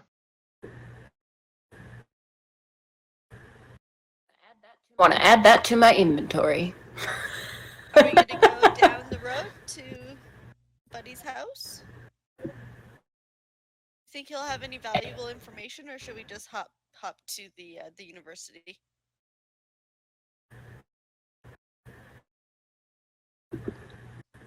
I think it's worth checking out his home. I think that would be the best start. If he was writing on the wall the name of his friend, perhaps we can learn more about his friend there.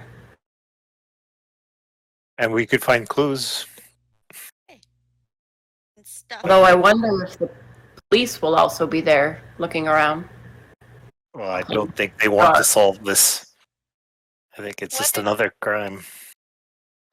We should maybe find out where Matthias resided as well and take a look, because the constables may not be there. If he's been missing for a whole week, that's a good idea.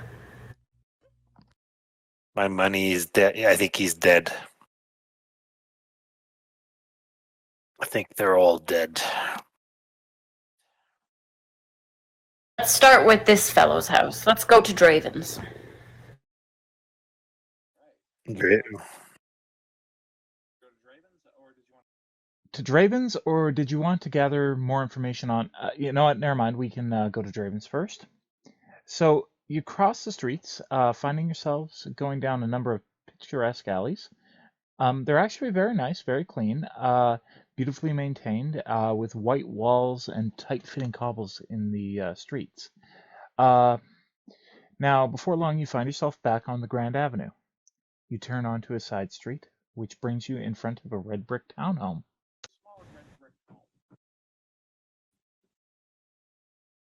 Do we see any sign of guards? None as of yet. We should stealthily make an entrance. Let's have a look around the exterior first to see if there's other ways in or out in case the guards should arrive while we're here. Give me a perception roll. This isn't really my forte. I bet one of you two would be. While that happens, guys, I'm just gonna go grab Mal out of the kennel. Okay. Oakley dokley. I'm Maybe he'll roll thinking- the 10 or Perhaps you something. should lead this. I'm not really sure what to look for. We should break. I'm thinking we should break up into two groups. One approaching one side of the house, and the other group approaching the other side, so that if there is someone in there and they try to escape, we can block out a few exits. For one person outside to give an alert if the guards do walk up to do a investigation. Yeah, I think that would be great after we find out that there's no one in the house, and someone can just be on lookout. Mhm. And maybe our bard here could play a tune and then give us a signal. I could stand outside and change my tune depending on if there's someone coming or not. Yeah.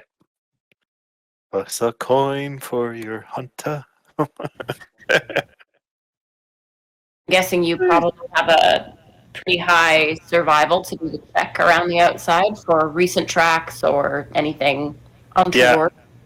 I could offer my expertise in finding possible entrances and exits, and then seeing if there's anyone been around the building. That obviously, hopefully, we can find out if there are any inhuman creatures that have been wandering around.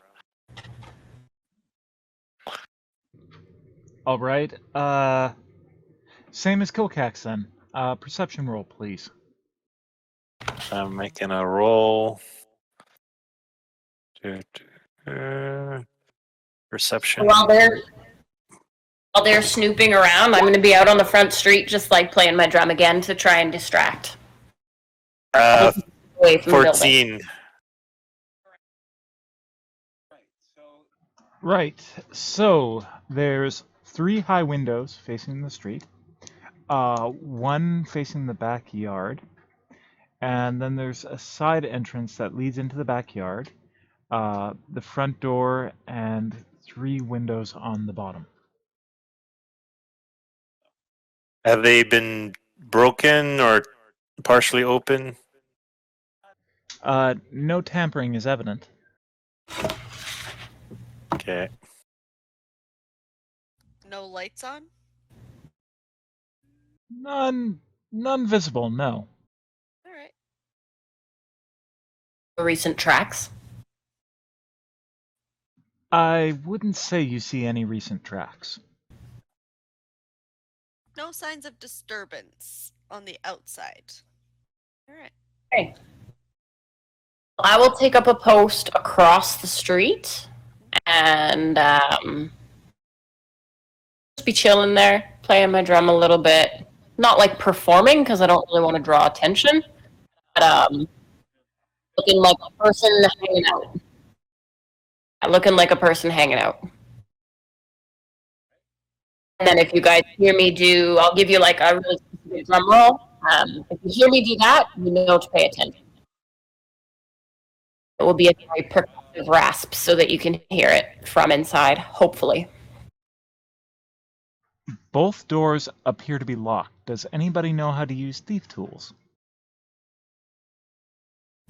I have a crowbar that I'll stealthily hand one of you. No, I don't have these tools. I have an alchemist kit. I can make an explosive. Did we I check have a to torch. see? Did we check to see if the door was locked?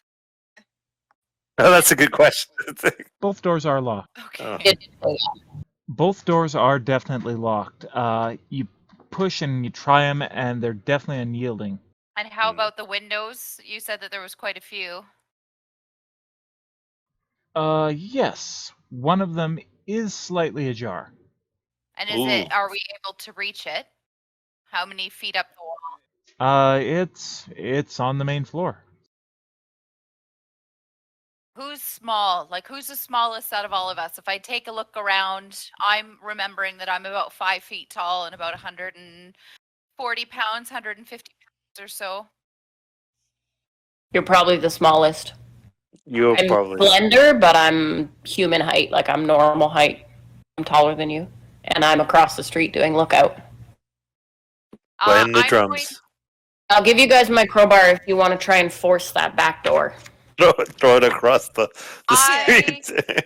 Before we part ways, I'll say I would have given it to you. I'm gonna look at Kilcax and I'm gonna say, "You lift me up to the window." Much obliged. Grab. Hands on your ass. And all you feel is like muscle and bone, sinewy. Where's my strength? There we go. Hey. Oh, I did it twice by accident, I guess? Sorry. 18. Well, either way, you would have passed it. You grab a hold of Nelu's hips and you thrust her up right to where she needs to be. Whoosh. She lifts the window, and what does she do next? She would like to peer in first before jumping headlong. And what is it that I see when I take a quick look around? And oh no, you know what I'm going to do? I'm going to have him bring me. Oh no. Okay, I need to figure this out. I'm going to change into a cat right now. I'm going to take wild shape as an action and change it to the cat. And Kilcax is going to catch all of my gear. So he's going to catch my tablet and my shield. Oh, and my quarterstaff, which I would have set down anyways to go up there. So now I've hopped into the house as a cat. And now I have refined senses. Kilcax, make a dexterity save. Kilcax was excited to touch your butt, and then you turned into a cat. So disappointing. Not the kind of pussy he wanted. All right. 18. As Nelu turns into a cat, the equipment she was carrying just starts raining down on you. You narrowly avoid the quarterstaff hitting you in the eye by jerking to the left. You basically manage to escape unharmed, but all around you are the discarded remnants of Nelu's clothing and weapons. Hope that you all gather that for me, perhaps, or like push it into a corner. I was gonna say throw it into a bush. Like, Does your clothing not change with you? All right, Nelu, as you... You know, sorry, let me take a quick peek and see what it says again about my stuff. I thought maybe it... I think your gear like, magically transforms with you. Yeah, I wondered about that, but you said it didn't, so... I'm sure it magically transforms with you. You can't use it while you're in that form because it disappears with the rest of your normal appearance. Oh, here. It says you choose whether your equipment falls to the ground in your space, merges into your new form, or is worn by it. Oh my god, it could be a cat and a little tablet! That is so cute. Would it shrink with me? No, it wouldn't shrink with me. Okay. It's magical. Why wouldn't it? It would. Magical items automatically resize. No, my tablet's like my little shield. My shield. But I don't think a cat and a quarterstaff does well. Okay, so you know what I'm going to do?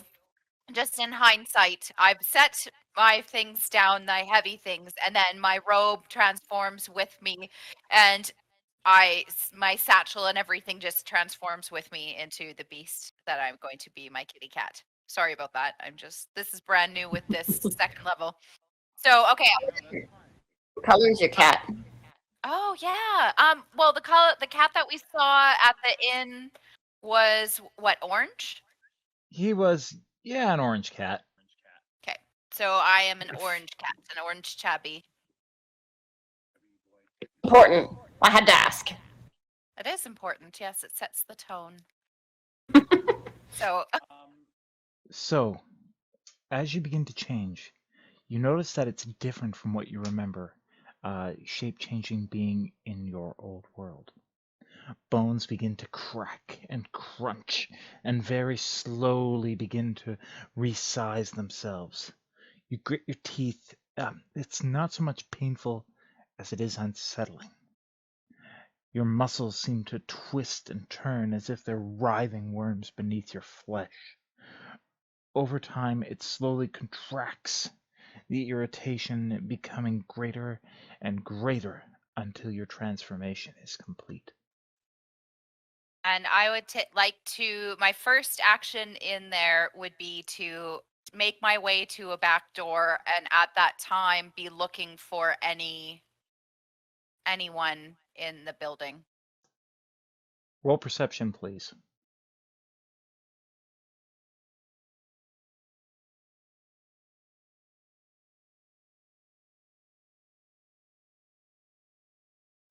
Well, 12. As a cat, you see several fleeting forms twisting through the shadows. Damn.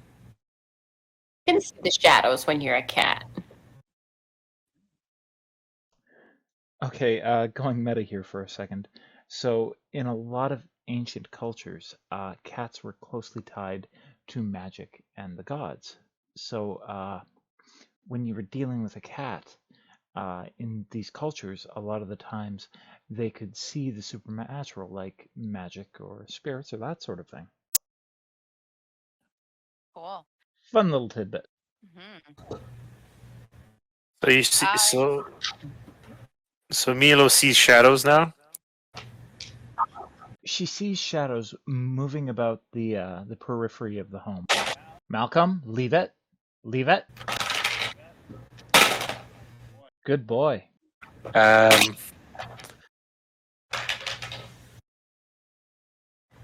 I whisper, like, can I see? Do I see her enter the building? I'd say yes. You were all standing off to the side of the building there.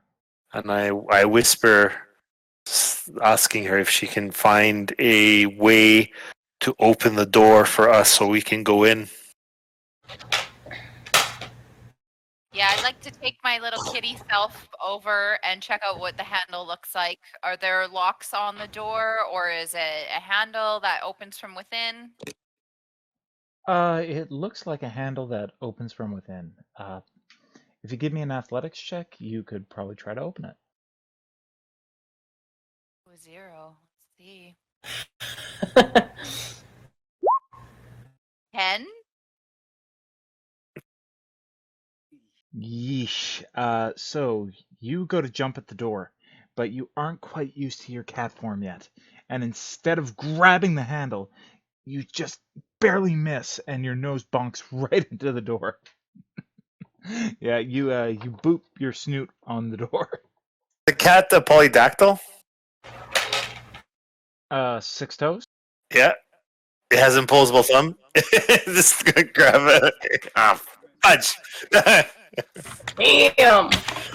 I only try something once. Like, I feel like I want to give it another try because I'm just getting used to this. I figured out, like, airspeed and, like, wind velocity. And All right, give it another shot. Tail, back legs, ready for another pounce. yes! And then I, like, am just graced in the air as I jump over, Hey. grab the handle, and pull down with my little kitty body. So, as you make to grab the door handle again, you take a run at it this time, and you pounce off the wall, and you grab the handles with your cat's paws. And just as you start to slip, you take hold of it with your jaws, and just hold on for dear life. And boom, the door begins to swing open. That's how it's done. Although you guys can't tell that, so instead I just walk super sassy outside and like swish my tail a bunch of times and make like a super catty meow, like meow. I wish I was there to hear it.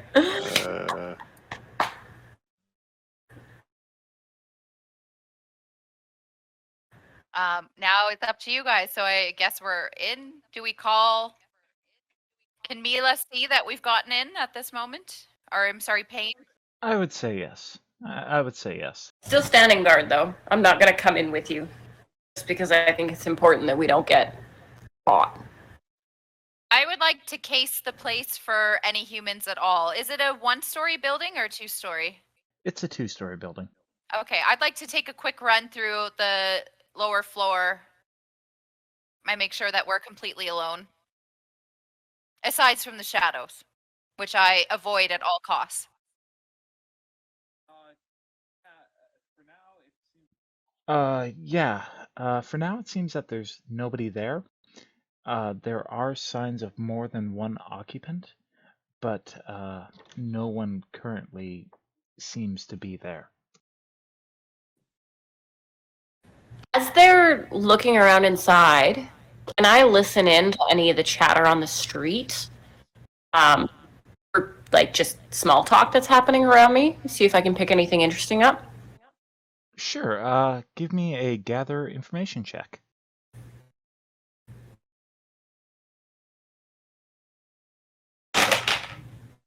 So like an investigation or just a perception? That would be investigation. Wait, so it's only Sorry? 8. 8. You don't hear too much above the regular day-to-day gossip and twiddle-twaddle that passes most streets. The most interesting thing that you hear is a bunch of men talking about going to a boxing match the next day and how much money they have on the tiefling. Ooh, okay. Mental note. Ooh, oh boy. I just planted an adventure seed, didn't I? We're going to the boxing ring tomorrow. Throw me. What's it say? Throw me in, coach.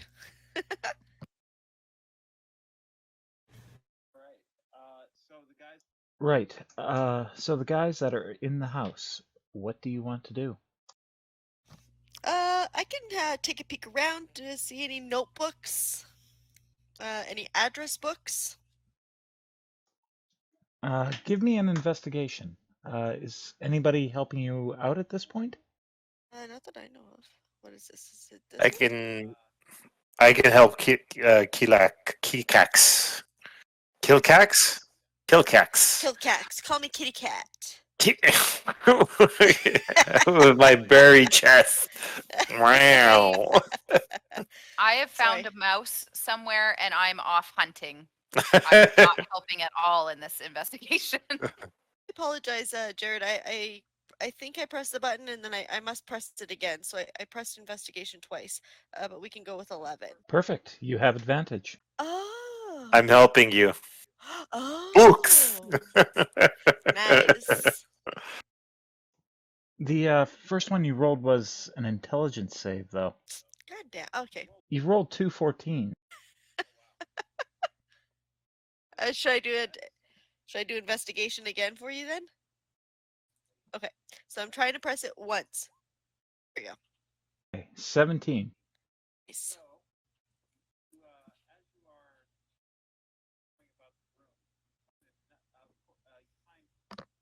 So, as you're going about the room, you find some very distinct office space. The first floor, it seems mostly to be for dining, a kitchen, an entertaining area, a bit of a den, and a few books on some of the end tables.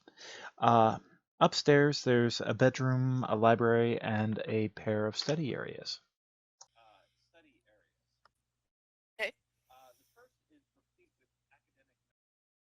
The first is replete with academic and arcane notes filled with metaphysical jargon and sigils that really are far past your knowledge. The papers don't seem to follow any discernible order or filing system.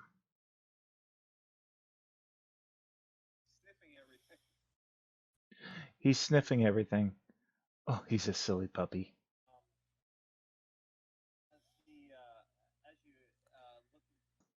As you look in the next area, however, you are greeted by an artist's aesthetic. Flowers fill a vase on the table. On the two walls, there are a pair of paintings, and across the desk is strewn a number of ink-stained pages and a fountain pen resting on the corner of the desk, waiting to be used. It's all very neat, very tidy and organized, and it stands in stark contrast to the academic's laboratory.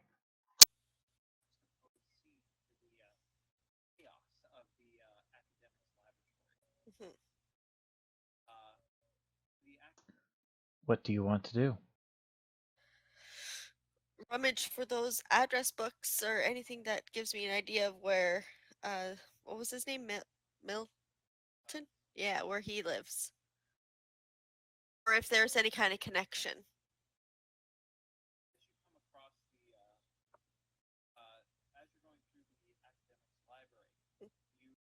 As you are going through the academic's library, you find a picture of two men. They have their arms around each other.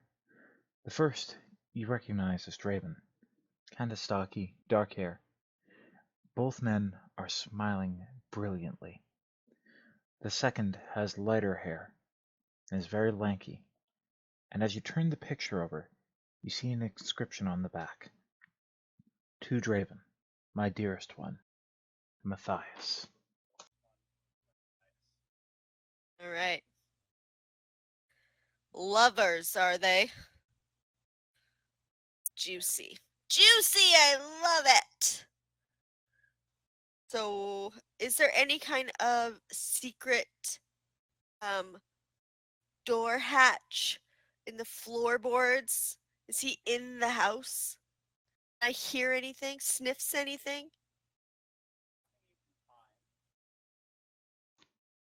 None you can find. However, you do retrieve a copy of stories, basically a manuscript, with notes in the margins from someone named Lawrence.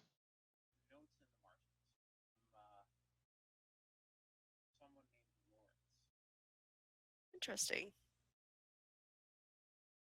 Hmm. Does Lawrence ring a bell to anybody?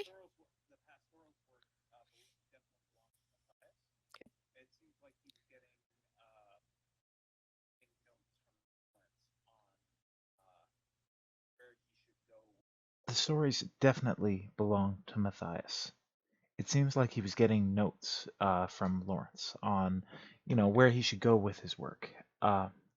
However, at a second glance, and this is because you did roll a high investigation check, the notes become more and more abusive as the text reads on. It starts out well-meaning enough, maybe this word for that, or this scene for this. By the end, Lawrence is calling into question Matthias's very creativity and asking why he's bothering and wasting both their time with this utter rubbish. All right. All right. So possible suspect.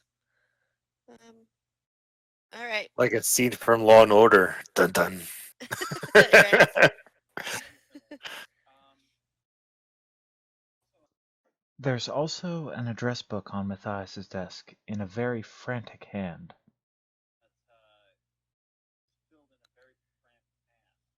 All right. Taking it. All right.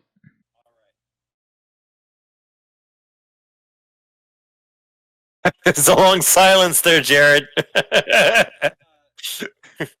Sorry, I'm stifling a sneeze.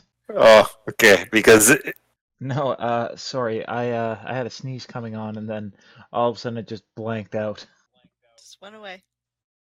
because I thought you were gonna say, "Oh, and the book's a mimic. Good luck." It's just like, I hope it's not something from Army of Darkness where it's like.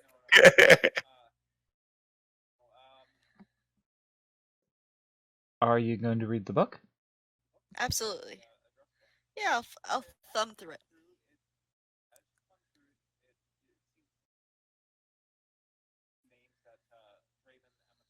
As you thumb through it, It seems to be a list of names and dates, meetings that Draven and Matthias had. Under one particular heading, you find the name Lawrence Philip Holick, and then a note about a meeting last Saturday. Interesting. Address? It seems to be outside the city. It's just listed as Holick House. Okay. Bullock Place. Heathrow Place. Maybe it's on the way to the university. Where's your map? Is it on our map? I believe it is. I think I've got it marked as Holick Manor. Oh my goodness. All right. All right. Plot thickens, Watson. Yeah. Maybe that could be our next. It's 11 p.m. I think we should call it there. Yes. I know my wits are getting rather sluggish. I've been up for the last 20 or so hours. Right? This was Uh, exciting!